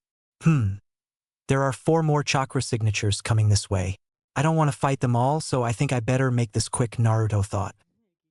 I will kill you for revenge of my entire clan, Sasuke yelled. As he was about to charge was stopped when sand smacked him in the stomach, sending skidding across the ground. As Sasuke stood back up, he looked at Gaara in anger. No one talks about Naruto-kun like that, Gaara said in anger. Since you never got the chance to finish your fight, Sasuke, I think it is only fair for you finish it before you get to me, Naruto said, backing up as well as Kisame. The two stood off in the center of the clearing until Sasuke dashed at Gaara. Just as Sasuke was midway there, the 4 genin jumped down onto the other side of the clearing from the 2 Akatsuki members. Sand shot from the ground, cutting Sasuke on the thigh, but Sasuke managed to get a quick punch in before leaping back. Sakura started to go forward to help Sasuke but was stopped by Neji with a hand on the shoulder. He must learn how to fight a battle and finish it before we can help him, Neji said as they watched the battle. Shikamaru was watching Naruto intently to see his next move and try to figure out what kept him in the shadows for all this time. As the battle raged on, it seemed that Gaara was losing due to the loss of the orders that was always yelling in his head. Gaara was now lying on the ground looking up at the sky. Sasel was approaching him with a kunai in hand. Is he really going to do what I think he going to do? Sakura thought as Sasuke continued to walk toward Gaara. This is what I deserve for not being able to fight with my own strength, Gaara thought as he awaited the pain to come and wash over him. Everyone watched as Sasuke bent over and put the kunai to Gaara's neck. Just as Sasuke was about to cut, he was stopped when a red lighting shot across the ground and air and struck Sasuke directly. Sasuke was barely able to stay awake to see what happens next. Naruto made 3 clones and stationed them between Sasuke and the genin. Kisame and the real Naruto approached the 2 that were on the ground. Kisame picked up Gaara as Naruto stood over Sasuke. Why? Why can't I kill you? Sasuke managed to get out as he looked up at Naruto and his 5th level Manjikyu Sharingan. You haven't enough hate, foolish cousin, Naruto said before punching Sasuke in the face, knocking him out. Naruto turned to the 4 genin that were watching the battle from the other side of the clearing. So I guess you are the cleanup crew? Naruto said. Neji shook his head as they went through the plan they have been discussing while the battle between Gaara and Sasuke was going on. You gave us enough time to come up with the perfect strategy to defeat you while we were watching the battle, Neji said as Hinata, Sakura, and himself charged the 3 clones. Kisame, get Gaara out of here. I'll take care of these weaklings, Naruto said as he watched the 3 genin fight his clones. Kisame nodded and shot off into the forest. As the 3 clones started to disappear, the only ones left in the field was a knocked-out Sasuke, 3 tired bunch of genin, and Shikamaru. So let's see your plan then, Naruto said as he noticed that all of them were looking at his legs. Just as he said that, Sakura threw 2 kunai at Naruto. Naruto caught one of the kunai and with it, sliced the other down the middle. Is that all you got? Naruto asked as he noticed that he wasn't able to move. Kage main success, Shikamaru said as he lifted his arms to test. Neji quickly shot forwards and started to close all of Naruto's chakra points. Well, it looks like we outsmarted you, Naruto, Neji said, smiling. Well, it looks like he wasn't all that complicated after all, but man, was it hard trying to hold him still, Shikamaru thought as he leaned against a tree. No. I will not let this happen. But what can I do? All my chakra points are closed and there is no way to reopen them, Naruto thought as he was lay there on the ground. Naruto could hear the faint cheering from the 4 that defeated him. Why couldn't I use my Manjikyu Sharingan? I could have won it in less than a second. I couldn't even read their moves? Now that the fox is almost gone, I can't use his chakra to reopen my points either, Naruto thought in defeat. I made it so you couldn't use your Manjikyu Sharingan, Kyuubi said in the back of his mind. Why did you do something like that? Naruto asked. I wanted to demonstrate my gifts that I am leaving behind, Kyuubi said, grinning. Well, what is it? I really need to get out of this mess, Naruto thought. Simply focus your chakra to crush through those blockade and you will see, Kyuubi explained. All right, but you said 1. What else is there? All in due time, kid. Now let's get out of here, Kyuubi said as Naruto started to focus his chakra. Black chakra started to rip open his chakra points one by one. What is this black chakra? Naruto thought. I thickened you chakra and basically made it so you produce your demonic chakra instead of that puny blue human chakra, Kyuubi said. Thank you. You're the best, Kyuubi, Naruto thought on the inside while his emotionless mask was still on the outside. Naruto started to stand up with his black chakra and his Manjikyu Sharingan on. It was truly a scary sight to see. How did you reopen your chakra points? Neji gasped. I'm a demon, remember? You can't stop demon chakra, Naruto said coldly. We won't let you leave. You're our friend and we will get you back, Hinata stuttered as the 4 genin charged Naruto. Amida Sharingan, Naruto yelled as his eyes strained to the technique. Neji, Hinata, Sakura, and Shikamaru were hit in different ways, slammed into different parts of the forest. From an observer's point of view, it looked like the 4 genin exploded in 4 different parts of the forest while Naruto didn't even move. I should try to conserve my Manjikyu Sharingan techniques. They are all overpowered and put too much strain on my eyes to use, especially the Amida, Naruto thought as he ran from the clearing to meet up with the others and turning off his Manjikyu Sharingan only to be replaced by his golden Sharingan. XXXXX. The 4 genin finally woke up and went the clearing where they fought. Naruto was nowhere in sight. Damn it. I thought I had him all figured out, but then he pulls this shit. Shikamaru yelled as he slammed his hand into the ground. We all did, but he is just too powerful for us. I saw him trying to use his Sharingan but couldn't because some red chakra was blocking his use of it. Then all of his chakra turned black and reopened all his points. We are going to have to train harder if we are going to bring him back, Neji said while the others agreed. They stood up and grabbed Sasuke as they left the clearing. XXXXX. Naruto jumped into the area where he sensed his teammates were at and sat on a log, surprising the two ninja that were also seated around the fire. About time. What did you do? Kisame asked with a little concern in his voice. Just played a little. Nothing big, Naruto said as he picked up a fish stick. I'm glad you're okay, Gaara said. Now you talk. He wouldn't talk the entire time you were gone, Kisame said. Gaara shrugged and continued to eat. Well, Gaara, welcome to the group. We already have 7 other people including myself. You would make 8, Naruto said, taking a bite of the fish. Who else is in it? Gaara asked. Itachi, Deidara, Zabuza, Haku, Naruto, you and… Well, let's not say his name just yet, Kisame said, smiling. Gaara looked down and started to cry. I'm so glad to with other people that like me, Gaara said. Naruto and Kisame looked at each other and smiled. It was a good choice, bring him along. Have you heard that the Akatsuki has captured another Jinchuriki? Sakura said to Tenten, Hinata, and Ino. They have been of the demon that resides in Naruto a little over a year ago, and their view on Naruto hasn't changed a bit. I think that was like the 6th one, right? Tenten replied. Yup, but if Naruto and Gaara are in the organization, then that leaves one left, Hinata said. Why did that retard join them anyways? He joined the very organization that is trying to kill him, Ino said. Haven't you heard the rumors? Sakura said, smiling. No, what is going on? Tenten asked, closing the space between the two.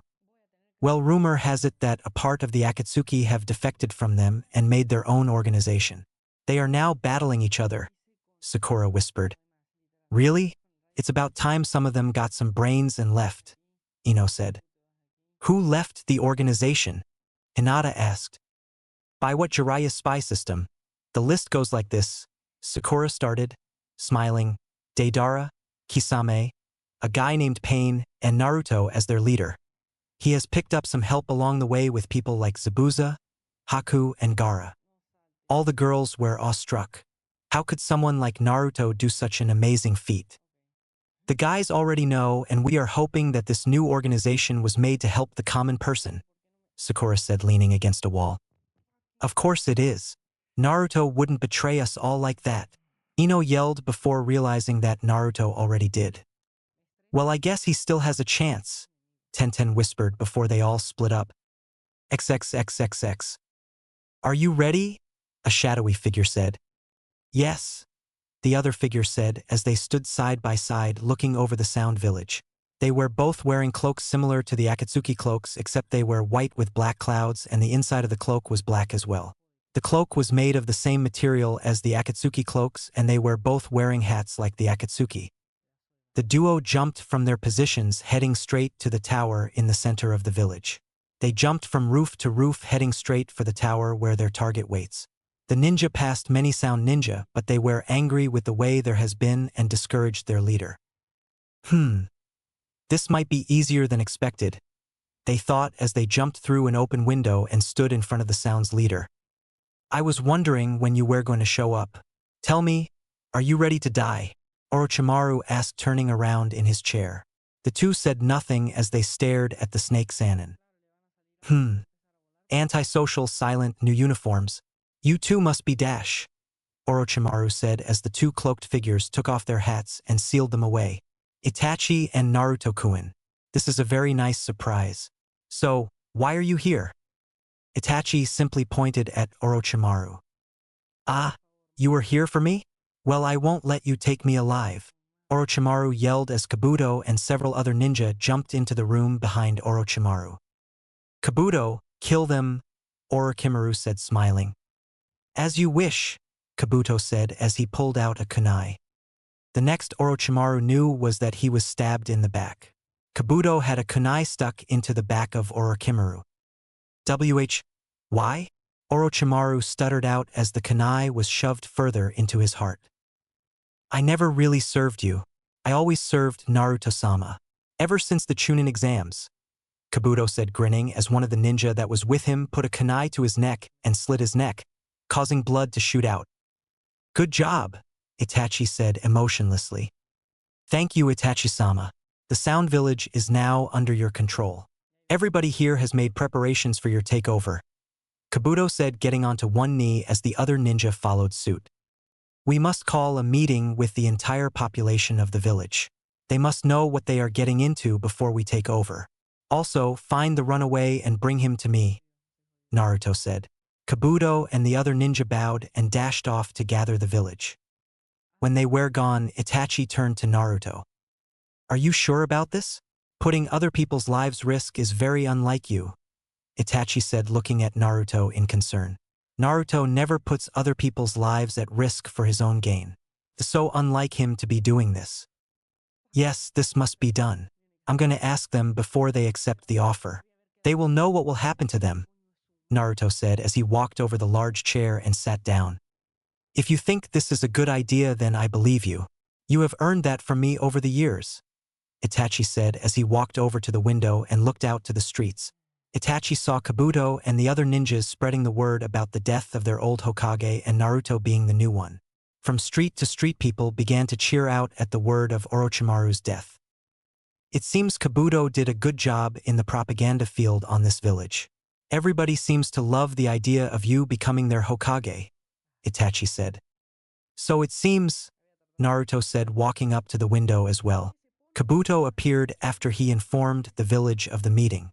He too was interested in what Naruto had to say. The entire village is informed of the meeting. The meeting will begin in 30 minutes. We were unable to find Sasuke. How we missed him was incredible. We were prepared for the uprising for a while now and secured any exits out of the village in case there was anyone still loyal to Orochimaru, Kabuto said. Missing Sasuke was of no concern to me. How is everybody taking the change in leadership? Naruto asked. As you can see, you have 100% of the village's support, including the military as well. They will fight for you until the end, Hokage-sama, Kabuto said as he kneeled down on one knee. Good. Everything is going as planned. Great job on the propaganda, Kabuto. Nobody would have liked the hostile takeover if it wasn't for your propaganda skills, Naruto said. Thank you, Hokage-sama, Kabuto said, still bowed down. This is why I wish for you to start up a new school. The medical ninja training field will be of great importance in future conflicts. I also wish to start a propaganda school for more advanced ninja. I have noticed this village's skill in penetrating fear into the enemy's hearts by nearly yelling false commands. Growing on that advantage can be of great use when outnumbered or losing, Naruto said, standing Kabuto up. Kabuto was astounded by this new school on the propaganda arts. Why didn't anybody else think of this sooner? So this is why I have decided to put you in charge of both. You have great potential in both of those areas, so this fits you perfectly, Naruto said. Kabuto simply nodded stupidly. Well, get going then. You need to find capable ninja for your school, so it can grow, Naruto said, waving Kabuto off. Kabuto bowed and jumped out the window to start up his new school. Why are you making him do that? There aren't many ninja to go around and jump into the school. They are still weakened by the defeat at Fire Nation's capital, Itachi pointed out, making the two remaining Jonin-level ninja in the room mad. Yes, I know. This is why you two will go out and recruit more ninja to join the academy. We need more ninja if we ever get attacked, Naruto said to the two Jonin in the room. As you wish, Hokage-sama, the Jonin said in unison and disappeared from the room. And that leaves you, Itachi-kun, Naruto said, looking at said person. What will you have me do, Naruto-kun? Itachi asked. I want you to find the most capable ninja in the village and bring them to me. I want to train them myself, Naruto said, as he got ready for his speech. As you wish, Naruto-kun, Itachi said with a wink as he jumped off. XXXXX 30 minutes later. Everybody was still celebrating over the death of their former leader and the coming of their new one as they walked to the village's square. Finally, he is dead, one man said as they walked. Yes, we have a purpose now that that snake bastard is dead. Another woman yelled as she got cheers from the crowd. The large square was packed full of civilians as the roofs had ninja and civilians looking up at the Hokage Tower. The Hokage Tower in sound was more like a mansion due to the money Orochimaru put into it and reached up to far for a ninja to jump into. The only way to get up the building was by the tree climbing exercise taught in all nations. Even then, the building had chakra suppressors on the side of the building, so when turned on, nobody could walk on the sides of the building. The square was just as large as the tower. It was able to hold 3/4 of the entire population of sound, which was saying something. Kabuto's propaganda skills were at work even before Naruto took over. The population was dwindling when their nation lost against the Fire Nation, but once Kabuto started the propaganda campaign in surrounding nation, people started to come back faster than the village could handle. Once a small poor village, the massive amount of people joining the village made it 3 times larger than Koona as well as the other cities in the country. Once word gets to them of the death of Orochimaru, they will be cheering with all the people in their capital. As Naruto and Itachi walked out onto the stage, people started screaming and cheering. They were the ones that would get them out of poverty and humiliation of being at war with the Leaf. Their black and white cloaks have become a symbol of hope to the people of Sound, and they hope it would do just that. We have officially killed the one known as Orochimaru, and my organization, which is known as Yanakuchi, will be taking over the country of Sound from here on out unless you accept this one condition, Naruto said over the microphone. Everybody went quiet to wait and hear what Naruto had to say. If you accept this condition, then you will be subjected to extreme hatred from other countries, but in the end it will be for the greater good, Naruto said to the crowd. Everyone was still listening to him, so that must mean that they still want to hear him out. Well, here goes everything Naruto thought as he told the entire country his condition. XXXXX. Everybody was taking it surprisingly well. Naruto told them of the consequences that lie in the future if they lost this war, but they knew what would happen if they lost it as well. It was a win-win situation for them. If they won this war, then they would be the largest country in the world, but if they lost, then they would be the scapegoat for a new world order. It seems that they agreed to the condition, Kabuto said, walking up to the 2 Yanakuchi ninja. That went surprisingly well. I thought they were going to throw us out, Itachi said emotionlessly. Indeed. Now then, let's rebuild this country together, Naruto answered while telling the crowd the last part. The entire village went up in cheers as the people began to celebrate for their new leader. XXXXX. Wow! Tsunade said out loud as she read the scroll about what is going on in their neighboring country. What happened? Shizen asked from across the office. That the group Naruto has started up just seized control of the Sound Country and killed Orochimaru, Tsunade said, still believing what she is reading. Shizen almost fainted at hearing the news about Orochimaru. What are we going to do? Shizen asked. Shizen knew that Tsunade saw Naruto as a son. The way his friends described him made her believe that was so. The scroll that was sent by Sound says that they want peace after we open the next scroll, Tsunade said, looking at the other scroll. Is it a trap? Shizen asked. No, it's a simple storage scroll, Tsunade said before opening it. At least 100 bodies shot out of the scroll. The top one had a note on his back reading, "No more spies or they will end up like this." Tsunade sighed at this. What could she do? It was either stay at war with Sound, try and find their capital, or make peace with them. Call the council. We need to talk, Tsunade said before walking to the council room. XXXXX. What is this all about, Tsunade-sama? An elderly council member asked. Sound has sent us a peace offering in hopes to end the bloodshed between us, Tsunade said, shocking the councilman. Orochimaru would never send a peace offer to the one place he despises. It must be a trick. What do our spies inside the country say? The elderly man asked. Orochimaru was killed by the group known as Yanakuchi and have taken over the country. As for the spies, they are all dead, Tsunade said. All of them? There were at least 100 men in that country looking for their capital. And isn't that the demons group that took them over? The elderly man exclaimed. His name is Naruto, and yes, they killed them all, Tsunade said. We will not have peace with those beasts. We have no choice. It's either stay at war and keep looking for their capital or agree to the peace agreement and rebuild. Tsunade retorted. No. We will find that capital and it will burn, the man yelled. Are you stupid? It will take years to find that capital, and once we do it will be heavily defended. It will only weaken us and leave us open to attack from another country. Also, holding onto the village would be next to impossible because of the people's fierce devotion to Naruto. They think of him as a symbol of hope and they would all die trying to hold that city, Hayashi exclaimed after reading the scroll Itachi has sent to them. The civilian council began to talk amongst themselves. Fine, we agree to the peace. We still have some rebuilding after the harsh attack on our village anyway, the elderly man said as both the ninja and the civilian have nodded in agreement. If everybody is in agreement, then we now declare this war over, Tsunade yelled as the entire council went up in cheers. XXXXX.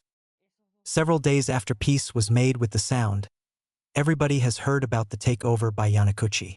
The Leaf Village's general population was not so happy with the way the war turned out.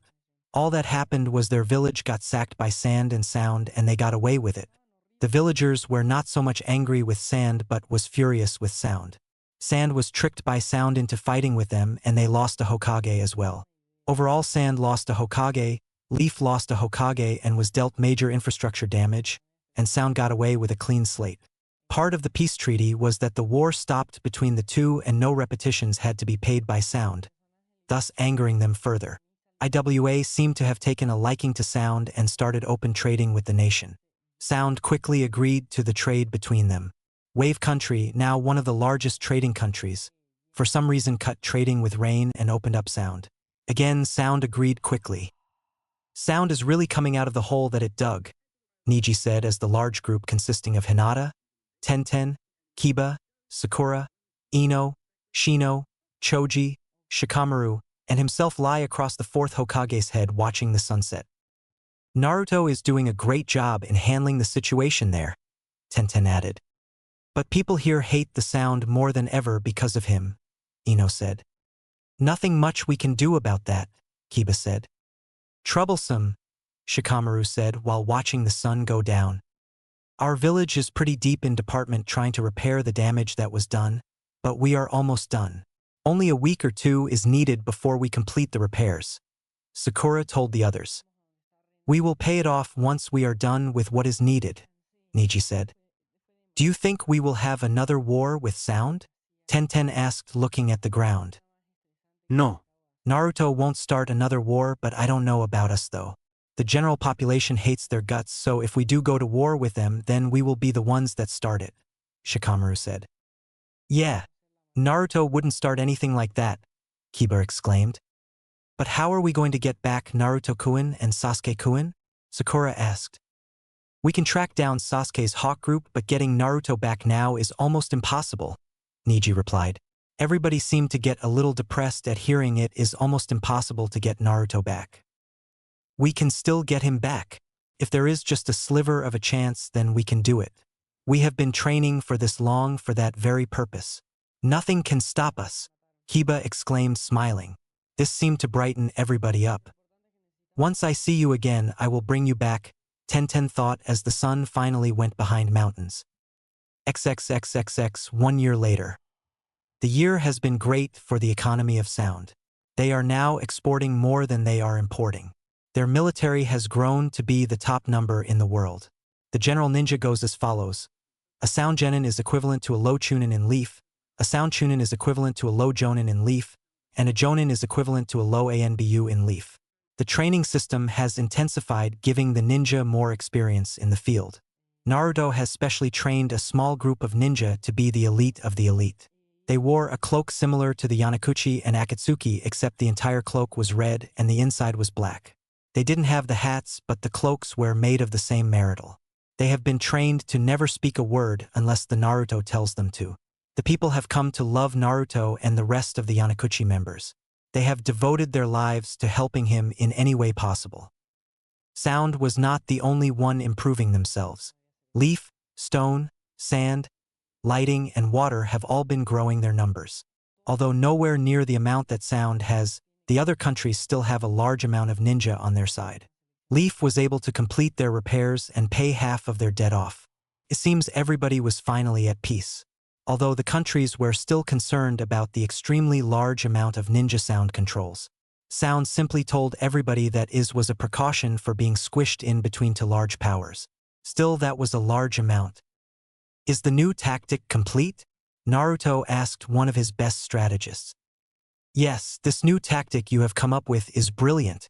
Hopefully the other countries will back off and not interfere, the Sound Ninja said. The other nations are so used to the old style of fighting and warfare, they will never see this coming, Naruto said with his Manjikyu Sharingan swirling into appearance as he looked over a map of the continent. Naruto, Pain has delivered the message to his nation. They have all agreed to the condition, Deidara said as they looked over the Sound Village from atop the Hokage Tower. Good. We need Pain's help in all this if we are going to achieve our goal, Naruto said, turning to Deidara. What is your plan? Deidara asked Naruto. He was generally worried what he was planning. You will see, Naruto replied, smiling before disappearing from the rooftop. Deidara sighed. You better not hurt yourself, Deidara thought before returning to his men. XXXXX. Fuck. Why did you do this, Naruto? Tsunade yelled from her office. What happened? Shizune asked, rushing into the office. Naruto invaded Star and Swamp, Tsunade screamed while smashing the desk in front of her. What? That makes our border with them longer. How are Star and Swamp holding up? Shizune asked, hoping that they will be able to hold Naruto off. Not so well. They haven't got to their capital yet, so they got time to defend. What is he doing? Tsunade asked out loud. What do you mean? Shizune asked. Sound isn't heading straight to their capital like we normally do in warfare. They are capturing all the cities along the way. What are you up to? Tsunade asked out loud. Are we going to help them? Shizune asked. No, we can't. We are still paying off war debts from our first conflict with them, and they have a larger ninja count than us by far. We can only watch from afar, Tsunade said gravely while looking out the window toward the battlefield. XXXXX. Naruto-kun did what? Tenten yelled, shaking Niji profusely. Sound and Rain has begun to expand their territory with a new tactic they have been planning, Niji said to the group. What is this new tactic? Shikamaru asked while raising an eyebrow. The traditional style of warfare was fought not on the countryside but at each other's capitals. Destroying the capital means you have won the war and the people are left to rebuild the village. This new tactic was made so they take city to city, mile to mile, expanding their territory as they go and not destroy the cities but taking them and using them to their advantage. I have no idea if other nations are going to incorporate this new tactics, but it kind of forces them to, Niji said when Tenten stopped shaking him. I see. It turns a battle that used to happen in a day or two into months or even years of combat between the two sides, Shikamaru said out loud. Think of all the deaths that would stack up due to this new style of warfare, Shino said. Everyone now saw just how brutal this new style can be. Why did Naruto-kun do this? Hinata whispered. I don't know, but we're going to have to talk to the Hokage about this, Shikamaru said while standing and running off to see the Hokage. XXXXX. Tsunade's head was about to burst. Both Rain and Sound are expanding their borders. Sound was attacking east and west in hopes to expand their borders, while Rain attacked the disputed territory between Leaf and Sand and also the disputed territory between Sand and Stone. Also making her mad was the invasion of Tea Country by Rain. They were a peaceful country and was sacked by Rain. Neither side shed blood from almost all of Rain's expansions. Sound was a different story altogether. Sound invaded quickly and aggressively, killing all who stood in their way.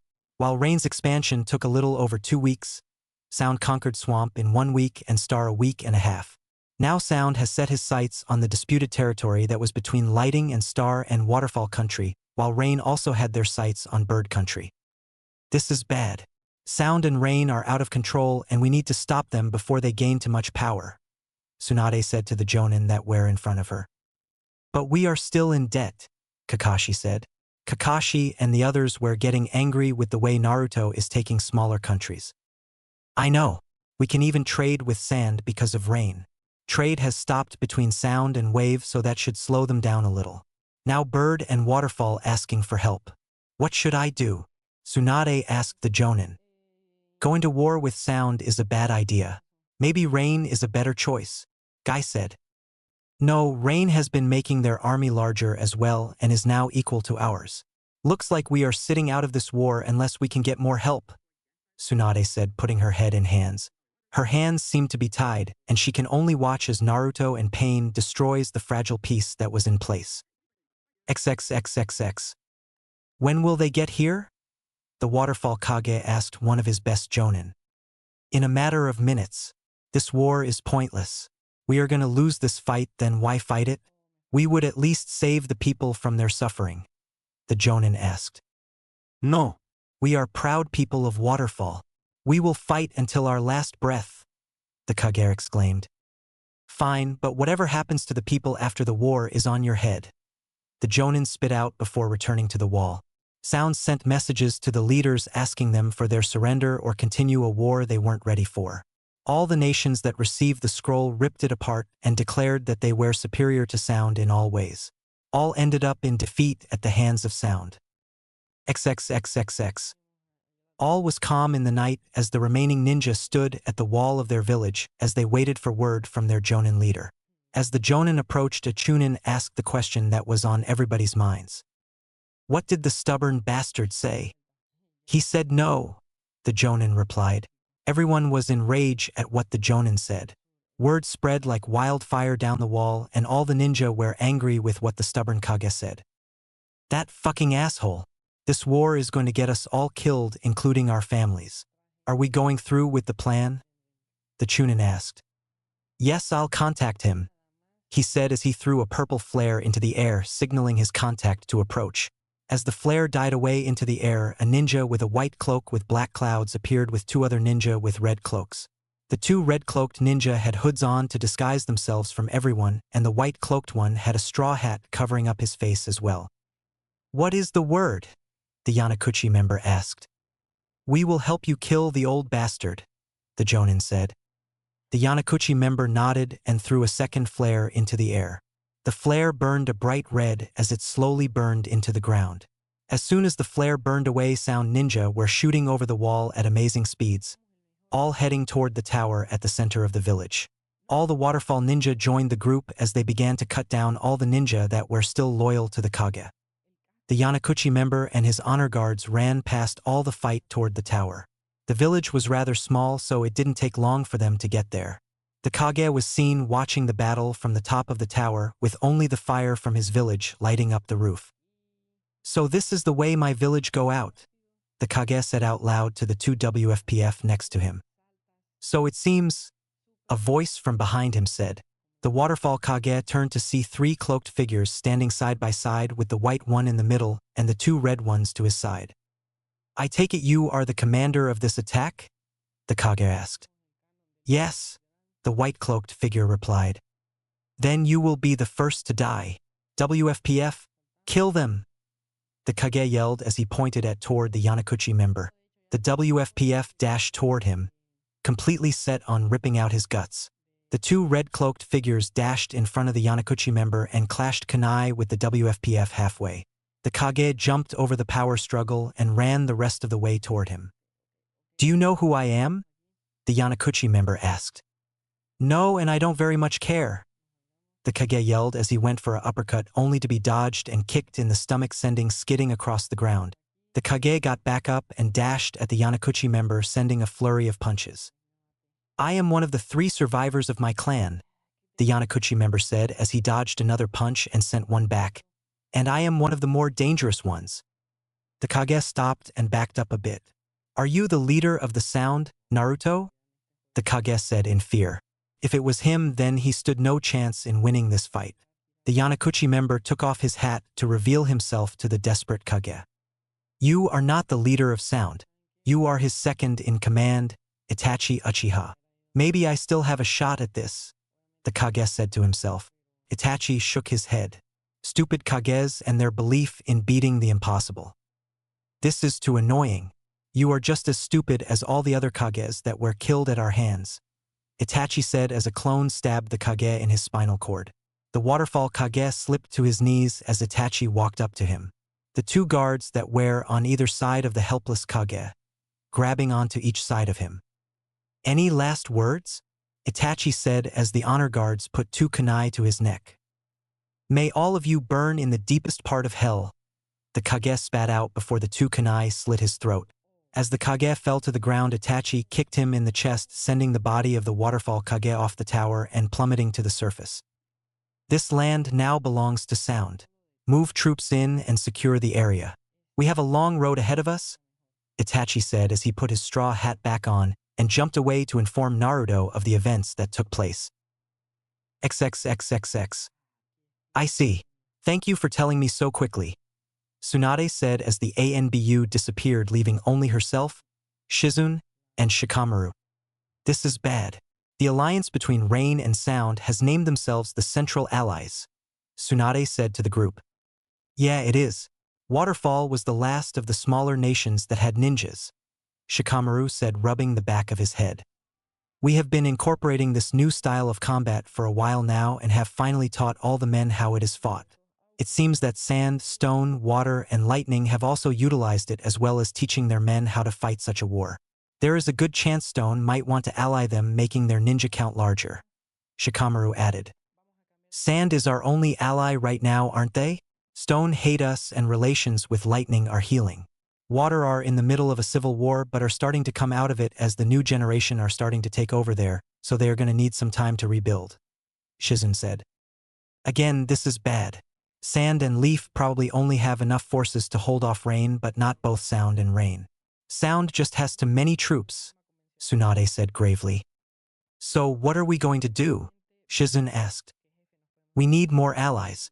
Let's try and convince Lightning to join the alliance. With Lightning in the alliance, we would be able to attack Sound from 2 directions and liberate Star, Shikamaru voiced. Not a bad idea.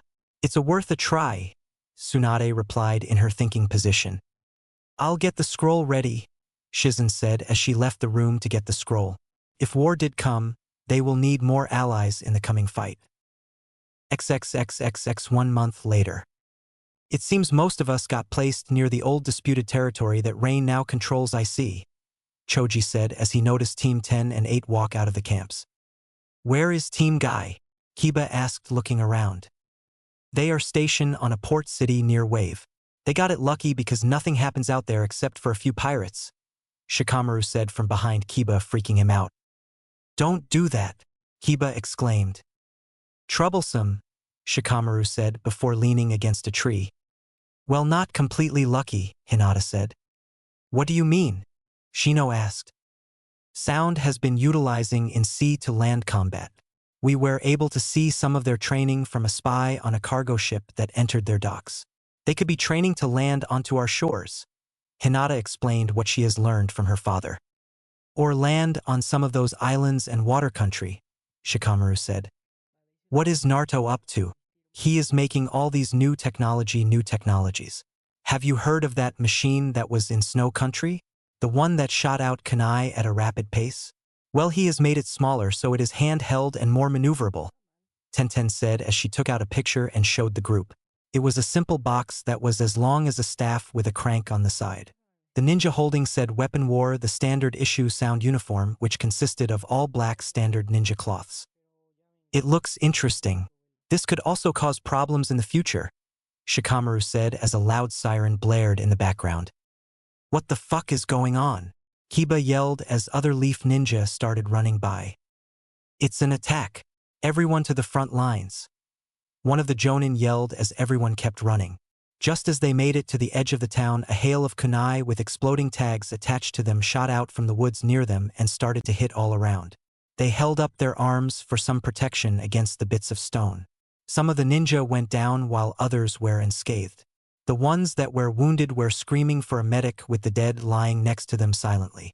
Rain ninja, wearing their slandered uniform which was similar to Sound's except Rain's was gray, started to leap out from the woods and went into a fierce battle over the edge of the town.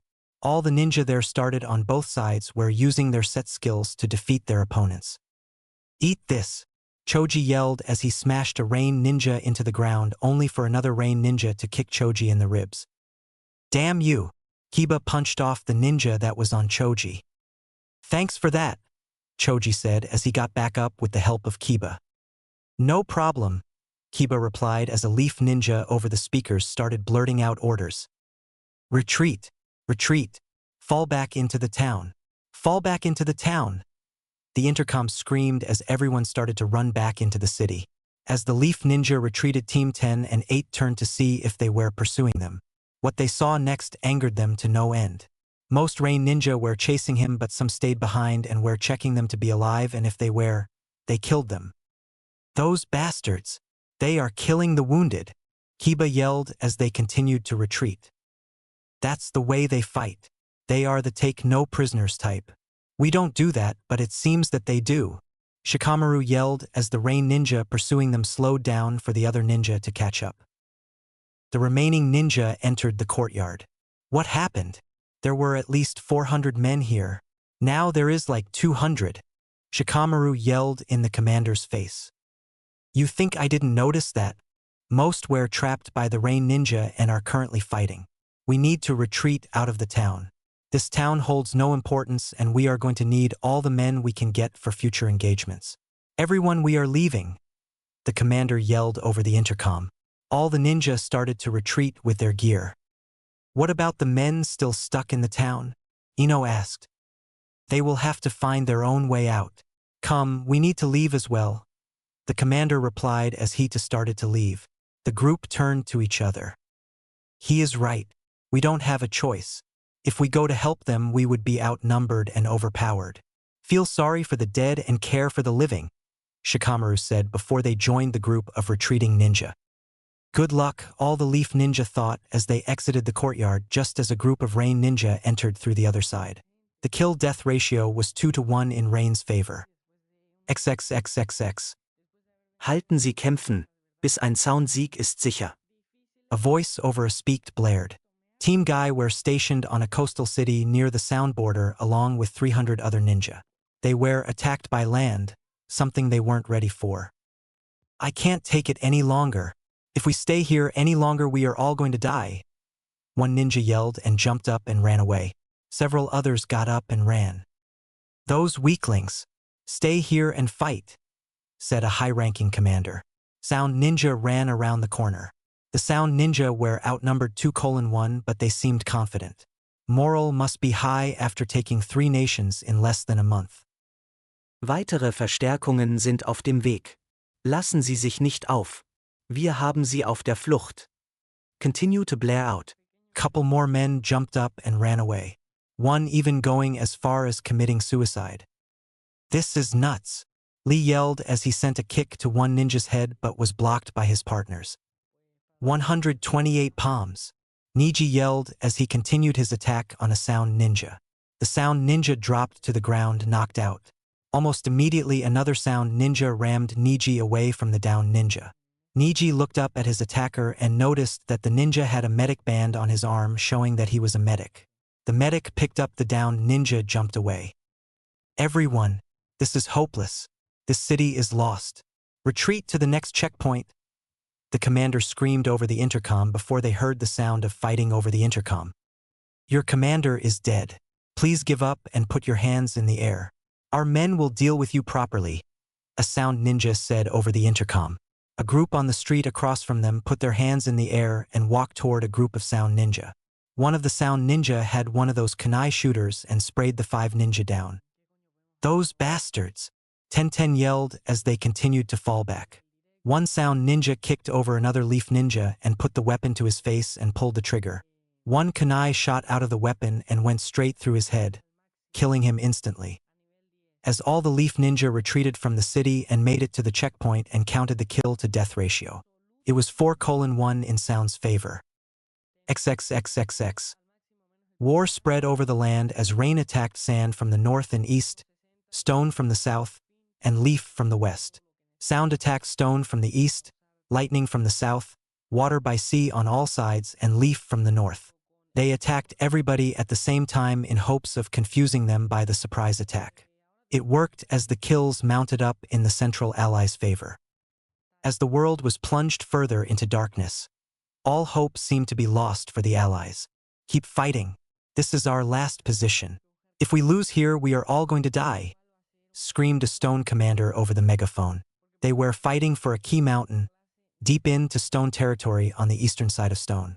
These mountains held many crop-producing fields that were used to produce food for the stone ninja, and since trading with other countries was out of the question, they had to rely on themselves for supplies.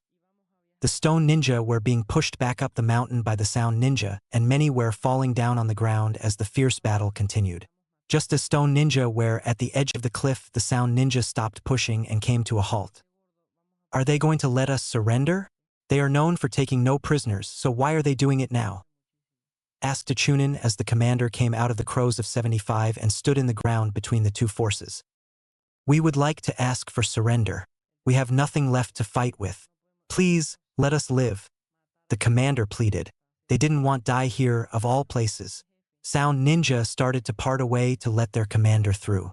As the last of the ninja parted, a Yanakuchi member gradually walked out in front of the crowd.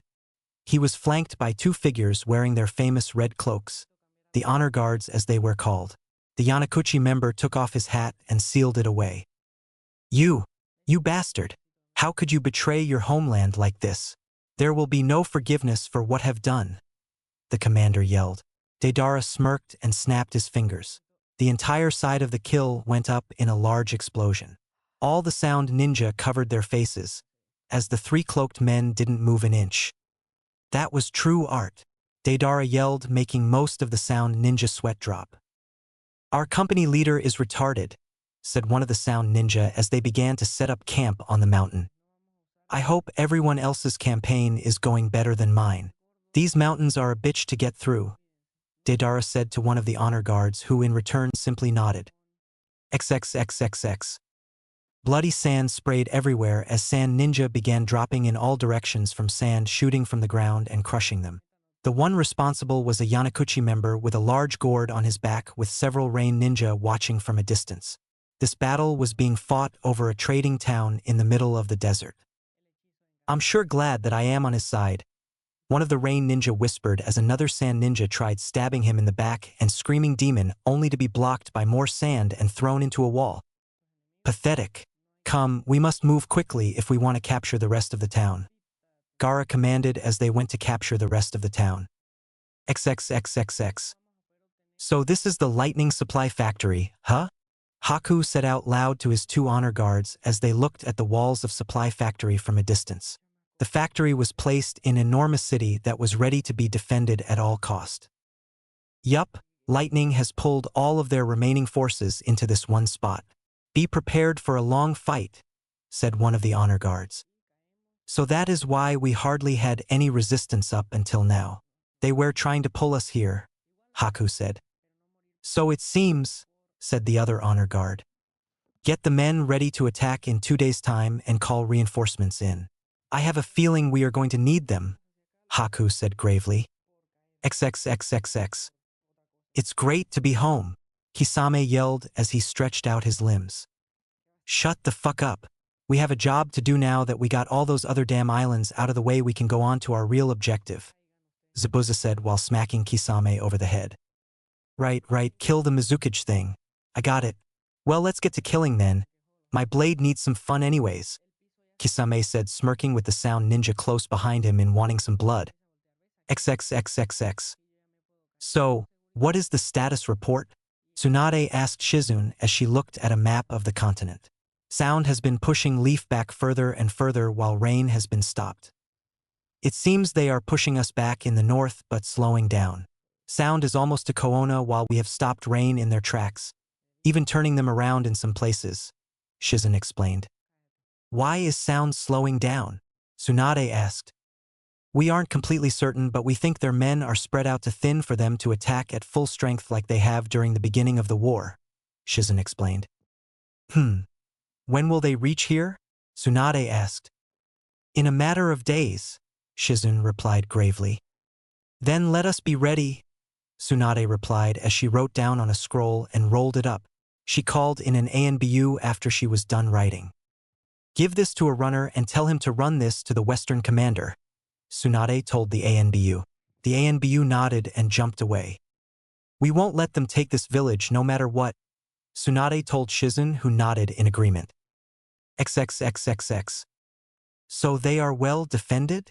Itachi asked a shady figure in the woods outside of Koona.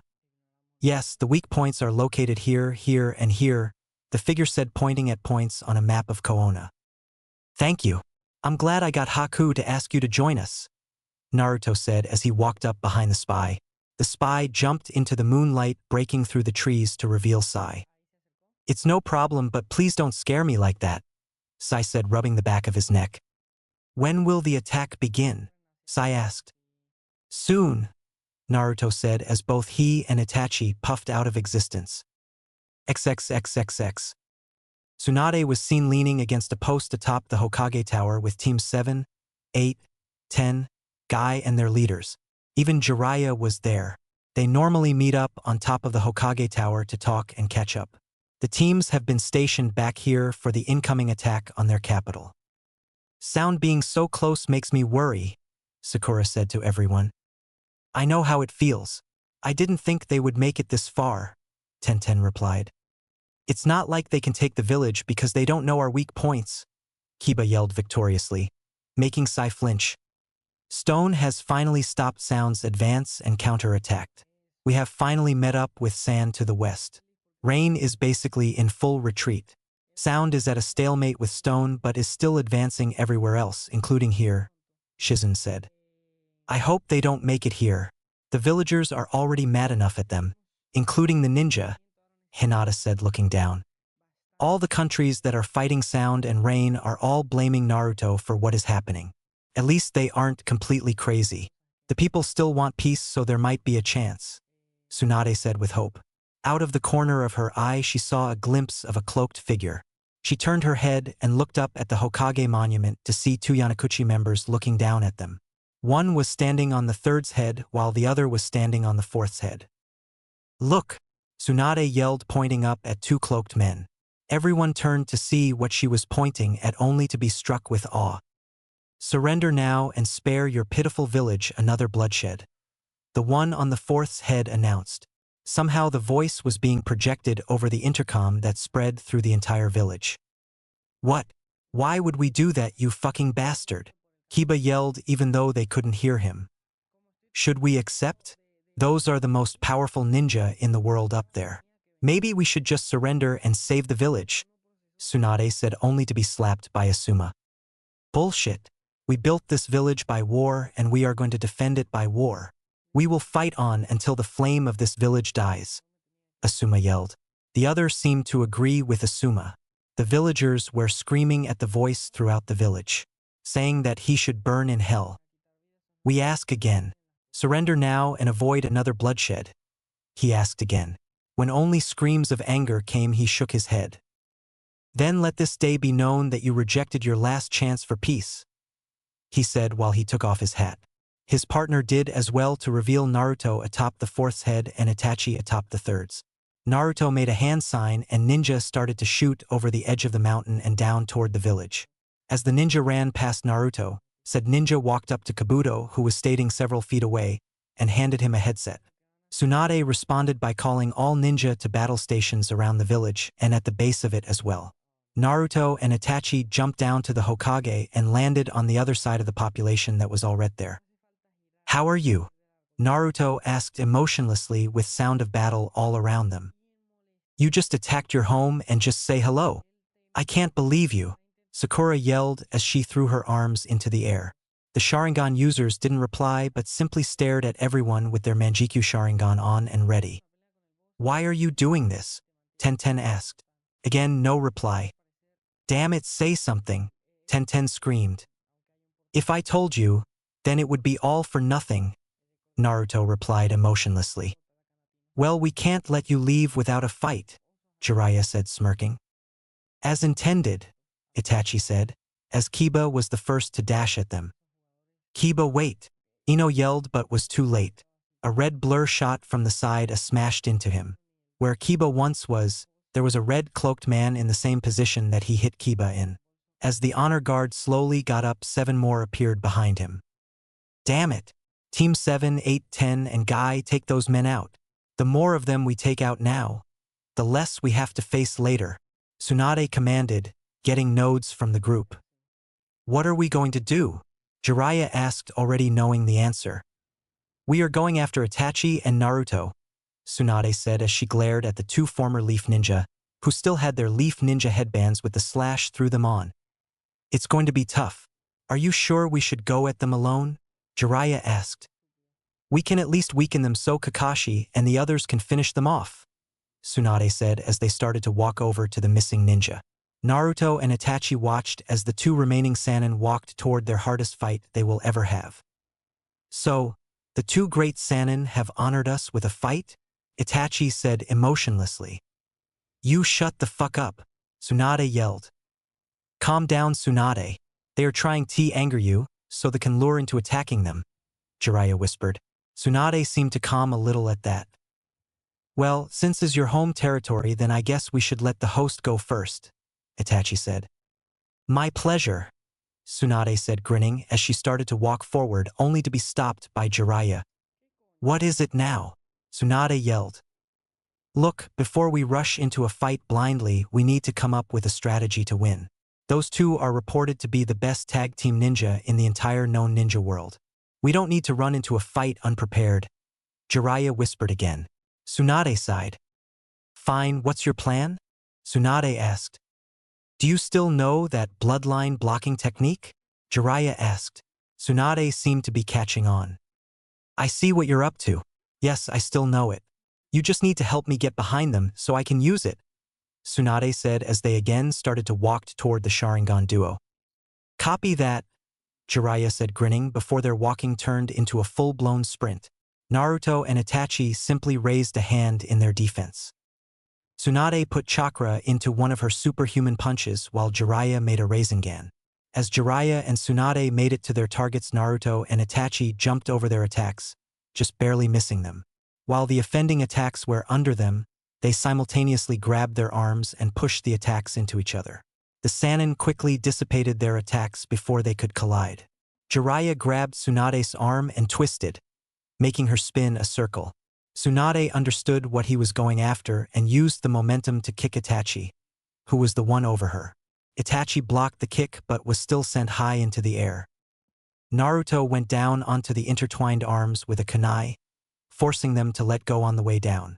When Tsunade and Jiraiya hit the ground, Naruto punched Jiraiya in the face, sending skidding across the roof. Tsunade took the chance to get behind Naruto only for when she was about to hit the nerve to cut off the bloodline. Itachi kicked her in the ribs from the side, also making her skid across the roof next to Jiraiya. Damn it! I was so close, Tsunade said as she and Jiraiya got up and readied themselves for round 2. Only this time, Naruto and Itachi took the offensive. Naruto went after Jiraiya while Itachi went after Tsunade. Fuck, they're fast, Jiraiya yelled as he just barely dodged a kick to the head. Tsunade saw an opening and dashed past Itachi and straight for Naruto. Itachi realized their plan as she was about to hit. Naruto, behind you, Itachi yelled, but it was already too late. Tsunade sent a spike of chakra through the back of his head. Naruto pushed back on the power struggle he was having with Jiraiya and jumped back to Itachi's side, holding his eyes. Are you okay? Itachi asked with concern. Naruto slowly opened his eyes to reveal his sky-blue eyes. Got ya, Tsunade breathed out. Now that he lost his ability to use his Sharingan, he will be as easy to beat as Sasuke, Jiraiya said, smirking, knowing that would pull a string. The chakra pressure in the area became extremely heavy and it was getting harder to breathe. Don't you ever put me on the same level as that pussy-ass bitch of a cousin, Naruto said as black chakra started swirl around him. Oh shit, Jiraiya whispered out. Naruto was upon him in a second. Naruto punched Jiraiya in the stomach, sending him into the air. Naruto quickly jumped after him and started to kick and punch Jiraiya further into the air until Naruto appeared behind him and kicked Jiraiya back down to the tower. The other ninja on the tower stopped and watched as Naruto beat the holy shit out of Jiraiya. Jiraiya smashed into the tower, leaving an enormous crater. Naruto landed on his feet next to Itachi. Was that really necessary? Itachi asked as Tsunade ran to help Jiraiya. Yes. They need to learn that Sasuke is just a worthless piece of shit, Naruto said as he motioned for his honor guards to retreat to them. Out of the 8 honor guards that went into battle, only 6 were still alive. There aren't many honor guards left in this war. True. I guess they learned the hard way, Itachi said. I guess this is goodbye, Leaf Ninja. We will meet again, I can assure you, Naruto smiling. With that, Naruto, Itachi, and his honor guards disappeared from the roof. Kiba, Ino, and Hinata needed to get to a medic center while Guy and Lee were pretty beat up as well. What now? Kakashi asked.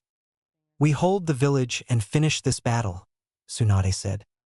Did you really get rid of Naruto's Sharingan? Kakashi asked. Tsunade sighed. No.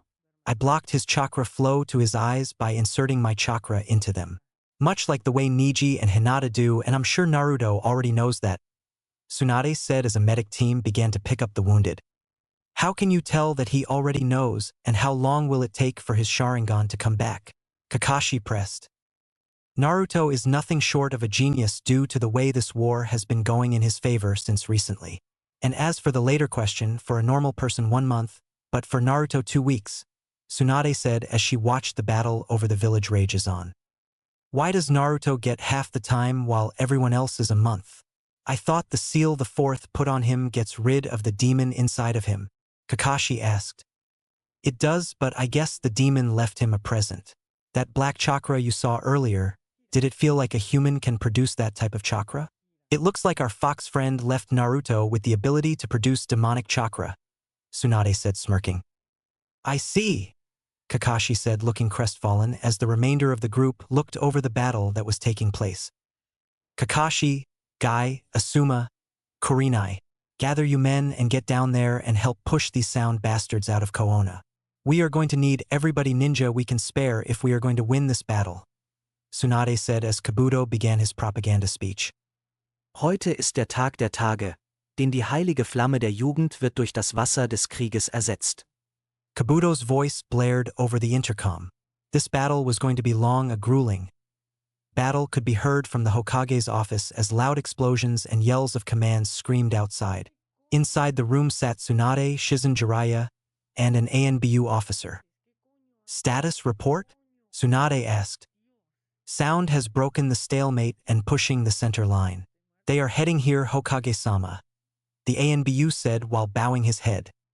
Do whatever it is necessary to stop the advance. I don't want one sound ninja to even touch this building, Tsunade yelled. The ANBU nodded and disappeared to give out the orders. Tsunade sighed and put head into her hands. How long has this godforsaken battle been going on? Tsunade asked. About 6 months now, Jiraiya said grimly. Why is Naruto doing this? This only hurting themselves, Shizen said. But this also hurting us as well. This will a lot of time to rebuild all this, Tsunade said as a messenger bird pecked at the window. Shizun let the bird in and the bird. It was from sand. It's from sand. We have been chosen to send a message to you giving sands, stones, lightnings, and water's combat report. We have successfully pushed rain out of our country and are sending men to aid you. Stone is having difficulties as they are fighting in their capital with sound as well. Lightnings have turned the sound offensive around and are starting to push them back slowly. Water has surrendered unconditionally and is now occupied by sound. After we recapture your capital, we will have to help the water reclaim their country. Our troops will be in Koona in 2 weeks. Hold on until we can reinforce you, Tsunade said out loud to the group. I see. So all we need to do is hold out for another 2 weeks. Perfect. When sand gets here, we can sound out of the village, Shizun said smiling. Yep. Looks like we have some hope after all, Tsunade said as she looked out the window. What she saw next made her mad. Outside the window stood an honor guard who was listening to the entire conversation with 3 dead ANBU on the roof. Thanks, Hokage team, the honor guard said grinning before jumping off toward sound-controlled area. Damn it. We need to catch him, Jiraiya said. He put a foot on the window only to be stopped by Tsunade. It's no use. He will tell the information to other runners and the news will spread like wildfire. Both our ninja and theirs will hear it in a matter of hours, Tsunade said, shaking her head. This might be a good thing.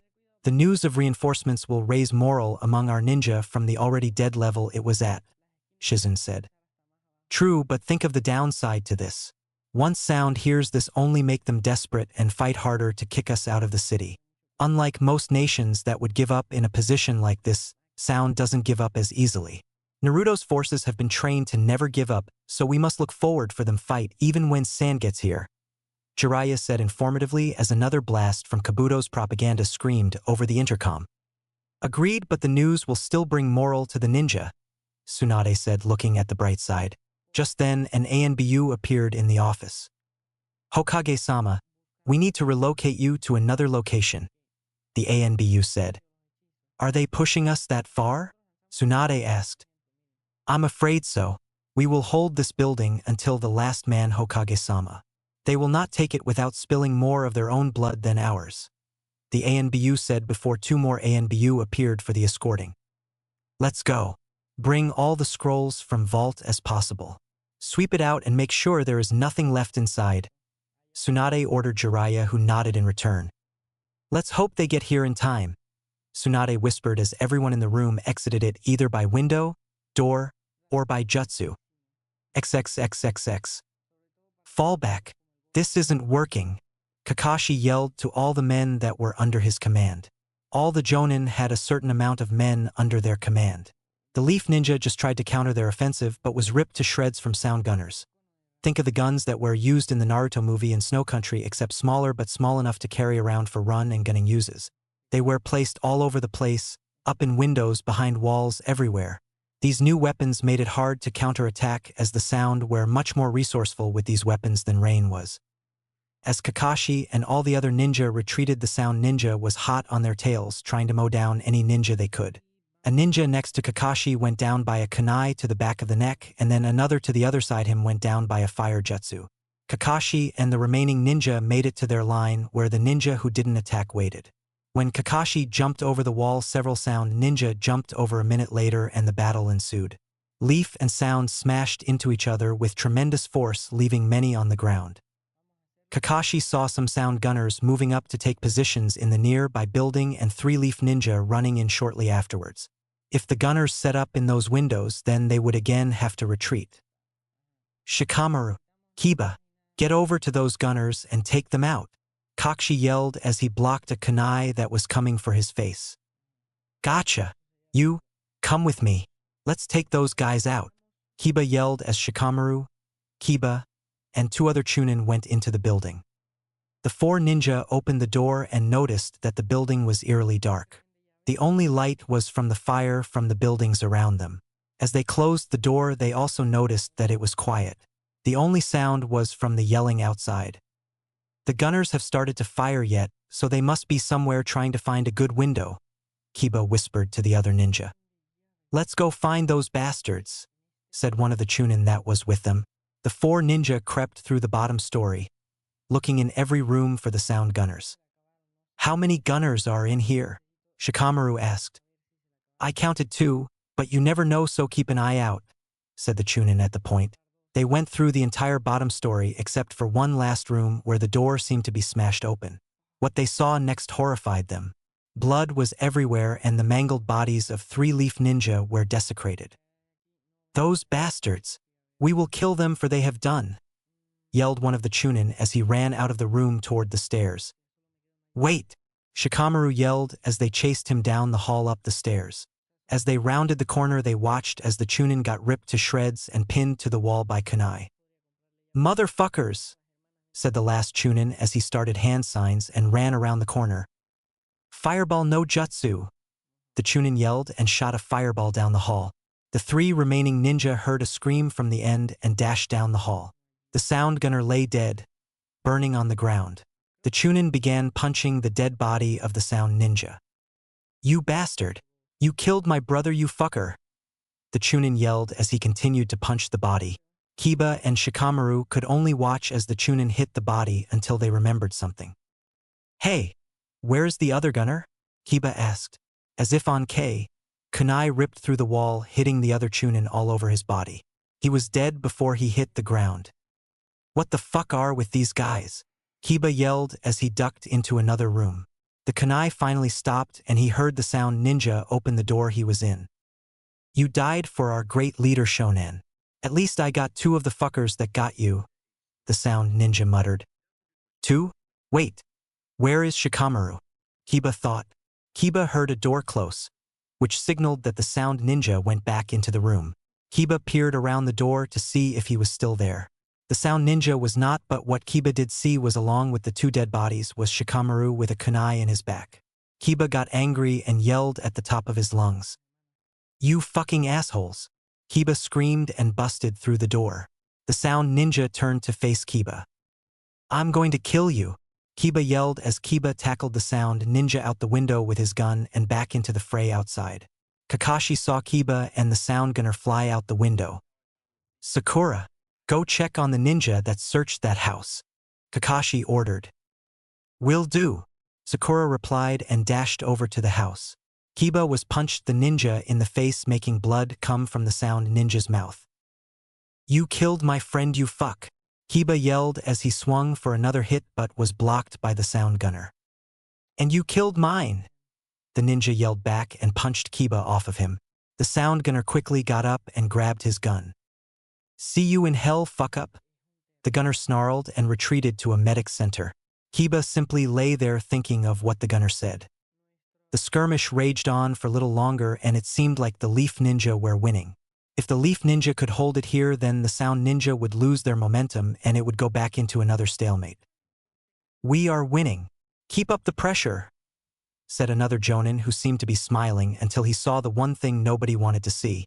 Atop one of the buildings stood a ninja with a white cloak, straw hat, and 2 red cloaked bodyguards. All the Leaf Ninja frowned while all the Sound Ninja grinned and started to fight harder than they were before. The 3 cloaked figure jumped into the fight and started to tear up all Leaf Ninja in sight. Kakashi fought his way over to the white cloaked figure. Once he made it said ninja, they stood off while the fight around them raged on. Who are you? Itachi or Naruto? Kakashi asked. The ninja lifted up his hat to reveal a red Sharingan. Itachi. I see. Is Naruto still in the village? Kakashi asked. Yes, said an Itachi clone behind Kakashi. Kakashi quickly swirled in a circle and cut the clone in half. As Kakashi came to a stop facing Itachi, a clone was shot forward toward him. Kakashi jumped over the clone, knowing only Naruto can keep a clone alive for an extended period of time. The clone that Kakashi jumped over puffed into smoke, only for another clone puff into existence above him. The clone tackled Kakashi to the ground and held him there. 4 other clones came into existence and held down his arms and legs as well as his head. Kiba, who just got up, saw that Kakashi was in trouble and dashed over to his aid. As soon as Kiba made it to the area, an honor guard kicked Kiba back. What are you doing? Kakashi exclaimed. Taking back what is rightfully the Uchihas, Itachi said, looking over Kakashi.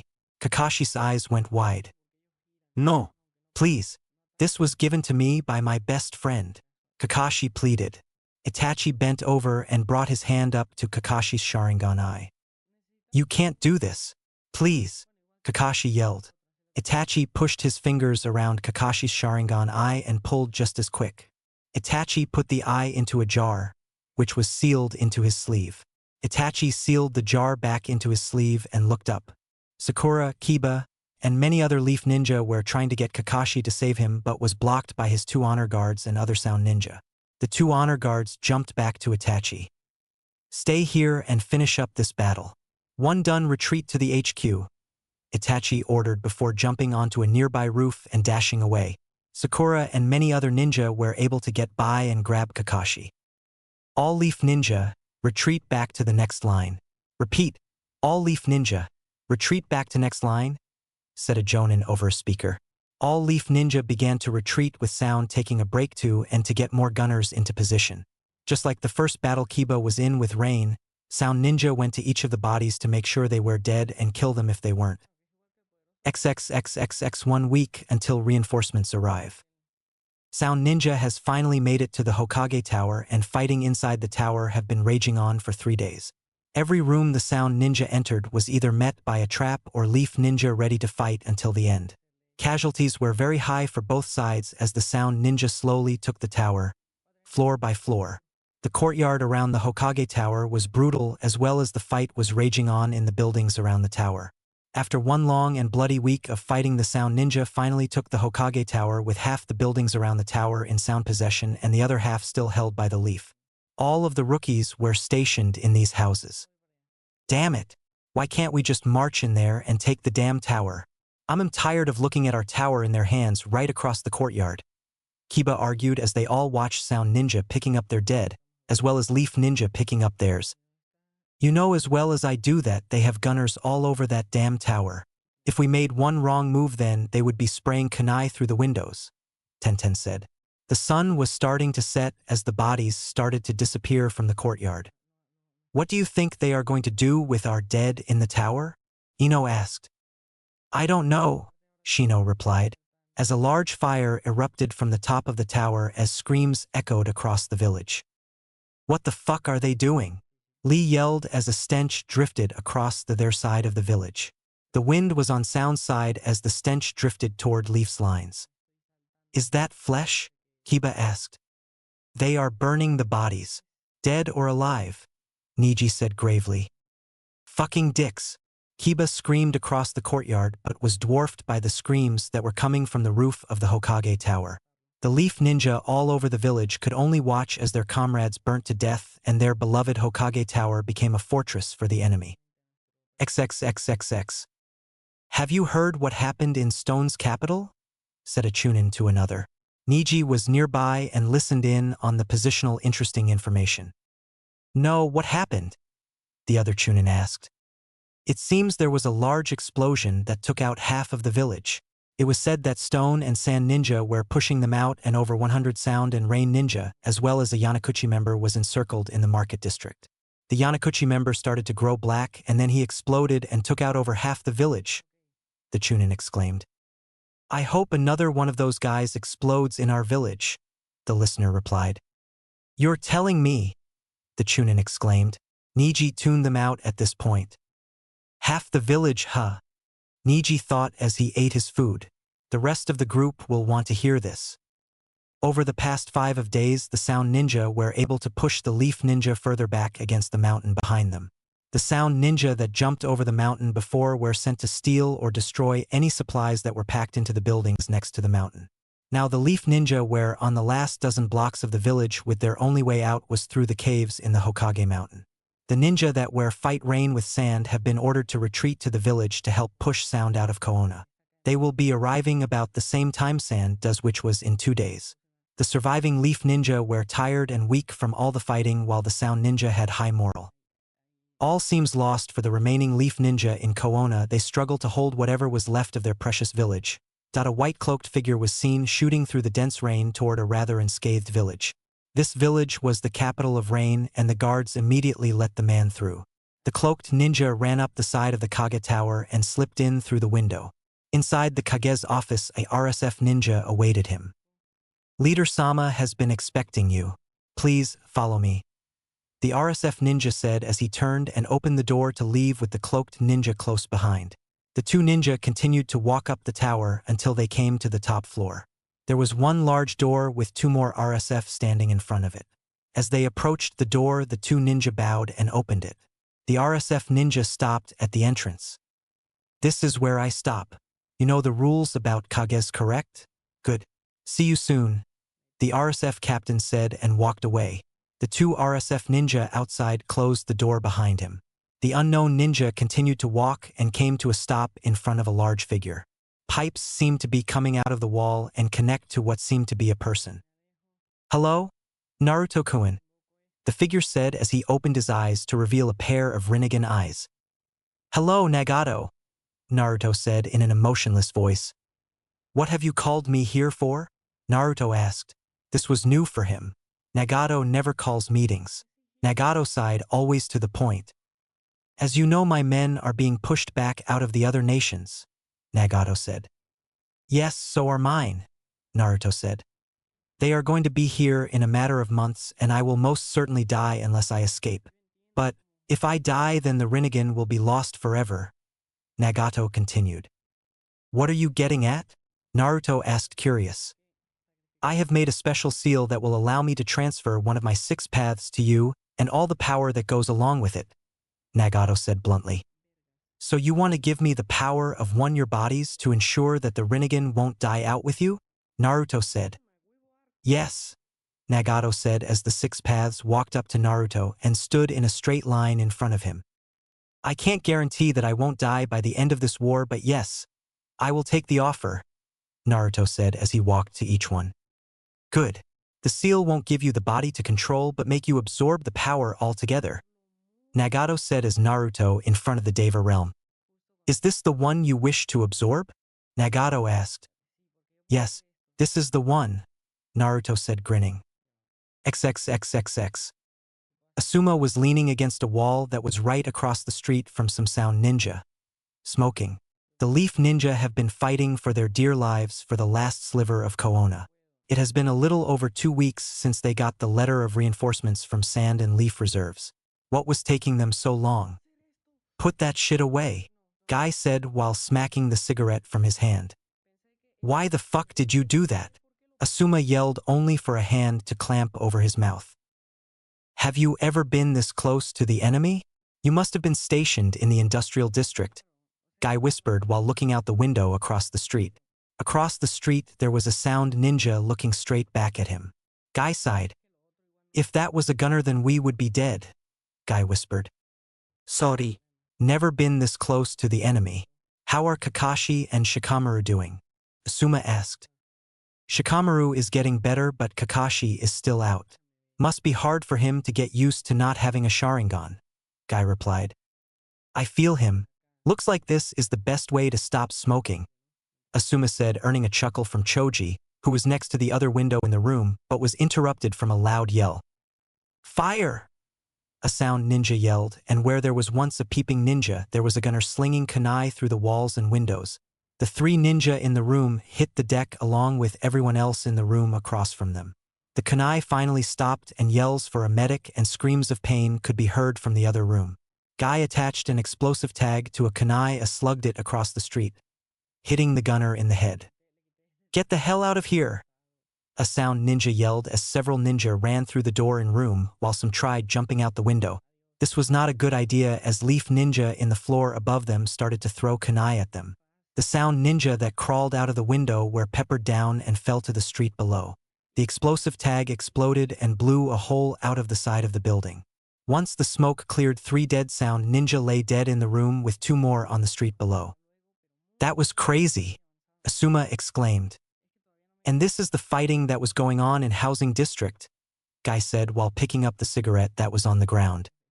To think that this little thing was the cause of this fight, Guy said grinning. So why don't we just go take the building we just cleared? Asuma asked. Because there are still ninja in that building that have entrenched themselves inside.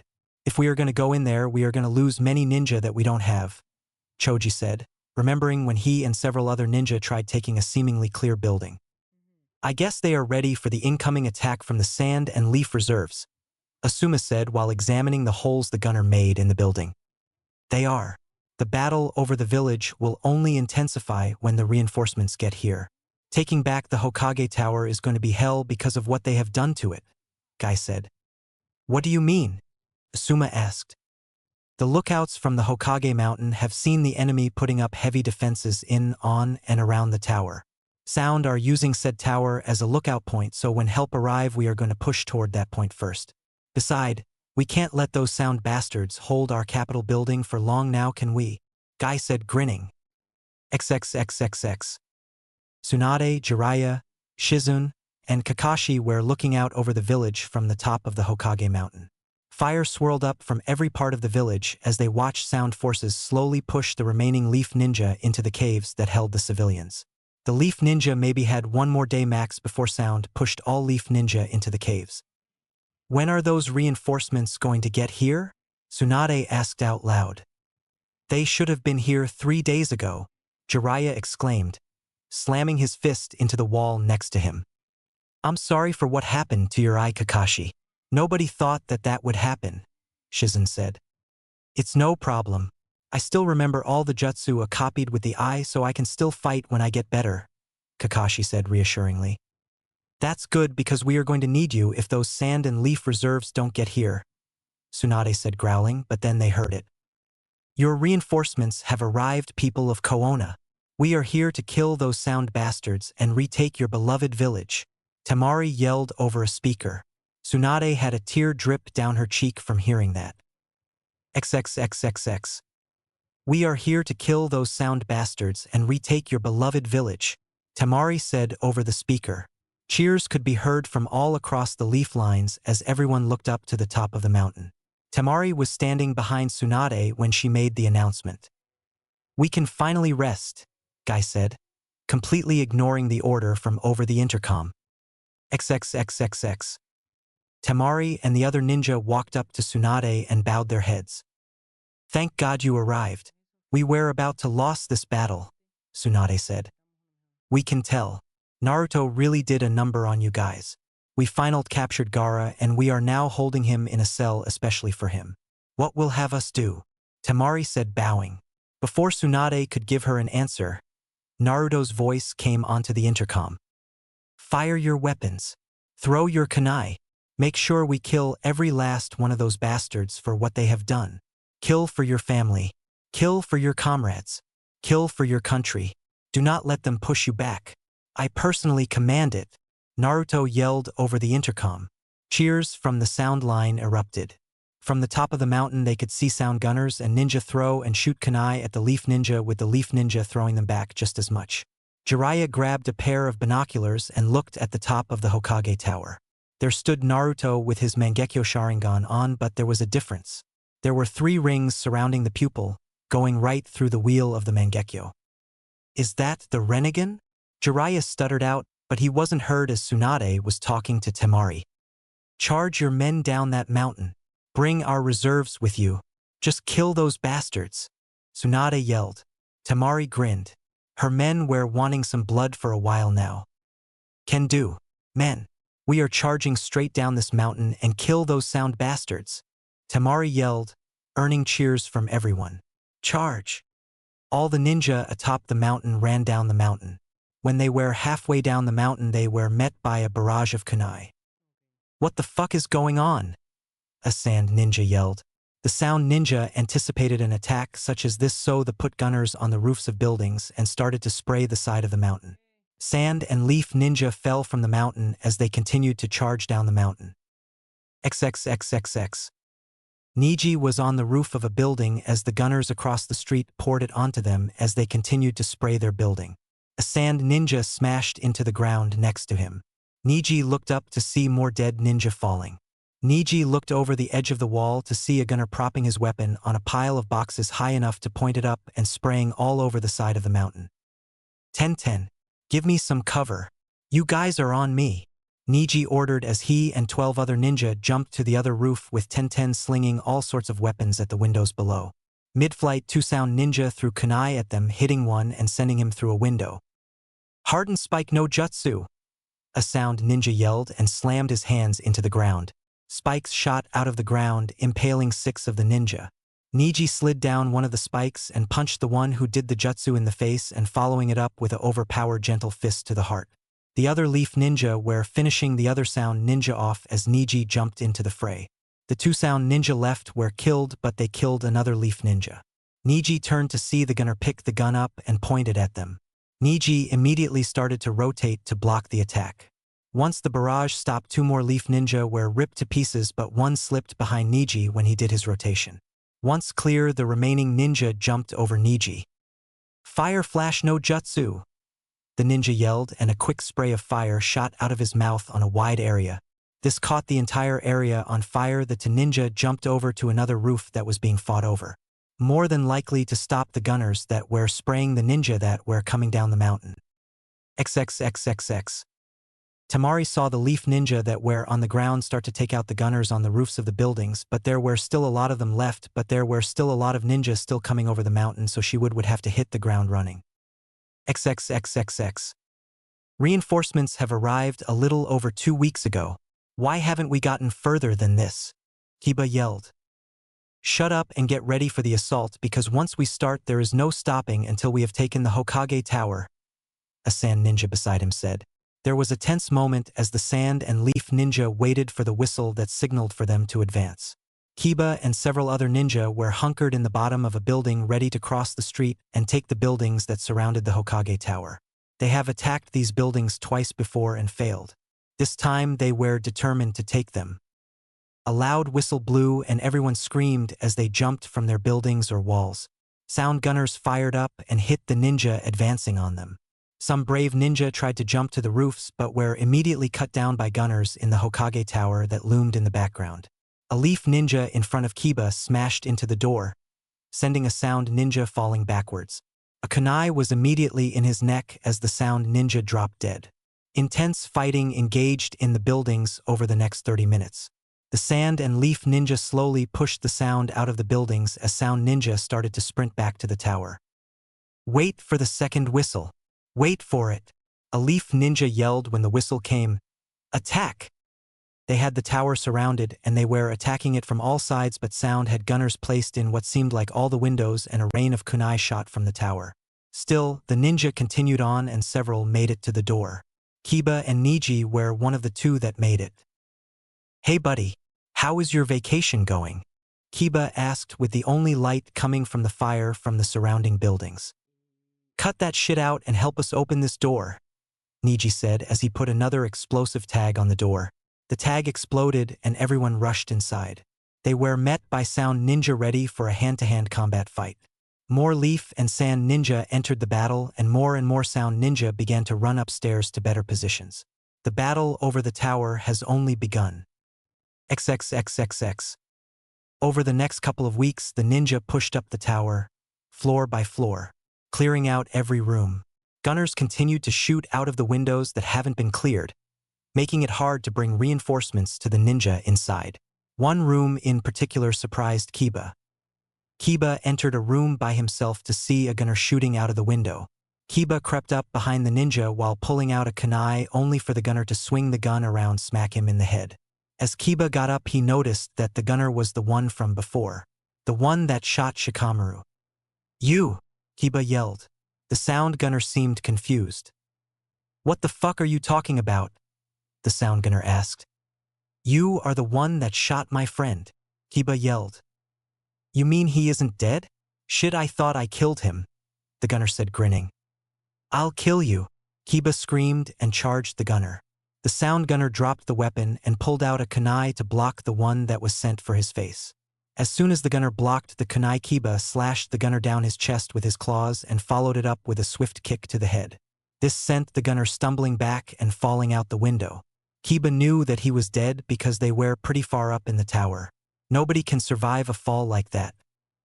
You can breathe easy now, Shikamaru. I killed him, Kiba thought as he leaned against a wall. Kiba, we need your help over here. We need help opening up the Hokage's office, Niji said from the hall. Coming, Kiba yelled as he got up and ran out of the room. XXXXX. All the rookies, except for Shikamaru, were outside the office when Kiba arrived. Kiba, come over here and help us push. They must have barricaded themselves in here, Shino said. One last push. 1, 2, 3, Lee said as everyone pushed. The door smashed open to reveal nobody in the office. Everything looked the same as it did before the war until a voice came from behind the chair. Hello everyone. Nice to see you all again, the voice said as he turned around in the chair. Sitting in the chair sat none other than Naruto with his 2 Dojutsus on and ready. Naruto-kun. Tenten stuttered out. Everyone was flabbergasted. If you really wish to face me, then fight your way to the top of the tower. There is where we will fight. You have 15 minutes or I'll leave, Naruto said emotionlessly before puffing into smoke. The rookies stood there for another minute before turning and fighting as hard as they could to get to the top of the tower. Keep going. We only got 15 minutes or we will miss our chance, Sakura screamed as she punched another sound ninja in the face. Most of the ninja they just passed and left them to engage other leaf ninja that were close behind. 1 more minute, Choji yelled as they were running up the staircase to the roof. 5 seconds, Sakura said as kicked the last sound ninja out of the way. Hinata grabbed the door handle and threw the door open. What they saw angered some and saddened others to the core. Where is he? Sakura asked out loud. They were told to meet Naruto on the roof of the Hokage Tower in 15 minutes so the rookies could finally confront Naruto together. Are we too late? Hinata asked. No. Just in time. If you were a second late, I would be gone, Naruto said as he swirled into existence. The rookies knew that trying to talk Naruto into coming back was impossible, so the only thing left was by force. So, you have matured from your younger selves. Good. They were starting to annoy me, Naruto said emotionlessly as his Mangekyo Sharingan and Rinnegan swirled into existence. What do you mean? Are you saying I was immature? Kiba yelled. Of course you were. You all were. Trying to make me return to the very place that destroyed me on the inside. Why do you continue to chase after me? Naruto asked.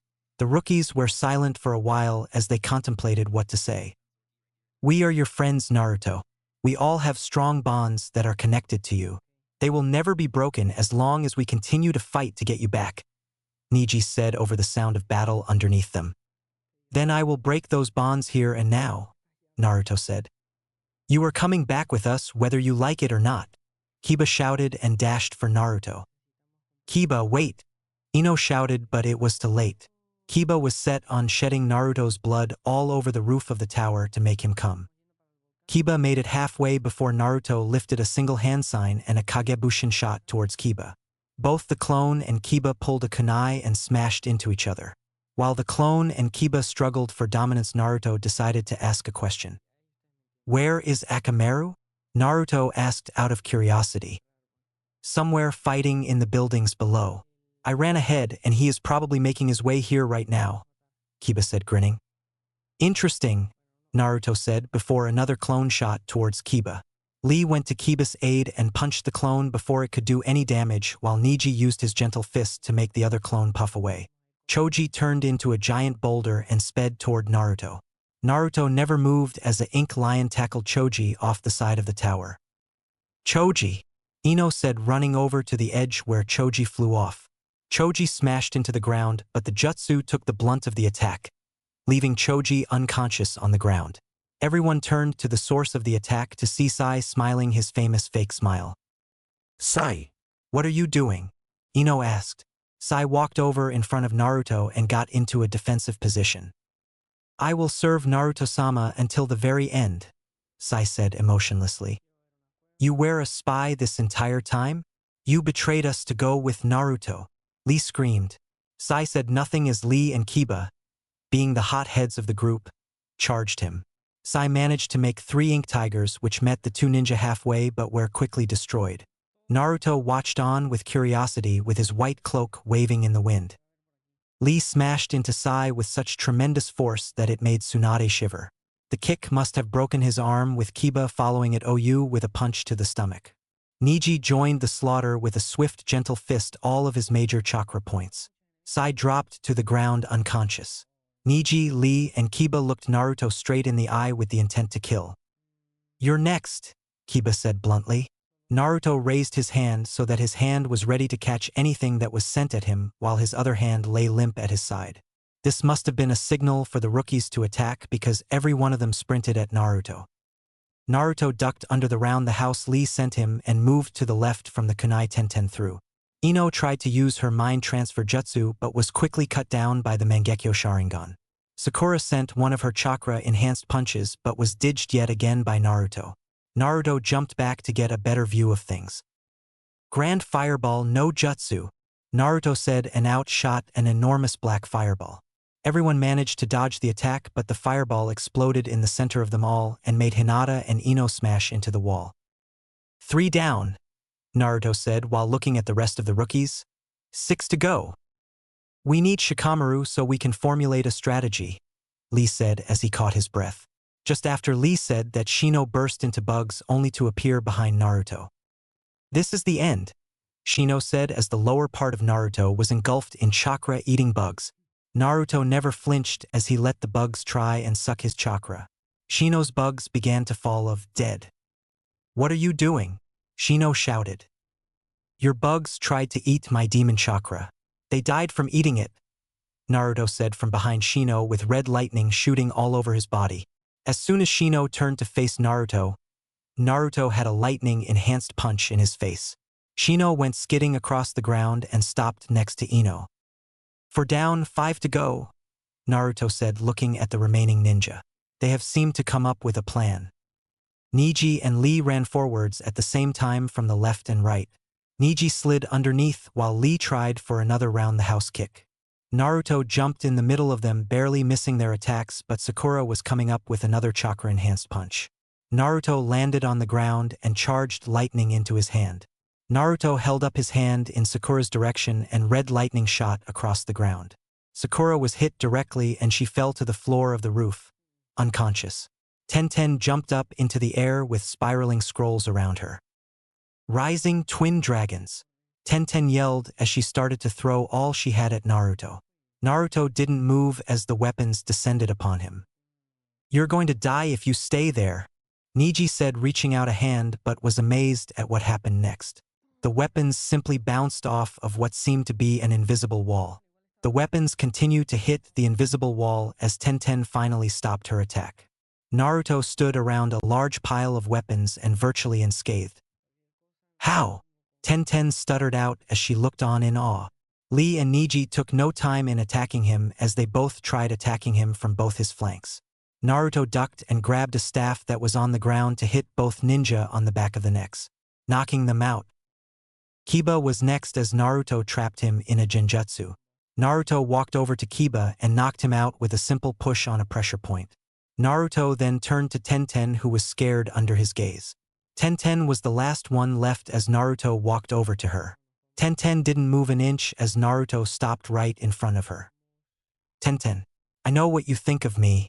It won't work out, sorry," Naruto said emotionlessly. Tenten's eyes widened at this. How did he know? As Naruto turned to take his leave, Tenten grabbed his arm and spun him around. Naruto was mildly surprised at this, but what happened next was a complete surprise. Tenten smashed her lips against his. Naruto didn't move. His mouth hung open as Tenten explored his mouth with her tongue. This has never happened before. "I must end this before it begins," Naruto thought as he pulled away from Tenten. She seemed broken as a clone puffed behind her. She never noticed the clone being made. "I told you, Tenten, that it won't work. I hold no feelings for you. Go back to your friends and be happy," Naruto said as the clone knocked her out. She fell to the ground as the clone disappeared.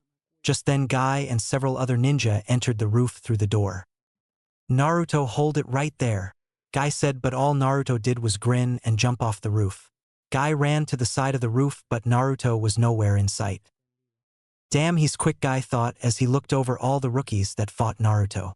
All have been knocked out, so none of them were dead. Guy sighed. "Get these ninja to a medical station ASAP." Guy ordered the ninja that were with him. The ninja nodded and started to pick them up. XXXXX. Naruto jumped from roof to roof, getting further away from the tower. 3 honor guards jumped next to him.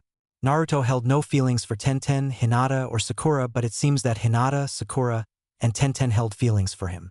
Naruto shook his head. Now Naruto knew what Sasuke went through. "Is your mission complete?" the honor guard asked. "Mission complete. They are stronger than expected. Maybe 2 of them take down 1 of you at this point," Naruto said, grinning. "That will never happen because we will continue to train to protect you, Leader-sama," the honor guard said. "Good. Now let's get back to sound. We have a lot of work to do," Naruto said as they neared the wall that circled the entire village. "What about the men here?" the honor guard asked. "Let them defend what is left. When about to lose, make them pull out. This tactic should anger the enemy," Naruto said as they landed on the wall only for them to stop. "Hello, Dobe," Sasuke said with his Sharingan spinning to life. Naruto said nothing in return, as he looked emotionlessly into Sasuke's eyes. Naruto still had his Dojutsu on from the fight with the rookies. "Where did you get those eyes?" Sasuke demanded. "Why does Naruto get all the high-powered jutsus?" "A friend," Naruto replied as he eyed the 3 people behind Sasuke. Sasuke and Naruto stared at each other for what seemed like hours until Sasuke made the first move. Sasuke quickly pulled his sword out and charged it with lightning as he sped toward Naruto. Sasuke teammates attacked the 3 honor guards that were flanking him so that they would not get in the way of the battle. Little did they know that Naruto was in a hurry and had to make this confrontation quick until an idea struck. Sasuke jabbed his sword at Naruto, only for the white-cloaked ninja to avoid the attack. Naruto charged red lightning into his hand and grabbed the back of the sword. Naruto quickly pulled the sword away from Sasuke and tossed it deep within the concrete of the wall. Naruto quickly punched Sasuke in the gut with his lightning-infused fist, sending him into the wall. Sasuke began to slide down the wall, but Naruto grabbed Sasuke by the neck and slid him back up to eye level. "Now, doesn't this seem familiar?" Naruto said emotionlessly as he looked Sasuke in the eye. "I'm going to tell you a little secret, Sasuke," Naruto whispered into Sasuke's ear. The lightning must still have Sasuke paralyzed. "What secret?" Sasuke asked. "About the Uchiha massacre," Naruto whispered. "I know what happened. You and my brother killed our entire clan just to test your strength," Sasuke shouted. "That's only half true, team," Naruto said. "What else is missing? What else could I have possibly looked over?" Sasuke asked, getting angrier by the second. "You know I have a special Sharingan, unlike any others. My Sharingan has the ability to brainwash one other clan member that also holds the Sharingan. I chose your brother to have by my side," Naruto whispered, grinning evilly. Sasuke had a look of shock on his face. "So, you did this to my brother? To our clan? This is all your fault. This entire time I thought you and Itachi worked together on all this, but you were the mastermind behind it all." Sasuke whispered but slowly got louder as he spoke. Sasuke now thinks Naruto is to blame for all of his suffering, just as Naruto planned. "In that case then, I will save my brother by killing you," Sasuke shouted. "Another time, Sasuke. I have urgent business to attend to. Good luck in killing me," Naruto said before punching Sasuke hard enough in the stomach to knock him out. Naruto turned to his honor guards waiting patiently by the edge. "What would I do without you guys?" Naruto said as the 4 cloaked men jumped into the trees. XXXXX. The battle over Konoha lasted another 3 months after the fight between Naruto and the rookies. Sai was locked in jail for treason against his village. After Sound pulled out of Konoha, the villagers of the went back to their homes only to find over half the village was destroyed. Dead bodies lay on the side of streets and fires burned out of control all around the village. Most head clans were furious to find out that Sound used their compound for positions to kill other Leaf Ninja. Most of these compounds had traps inside, but they were unable to activate them because of the surprise attack. In turn, Sound Ninja and gunners made great use of these traps and activated them while they were retreating or defending. The damage to the village was enormous, and the ninja and villagers vowed to not stop this war until the Sound Village was wiped off the map. Stone and Water were in a similar predicament. Stone Ninja and villagers want the Sound dead because they blew up half of their capital and fighting destroyed the rest of the city. Water did several uprisings but were crushed by Sound Ninja. Water finally got reinforcements from Lightning and took their capital back from Sound, but fighting over their capital was fierce and Sound finally retreated, but not after leaving them a present. Sound released a virus that ate away at your chakra system until there was nothing left. All the men and women that had chakra died from the virus. Lightning were more sympathetic toward Sound because Sound never really made any fatal blows to them. At this time Sand, Stone, and Leaf Ninja were fighting against Rain and Sound Ninja in Rain's capital. "Man, does it ever stop raining?" One Stone Ninja asked as 20 Stone Ninja walked down a seemingly empty street. Most advances were like this because Rain used up all their ninja in advancing and are left with hardly any ninja. Most of what they would find would be a large group of Rain Ninja huddled up in a strong point of, if they were really unlucky, a group of Sound Ninja. "It's called Rain Village for a reason. Get used to it or those Leaf Ninja might get to the tower first," said another ninja as they turned a corner. As soon as all of the ninja made it into the street, windows from the buildings behind them busted open and kunai started to whiz out of them. 6 Stone Ninja dropped to the ground dead as the rest took cover behind anything they could find. 7 were hiding behind cover in the streets as the rest were split between the 2 flanking houses. "Are they Sound or Rain, and how many are there?" asked the commander of the group.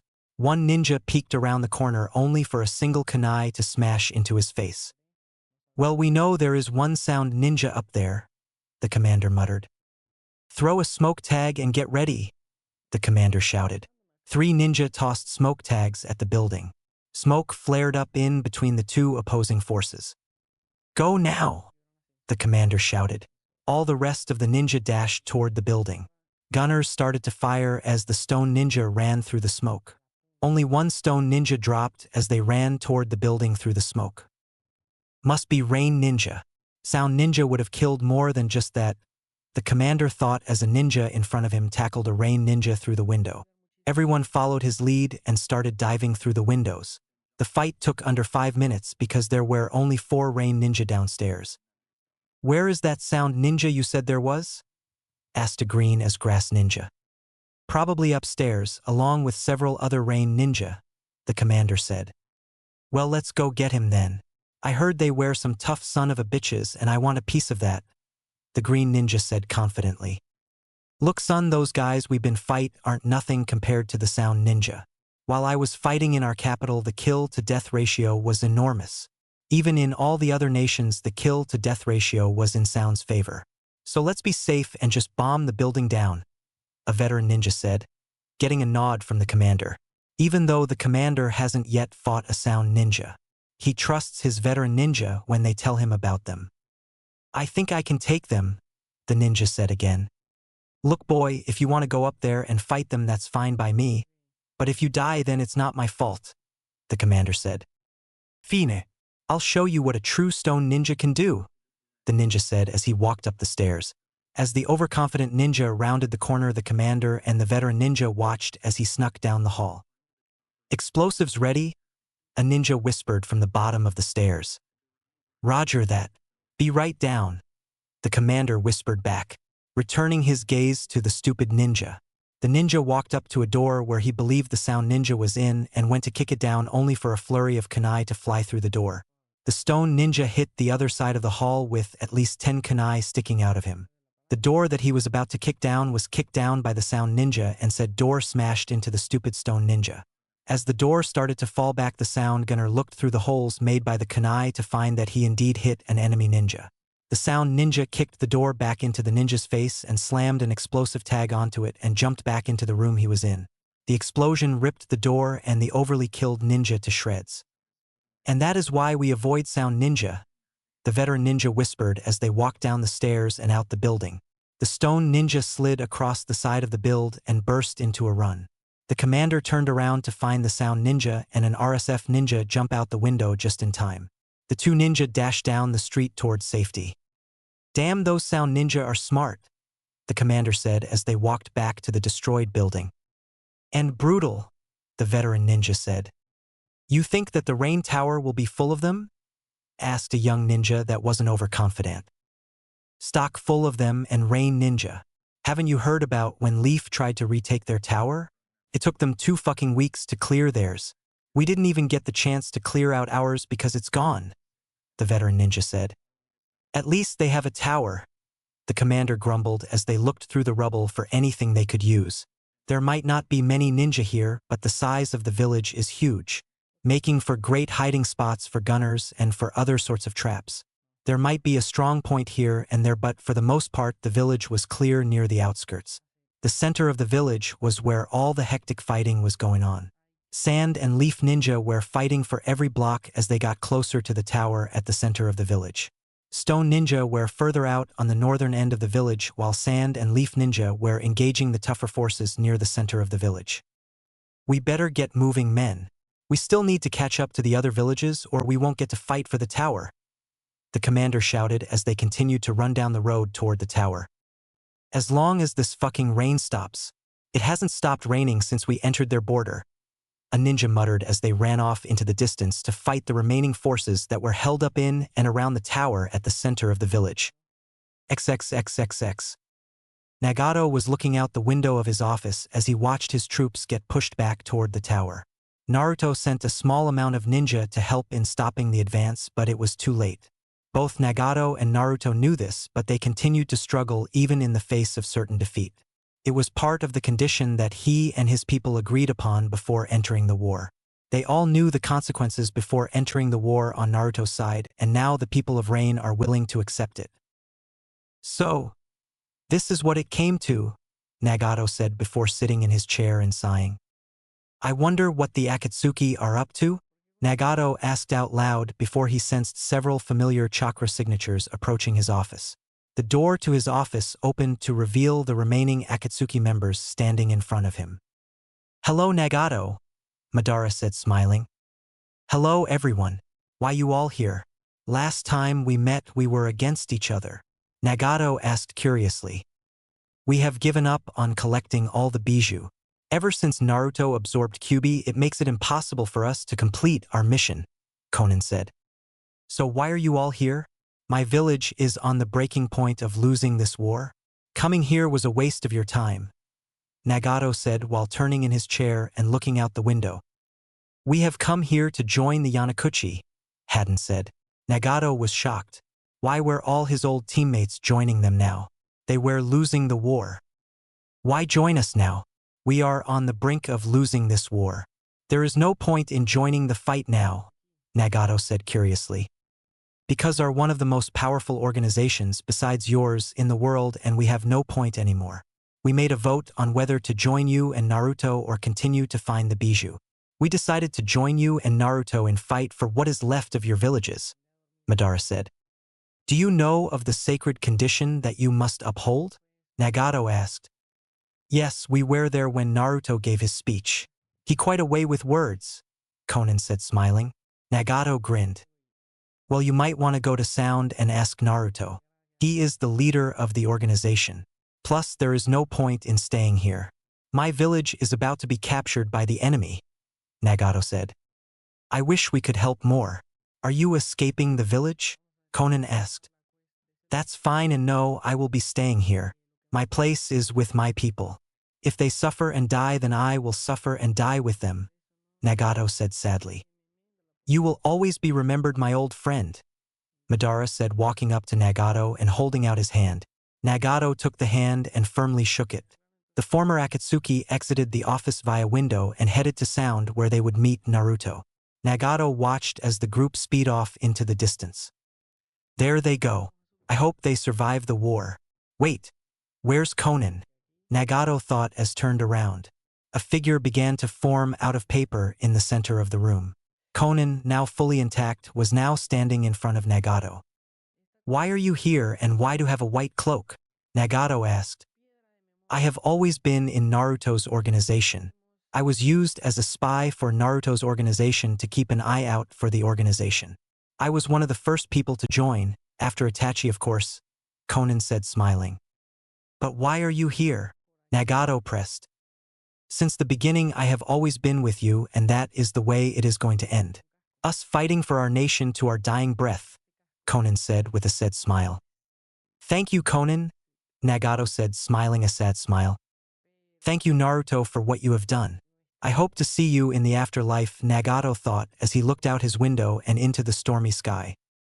XXXXX. Naruto was standing on roof of his Otokage tower/mansion. The rain was falling heavily as the raindrops hit his face as he looked up into the sky. I will see you again, Nagato. I guarantee it, Naruto thought as the ninja below readied themselves for the attack on their capital. How long have we been searching for this village? And how is our boys doing in rain? A sand ninja asked as they stumbled through the woods of Sound. A little over a week. We were finally able to take the tower. Rain's leader went down with a fight though. He killed so many of our men, the sand ninja replied. Currently a group of 4 sand ninja were on a patrol to search for the Sound capital. There have been reports of gunners hiding in the thick woods around this area, so they were sent to check it out. We're able to see what happened to the people of Waterfall and Swamp. They were massacred, a third ninja exclaimed. Yeah, I saw it. It was horrible what those Sound bastards did to them. They are going to pay dearly for that, the first ninja said while balling his hand into a fist. While pushing the Sound back through Waterfall and Swamp, they were met by the worst sight in their lives. The people were massacred in all ways possible. I personally asked a civilian of Waterfall what they did to them. She said, XXXXX flashback.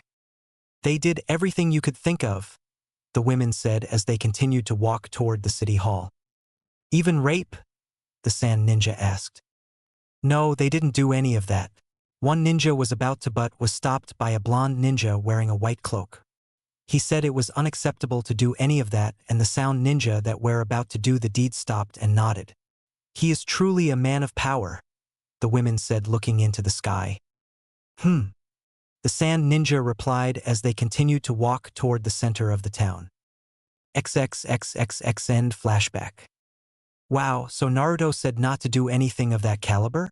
Well, at least he has some decency, the second sand ninja said as they stopped at the edge of a cliff. The cliff was high as they looked up to the top. Go up or walk around? The fourth ninja asked. Up. Let's get a better vantage point, the first ninja said as they started to run up the side of the cliff only for their chakra to disappear from their feet. The ninja didn't get very far up, so when they landed they didn't get that hurt. The third ninja scratched the back of his head as he looked at the top of the cliff. Well, that's weird. Chakra eaters? The third ninja said before walking up to the cliff and tapping it. Indeed, the side of the cliff ate his chakra like candy. There is something here. We better check it out, the first ninja said as they walked around the edge of the cliff. They circled the cliff halfway until they came to a walkway going up into the cliff. I was rather big, but what really caught their eye was the two honor guards guarding the entrance. There seemed to be a genjutsu covering the entire cliff. There is a genjutsu on the top of the cliff. Kai! The sand ninja whispered in unison. When the genjutsu disappeared, their eyes nearly popped out of their heads. At the top of the cliff, a wall as big as Konoha's stood to block anybody with large enough chakra reserves to make it up the chakra-eating cliff. The entrance was just like Konoha's, except the walkway went straight up with cliffs and walls on each side looking down at the walkway until you finally came to the gate. Atop the cliffs were walls, towers, and gunners watching all angles for any advance, with the two honor guards standing just within their firing range for added support. The entrance was much like a U, with the gate being the inside and bottom of the letter. Wow! Was the only thing they could say as they looked at the massive defense. This is going to be tough taking Sound's village, the first ninja said. And I wouldn't doubt that those walls have the chakra-eating mineral as the cliffs, the fourth ninja said. They continued to bicker on about the defense Sound has put up until they noticed that the honor guards were looking directly at them. Oh shit, said the third said, looking at the rest of the ninja that were with him only to see that the second ninja wasn't there. Hey, where is Region? The third ninja asked while looking around. He turned around to see Region hauling ass away from the village. See you all later, Region shouted as he ran off into the distance. You ass, they said as they ran after him. The two honor guards only watched as the four ninja ran away. Mission complete, Leader Sama, they said in unison over their headsets. Good work. At the rate they were going, they would have never discovered our capital, Naruto's voice said over the headset. The two honor guards disappeared without a trace from their sights to rejoin the others inside the wall. XXXXX. So that's where it was, Tsunade said as she looked at a map of Sound in her office. The village is enormous, Shizune said, standing next to her sensei. Fighting over this village is going to be fierce.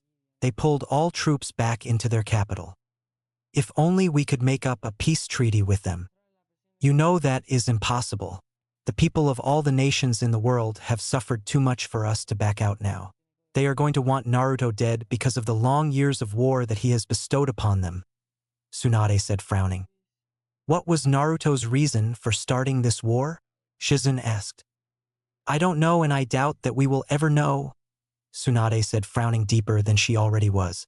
Why did Naruto start this meaningless war anyways? Tsunade was snapped out of her thinking when a knock at the door echoed through the room. Come in, Tsunade said as the door opened. Ah, Awakage. Thank you for stopping in as planned. The other Kages should be here shortly, Tsunade said. It's my pleasure. It seems that Sound did a number on both our villages, the Awakage said, shaking his long-time rival's hand. Yes, they did, Tsunade said, standing up. This will be new chapter in the book of the world. Every ninja village gathering around a friendly table to talk of peace. A new era of peace is dawning, the Awakage said, smiling. XXXXX. Is everyone ready? Good, because the first assault is beginning shortly, a Leaf Squad leader said to his team. as they got ready for the first assault on the Sound's capital. It was in the middle of the day and the rain was pouring down hard. Most of the ninja there had mud all over their faces and clothes. All the ninjas from all over the world were here. Leaf, stone, sand, water, lightning, bird, grass, snow, swamp, waterfall. Everyone was there to stop the vicious Sound Nation from taking over the world. As long as it's not as hard as fighting that pain guy in rain. That bitch was hard, said as they awaited the whistle for the charge. That was Rain's leader, and yes, he was hard, but now think of how hard those Sound ninja were. Now think of a village 5 times bigger than Rain Chop full of them, and that's not even counting the rest of the Yanakuchi organization and their leader, the squad captain said. All the ninja that were with him paled. Those several Sound ninja that they did see in Rain fought until the death. Not one Sound ninja in that wet village surrendered after the body count was tallied up. Most of the battles that involved Sound, the end result were in their favor, but with the rest of the world attacking them at once, Sound couldn't get the manpower to hold all of its fronts. This is why they retreated to their capital, so they could condense its forces in one spot. "We are going to die," said one of the other ninja. As soon as he said those words, a whistle blew as it echoed throughout the forest. Battle's cries blasted the forest as they charges across the open valley to the cliff. The Sound cleared a valley around their capital's cliff so they could get a clear line of sight at their attackers. They cut it down maybe 3 days before the allies bunkered in the tree line. Kunai started to land all around them as more and more ninja dropped dead on the ground. Some of the kunai had explosive tags attached to them, making the charge all the more hectic. As the squad commander was 3/4 of the way there, he turned to see all of the men following him were dead. He turned to see a single gunner looking at him with gun pointed right at his face. The captain dropped to his knees and waited for his death. The gunner fired a short burst that smacked the Leaf captain back with 5 kunai stuck into him. He was dead before he hit the ground. "Good job, my elite gunners. You are truly a force to be reckoned with. Keep up the good work and eventually they will give up and go home. Long live Sound," Naruto shouted over the intercom. All the ninja cheered as they readied themselves for the next assault. All the civilians were in caves under the village. Most civilians of Sound were treated horribly by the ninja, but surprisingly, when they were told that they were monsters, they simply smiled a sad smile and accepted their treatment. They think they can still win this war. At least their moral is still high, Naruto thought as he put down the microphone and walked back outside onto the roof to watch the next attack. XXXXX. "Get ready for the next assault," shouted the commander for the center section. "Damn it, this is the 7th time we have assaulted them and they are still holding," Kiba shouted to his friends.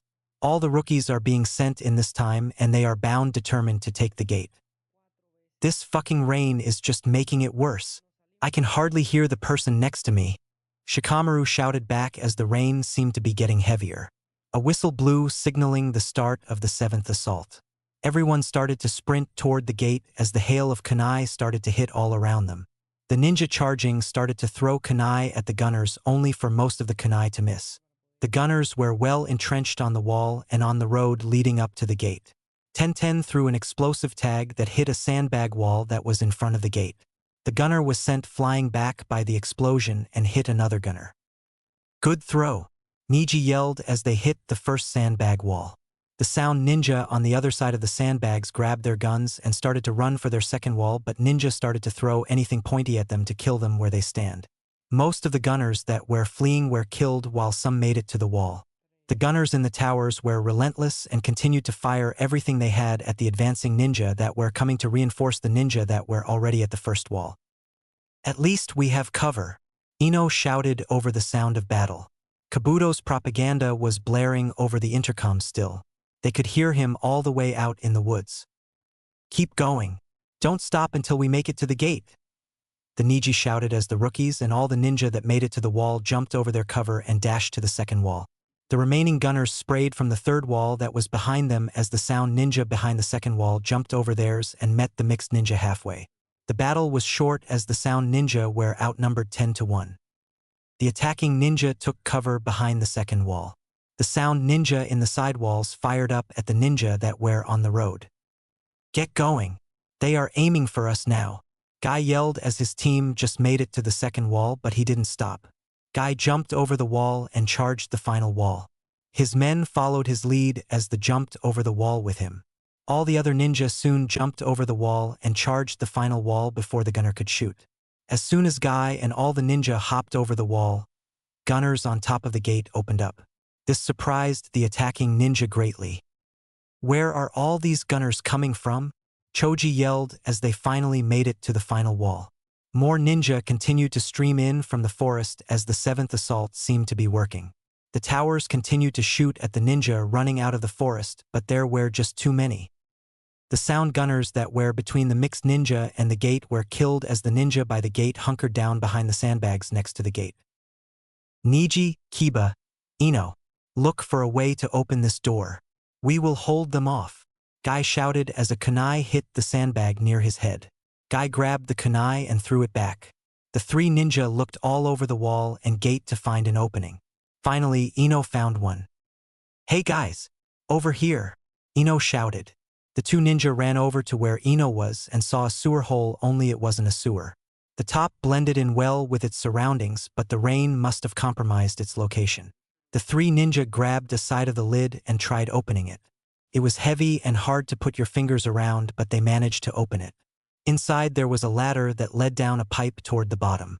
Niji turned his Dojutsu on and looked down the hole. "What do you see?" Kiba asked. "Nothing. There are chakra suppressors all over the place just like on the walls," Niji replied. "Then I'll go first," Kiba said as he jumped down the hole. Ino and Niji sighed and followed his lead. Once they were at the bottom, they followed the hallway down to a metal door. Niji put his ear on the door to listen for any voices. "Have you found a way to open this damn gate?" Guy's voice shouted over their wireless headsets. Niji rubbed his ear, forgetting that he had it on. "We are still trying, hold for a little longer," Niji whispered back. "You better hurry up because all of our men are getting killed," Guy shouted back as Guy's voice went dead. Niji turned around to see Kiba ramming the door down. Niji shook his head and followed Kiba and Ino into the room. Inside there was an unconscious honor guard on the floor with a heavy metal door lying next to him. "Good shit, Kiba," Ino said, patting Kiba on the back. Niji quickly killed him and found a switch on the wall. Niji pulled the switch to see what would happen. "Good work, guys. The gate is open. Now, get your asses up here and help us clear the entrance," Guy shouted as the gate continued to slowly open. Niji, Ino, and Kiba saw a ladder in the room that led up to the surface. They quickly jumped onto the ladder and dashed up it. The lid was quickly pushed off as they jumped out of the hole. They were on the other side of the wall. Guy and several men ran in through the gate but stopped when they made it halfway into the gate. Naruto was standing there with his hat and white cloak on with several sound ninja behind him and two honor guards flanking him. Naruto lifted up his hat enough for the allied ninja to see his face. Naruto had a big grin on his face. "Naruto, you bastard. I'll kill you," Kiba shouted as he started to charge again, but stopped when he saw what was in Naruto's hand. Naruto held an invisible wire that led all the way to the road that led to the gate. He followed the wire until it split up into thousands of separate wires. The wires were connected to something under the mud. As a random bird ninja stepped on the spot, mud was kicked off an explosive tag. "Don't do it, dash," Kiba shouted, but it was too late. Naruto yanked the wire, sending a shock wave that made the mixed ninja that were inside the gate fly into the air. The allied ninja inside the gate went skidding across the ground, stopping several feet in front of the defending ninja. Allied ninja that were approaching the road were sent backwards from the enormous blast. Guy shakily stood up to see the extent of the damage. All the advancing ninja that were on the road were blown to nothing but pieces of flesh. The ground was charred to the looks of hell. Body parts of all kinds strayed across the ground and the side of the walls. The reinforcements that were coming to support the first wave was blown back a couple feet by the enormous blast. The gunners on the wall and towers stopped as the blast rocked their fortifications. Even the sound ninja behind Naruto stumbled at their positions, and some even falling over while Naruto stood stock still with a motionless face planted on. Guy returned his gaze to Naruto. "You bastard! You will pay for the death of all those ninja," Guy shouted as he stumbled to get to his feet. Naruto smiled at Guy as the rest of the ninja started to get to their feet as well. "Intended. I hope to see everyone at the tower in one piece, Naruto said as he started to walk away into the crowd of sound ninja with the 2 honor guards close on his heels. Now there are plenty of ninja that made it inside the gate before the blast, so their numbers were equal to sounds that were inside the gate. Not good. Alright guys, hold this gate until the other ninja catch up. Nobody falls back, a commander shouted. The sound ninja charged the now defending ninja as they desperately tried to push back the intruding ninja. XXXXX. Come on guys, while the gunners are quiet. Get up that road and help out the ninja that are still alive. Asuma yelled as him and his men were the first to get up and charge up the road. The gunners were still disoriented when Asuma and his men ran past the first tower and up the road. Finally they made it to the battle that was raging on at the entrance of the gate. Just as Asuma made it to the gate, could hear the gunners start up the shooting. Hope you guys make it up here all right, Asuma thought as he ran up to Guy and killed the ninja that was about to attack him. How nice of you to show up, Guy shouted as he kicked another ninja out of the way. Had a little fire to deal with. What are your orders? Asuma asked as he slashed at a sound ninja only for the ninja to block him with a kunai. Asuma pushed the sound ninja back into the crowd as he listened to Guy's orders. Take Shikamaru, Choji, and Hinata and start clearing the western wall and tower. Bring some men with you two for support. When Kurenai gets up here they will take the east. Get moving, Guy yelled back as he jumped back into the fight. XXXXX. As Naruto walked down the main street back to the Otokichi Tower, many sound ninja were running to the battle at the gate or preparing defenses if the ninja broke through. Naruto was looking at the ground as he walked past that ninja running the opposite way.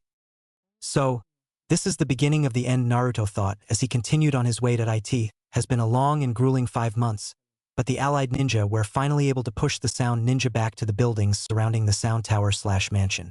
Many ninja have died due to fierce resistance from the sound defenders. Once asked why they are fight for a hopeless cause they were given this. Because we are the lamb. This confused the allied ninja when they asked but thought nothing of it and continued on their way. They thought it was fear of them simply killing them once they surrendered, which were right.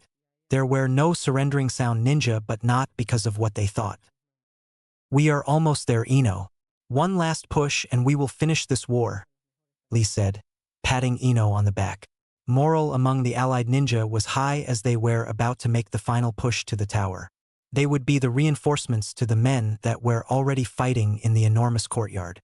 The rookies were all in same squad again due to their perfect teamwork and good success rate in the battle. A whistle blew signaling for the reinforcements to advance and help the first wave. As they ran across the street they had to jump over many dead ninja that were hit by gunners. Let's go up the side and to roof, Niji yelled as they started to run up the side of the building to the roof. Once they made it to the top of the roof they walked over to the edge of the building and looked out over the courtyard. They were standing on what seemed to be the building directly across from the tower. An enormous battle was raging on in the courtyard, stretching from one corner to the other. More allied ninja started to stream out of the buildings because they knew if they were at an even match with sound that sound would prevail. Thus the allied ninja choose quantity over quality. This battle will costly, Shikamaru said gravely. Look, Sakura shouted pointing to the roof of the Otokichi Tower. It's Naruto, Tenten said as they all looked up at Naruto who was looking straight back at them. Even at this distance they could make all his features put. Naruto continued to stare back at the rookies with the battle continuing between them until he smiled, a true smile, and reached his hand out to them. The rookies took this as a signal to fight their way to him and up the tower, and so they did. The rookies jumped off the roof and straight into the fight. The rookies stuck together as they fought their way through the moss pit to their objective, Naruto. XXXXX. Naruto lowered his arm and watched as the battle below him intensified as more ninja on both sides joined the fray. The gunners in the tower decided not to shoot until their comrades were in full retreat. Should we go help? Haku asked from behind the Otokichi. Yes, go and help all the ninja that are growing desperate, Naruto said as he pointed out to the battle. All the white-cloaked ninja jumped off the building and into the fray except one. That means you two, Itachi, Naruto said turning around. Itachi walked up to Naruto and hugged him. Good luck. Itachi said before jumping off the edge of the building with the rest of highly elite ninja.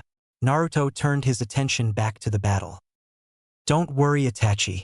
Keep it to yourself, my only friend, Naruto whispered as he watched the engagement rage on. XXXXX. That motherfucker. I will kill that bastard, said a shadowy figure from atop a building further to the side of the tower. There were 4 figures there with black cloaks and hoods as their attire. The 4 ninja jumped off the edge, started to fight their way to the tower. They were killing any ninja that stood in their way, but Sound Ninja in particular. XXXXX. The rookies finally made it the long staircase that led up to the large door, which was open. The tower seemed full of only honor guards, making their fight even harder. But, as they were approaching the honor guards, the red-cloaked ninja didn't fight them. The 4 ninja simply moved out of the way to allow them to enter. What are they planning? Shikamaru whispered as they ran by the first set of honor guards. They passed many more honor guards, but they just simply moved out of the way to allow them to travel to the roof. They came upon a door that led to the next floor. Kiba, being the hothead that he is, rammed the door down. The room they entered was huge. It was basically just like the Hokage office except 10 times bigger. On the other side of the room there was another door which more than likely led to the roof. The rookies sprinted to the other side of the room and slammed this door down just as hard as the other door before it. The light shined through the door which blinded the rookies as they slowly walked out the door. Once the blindness was gone, they looked out to the other side of the roof. The ninja on the other side of the roof had a white cloak with black clouds stitched across it. The ninja had his back turned to the rookies as he looked out across the bloodbath. There were 4 honor guards in each of the corners of the roof. Naruto, Hinata whispered out as the rookie's stares burned into the Yanakuchi member's back. XXXXX. The second group finally made it to the entrance of the Otokage Tower. As they approached the door, the 4 honor guards stood stock still. Each of the 4 ninja chose a guard and dashed toward him. 3 honor guards blocked 3 of the ninja while the 4th honor guard moved to the side. The 4th ninja dashed past the honor guards and looked back to see if he was being pursued. The honor guard that let him past watched him as he sprinted down the hall and up the stairs to the roof. The lone ninja dashed past all the other honor guards that were in the building. They simply moved out of the way to let the ninja move by them. The black-cloaked ninja made it to a busted-down door. He slowly walked into the enormous room. He saw on the other side of the room another open door and a figure that he has come to hate and despise in between 2 other figures. He dashed toward the door, and as soon as he made it to the door, he jumped over said figures and in between the toe groups. "Hello, Sasuke," Naruto said, grinning. XXXXX. So everyone is here. That is just grand, Naruto said, still grinning. Sasuke, what are you doing here? Sakura asked as the 2 honor guards that were in the corners behind them stationed themselves on the edge of roof in between Sasuke and the rookies. I came here to kill that bastard, Sasuke said, pointing at Naruto. What? Not going to share me with the others? Naruto said emotionlessly. Yeah, we came here to kick his ass but not kill him, Kiba shouted. No, no. I have trained for the sole purpose of killing him, and damn it, I'm going to do this by myself, Sasuke yelled as his Sharingan came to life. As you wish, Naruto said with his Dojutsu always on as he stared back at his cousin. We won't let you do this. Damn it, you aren't alone in this. We can help, Sakura shouted. Yes, I am, Sasuke shouted back as a purple shield sprouted from the ground. The 4 honor guards were kneeling on the ground with the ram hand sign held in their hands. Another shield was placed for their own protection against any jutsus that may hit them. Thank you, ass wipe, Sasuke said, turning back to Naruto. Love you too, Naruto said emotionlessly as they both got into fight positions. Please, Sasuke, let us help you, Sakura continued to shout. Sakura, Naruto whispered. Sakura turned to Naruto in confusion. He won't need any help. Believe in him and he will win, Naruto said, turning to Sakura with a smile before turning back to his opponent. The rookies were taken aback by this. Did Naruto, the heartless killer of the Uchiha clan, encourage his death? XXXXX. Itachi blocked another kunai that was thrown at him and returned it to the sender, sticking the star ninja in the throat. Everyone suddenly stopped fighting, looked up at roof of the Otokage tower. There was a large purple rectangle shooting up into the air. Nobody was fighting or yelling. There was complete silence as everyone looked up at the large purple square on the roof. Itachi looked up at the purple wondering what Naruto was up to until he saw Sasuke in the shield as well. Itachi's eyes widened in revelation. No. You can't do this, Itachi thought as he started to run toward the tower. The fighting soon started to start back up soon after Itachi started toward the tower. XXXXX. I will save my brother from the evil that is you, Sasuke shouted as he started the hand seals for a jutsu. Naruto didn't move an inch as he watched Sasuke finish the hand seals to his jutsu. Flam Dragon no Jutsu. Sasuke shouted as a flaming dragon sprouted out from his mouth and rushed toward Naruto. Naruto never moved as the dragon smashed into him. Sasuke quickly followed by throwing 5 kunai into the fire. Naruto dispersed the fire with a wave of his arm and, with quick speed, catch the first kunai and deflecting the rest with said kunai. I know the secrets of your Dojutsu. I've read the scrolls on both of them and figured out the counter to both of them, Sasuke said as pulled out his sword. Oh, have you? Naruto said, not surprised at all. This caught Sasuke off guard. Yes, your golden Sharingan has the ability to stop time, but if your opponent has the Sharingan, then it is a different story. Every stage of the Sharingan can cut this ability to shreds. Level 1 doesn't do anything, but level 2 cuts off 25% of the time. The final stage of the Sharingan cuts off 50% and the Manjikyu Sharingan cuts off 75%. So if you use Amida on me, it would be like only stopping half the time, Sasuke said grinning. Very good on your research, but have you figured out my other Dojutsu? Naruto said emotionlessly. From what I saw, you can only use that shield you have up for a certain amount of time before it comes up. So, I will have to hit you then attack you again directly afterwards, Sasuke said grinning even more. I'm proud of you, Sasuke. You have grown up a little since we last met. Now let's see if you can kill me, Naruto said, taking the offensive this time. Amaterasu, Naruto shouted as he charged Sasuke head-on. Sasuke jumped into the air just in time. The area below him exploded in black flames. Naruto quickly followed it up with another Sharingan jutsu. Bloody lightning, Naruto shouted as a red lightning shot out from his eyes and toward. The lightning quickly hit Sasuke, but only for Sasuke to be replaced by a stump. A replacement? Naruto thought a sword hit his shield from behind. Naruto turned to see Sasuke preparing another large jutsu. He is going to run out of chakra if he keeps using large jutsus like this, Naruto thought. Fire shot no jutsu, Sasuke shouted as he shot multiple fireballs at Naruto which simply hit his shield, but Sasuke followed it up with another fire jutsu. Naruto watched as Sasuke started the hand seals for another enormous jutsu, one that could weaken his shield. Naruto quickly copied the jutsu as fast as he could. Grand Fireball no Jutsu. Both Sharingan users declared as 2 large fireballs smashed into each other. Both ninjas continued to spray into the fire, but Sasuke's seemed to be getting the upper hand. Naruto closed his eyes when the flames started to come closer to him. Blood started to drip from the closed eyes as the flame continued to grow close. When Naruto opened his eyes, his Manjikyu Sharingan was being strained as he countered the flame, the black one. During this entire incident, Sasuke grew 2 wings and his skin was completely gray. The fire chased Sasuke as he tried to dodge to the side, but the fire caught him and sent Sasuke to the ground. Naruto walked up to the now burning Sasuke only for Sasuke to deflate into the ground. Naruto turned to see Sasuke breathing heavily. I see you are almost out of chakra, Naruto said, also breathing heavily. While yes, Naruto does have a lot of chakra. The Sharingan technique takes up a lot chakra when he is in the 5th stage of his Manjikyu Sharingan. You as well. This last jutsu will be my final attack, Sasuke breathed out as he charged up lightning into his arm. Me as well, Naruto said as he stressed his eyes even more and charged red lightning into his arm. Chidori! Both ninja cried out as they ran at each other. No. XXXXX. Itachi ran up the stairs as fast as he could.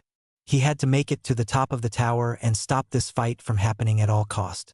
Itachi knew what the outcome of this fight would be, and he wouldn't let that happen. Itachi entered the office and ran across the room in no time. Upon exiting the office onto the roof, the clouds were getting dark as rain promised to come. "Chidori!" shouted two of the four last Uchiha left in the world. No. Itachi shouted as he tried to make the jutsu necessary to remove the purple shield. XXXXX. Itachi's cry fell on deaf ears as the two Chidoras clashed into each other. One side red and the other a dark purple. The push continued on until a black sphere encircled them. The massive amount of chakra being used could be felt all over the village as the two forces continued to push. The two ninja looked over each other's shoulders, out into the distance. The sphere started to dissipate along with Sasuke's curse seal. There they stood, Chidoras stuck into each other's bodies. "And here I bestow my final gift." "Why?" Sasuke asked. He began to cry for some reason. Naruto said nothing. "Why did you deliberately miss a vital area?" Sasuke shouted as Naruto put a palm onto Sasuke's curse seal. Sasuke grimaced at this but let Naruto do it. "A gift to be praised of. Because I am the lamb. I am the sacrificial lamb to bring the world together."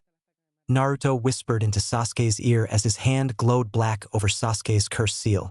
The curse seal slowly began to disappear. Sasuke's eyes grew wide. "I am sorry for everything," Sasuke whispered as he continued to cry and his arm still through Naruto.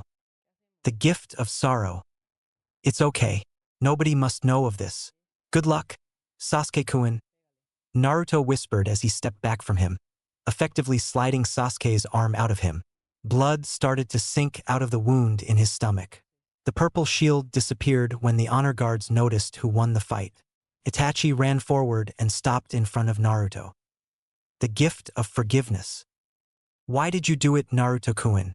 You could have one," Itachi asked as the first tears in years started to slither out of his eyes. Naruto smiled. "The gift of loss. Live a good life with your brother," Naruto said, smiling with his eyes closed. Blood started to drip out of the corner of his eyes. "And finally, what are you doing?" Itachi asked. Naruto opened his eyes to reveal a very stressed Dojutsu. "The gift of life." Naruto burst into black flames that sent Itachi several feet back. All the rookies shielded their faces as the intense flame exploded from the roof. As the fire died down, Naruto was nowhere to be seen. Itachi was now fully crying. A hand was put onto his shoulder. He turned to see Sasuke behind him. Itachi was about to lash out and attack Sasuke until he remembered Naruto's words. "I'm so sorry. I had no idea," Sasuke said sorrowfully. The rookies finally snapped out of their gaze as cheers from the ninja in the courtyard fired up all along the allied ninja ranks. Sakura ran over to Sasuke to begin medical treatment. "It's okay. Let's just get all this over with," Itachi said before Sasuke smiled and fell onto Itachi's bent-over back. Itachi smiled as Sakura performed medical jutsu on Sasuke, while Sasuke leaned against Itachi, asleep. "Thank you for this, Naruto-kun. I'm sure you had all this planned out ever since you accepted the invite to slaughter our clan. Hope you were somewhere nice," Naruto-kun Itachi said as he looked up into the dark sky as the rain started to stop and a break in the clouds landed on where Naruto once was. XXXXX. 6 months after the war. "So this is how the world ended up after the war. I thought it would be different, but I guess they exceeded my expectations," said a white-cloaked figure with a straw hat covering his features. He stood atop a mountain overlooking a village. The mountain has 5 faces sketched across the front, signaling that it is the Hokage Mountain. The entire world is peaceful after the war that forced them to work together or be destroyed together. They choose the right path and work together to destroy the evil that was Naruto. Now that Naruto is gone, all the nations are getting along perfectly, and even Sound and Rain are becoming good friends with the other nations. They are looked upon as the people that stood against all odds and fought for what they believed in. Sound and Rain are now praised because they fought until the bitter end for that, but nobody ever told the other nation what the phrase, "I am the lamb" meant, and they will never know. Everyone blamed Naruto solely for the start of the war, and so he was the reason for all the death. Naruto's legacy was that of evil in all the nations except Rain and Sound, who silently still praises him for all that he has done. All the nations are working together to fix the damage that was dealt during the war. Even Sound and Rain are helping with the repairs that happening over the continent. And so the world lies in peaceful sleep after the war. All nations over this world are getting along quiet nicely after the bloody war that took so many lives. These people have a great way doing that, said another white-cloaked figure that was leaning against a tree behind the first one. He too was wearing a straw hat. Yes, they do, said the first cloaked figure. The second cloaked man got off the tree and walked up behind the first cloaked man. He put a hand onto the first shoulder. Let's go. You did a good job on this place. It's time to leave, said the second man. The first man lifted his hat up just slightly enough to reveal to the world the last thing they thought they would ever see. A pair of golden eyes gazed out over the village, hidden in the leaves as a golden sunrise rose from behind him as he turned to walk away. XXXXX.